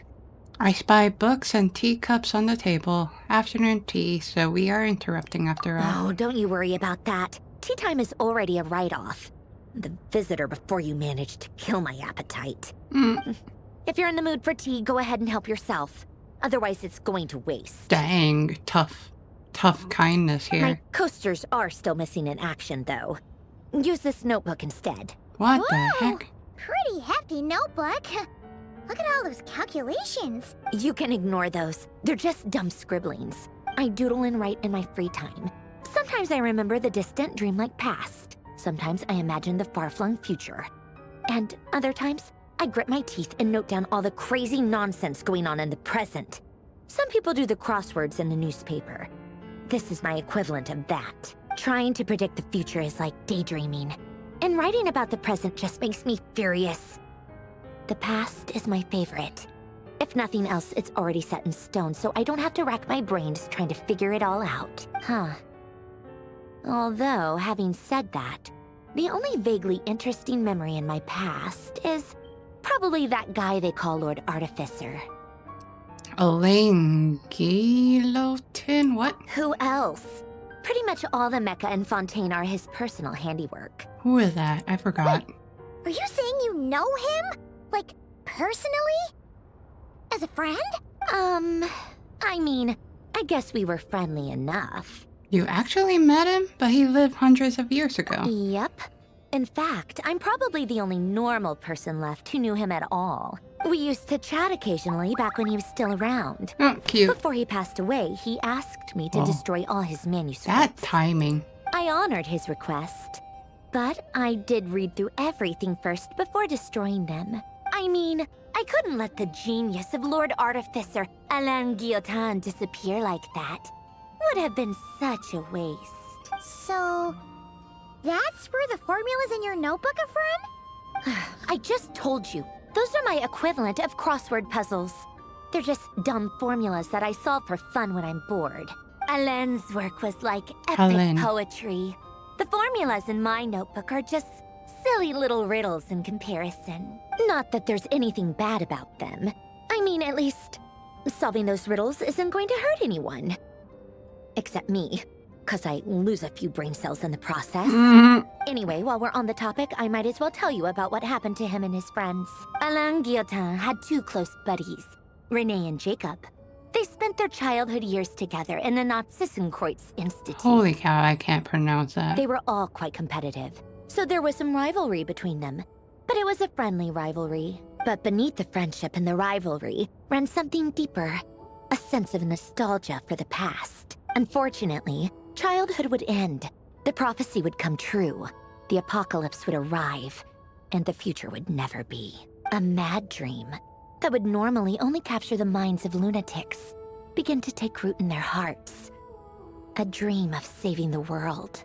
And if Renee and Alain had been people of lesser wits, that dream would probably have ended up as something for them to joke about in their older years. But alas, they were some of the sharpest minds around. They nurtured that dream with the full power of their intellect, and it grew into something that ate away at their souls. The first of them to fall under its spell was Renee. Against Alain's wishes, he persisted in experimenting on a mutual friend of theirs to try and save their life. Alain did not approve and parted ways with Renee. It's complicated. Alain wanted to believe that Renee only did what he did for the sake of their friendship. But when he told me about what happened, I could tell he still had some suspicions about Renee's motives.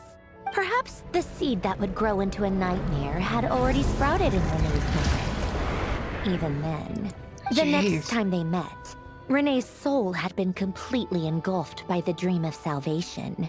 His futile attempt to change the tide of fate only resulted in a wave that swallowed up the world, even before the apocalypse came. And although that wave died down eventually, I hear that it just recently came back with a vengeance. As I understand, Renee wanted to live out his dream of salvation once more. What? But I'm told that the attempted resurgence finally died out for good. At long last, Renee awoke from his deluded dream. Though of course by then it was far too late. What do you think of Renee? Do you admire his transcendent genius? His view that any price was worth paying to achieve the lofty goal of saving the world? Or do you despise him? Dismiss him as an evil madman who wrought havoc on the lives of everyone around him as he pursued his delusional dream? Same difference, really. Just a matter of perspective. What a cop-out. But I suspect you'd have a more incisive and insightful answer if we dug into it further. What about you? What's your take on Renee? I don't like fanatics who give up their whole lives for their ideology. Nor do I like fools who let their delusions take control. Maybe I could understand if Renee had just been an ordinary person. But he had a sage-like intellect. And still managed to get himself lost in the labyrinth of his own desires. Anyway, that's enough about Renee. Now, moving on to Alain Guillotin, the Lord Artificer. Is the ending really lore drops? He managed to put a stop to the first storm whipped up by Renee. But after that, Alain lost his friends and family. To his credit, I suppose, the loss of his family and friends was purely a tragic accident. It's not like Alain sacrificed them for his cause or anything. After that, the only thing supporting his work was the same dream that had dragged his closest friend down to the abyss. But although the desire to save Fontaine drove him to found the Fontaine Research Institute, Alain continued to reject any form of transcendental knowledge or power. He was suspicious and fearful of it, having seen the way it had affected his closest friend. I think that formulas and machines derived solely from human intellect were the only thing that gave him a sense of spiritual comfort. Yet Alain's intellect was simply too great. It barely left him space to breathe in his lifetime. Once he realized that the end of his life was approaching, he finally accepted the truth. The Nod-krai Institute needed someone, and a human being, to see its story through to the end. He quit working on his formulas, trading them in for the fairy tales that had played such a formative role in his childhood, but which he barely touched in his adult life. He told me that the director of the Nod-krai Institute used to read those fairy tales to the children as bedtime stories. Apparently, they worked wonders at sending kids off to sleep. Is this supposed to be a world quest that I was supposed to do? But I didn't. I think that all he wanted at that time in his life was to be able to sleep deeply without being plagued by depression. Pretty. By that point, nothing else really mattered. At the very end, he laid down to rest in the ruins of the former Nod-krai Institute orphanage, while the Fontaine Research Institute he had founded continued tirelessly with its work. Many years after that, tensions over competing dreams would once again cause a rift, this time between members of the Fontaine Research Institute. But the actions of those fools had nothing at all to do with Alain. And that is the story of two people from the Nod-krai Institute who both wanted to save the world. The two NPCs that were talking and one walk away, that's like pretty similar to this friendship talk that Marionette's talking about. One went all in on his fantasy of salvation without ever looking back, and ended up calmly sinking to the bottom of the deepest sea. The other sought desperately to burn bright in his life, even though he wasn't sure where he was going. I do sometimes wonder, why is it that people like them have such grand hopes of saving the world? Even the grandest tree starts as a tiny seed. So perhaps, for each of them, their mission to save the world began with a very simple desire: to save themselves. They were young children with friends and family who mattered to them, desires to explore the meaning of life, ambitions to have a successful career. They didn't want to see all of that taken away in one fell swoop. Or maybe they just wanted to find something to anchor themselves within the chaos, to stop them getting quietly swept away by the storms of life. But instead, the search for their own salvation took them down the rocky road laid out by fate. Jeez. Do you think the desire to save oneself is enough of a justification to try and save the world?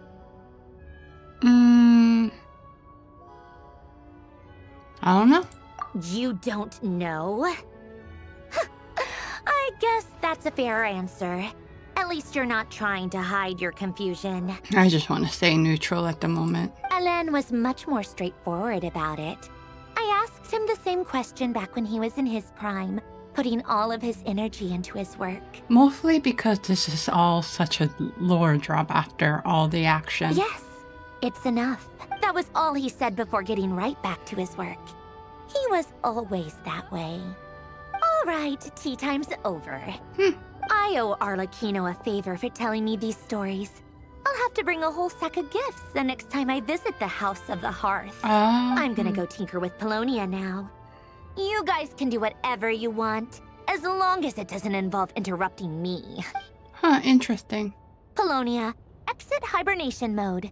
Begin diagnostics.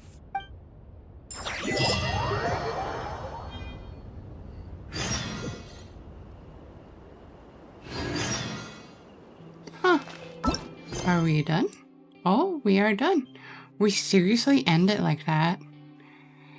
Interesting. Well, this is some good lore drops, I would say.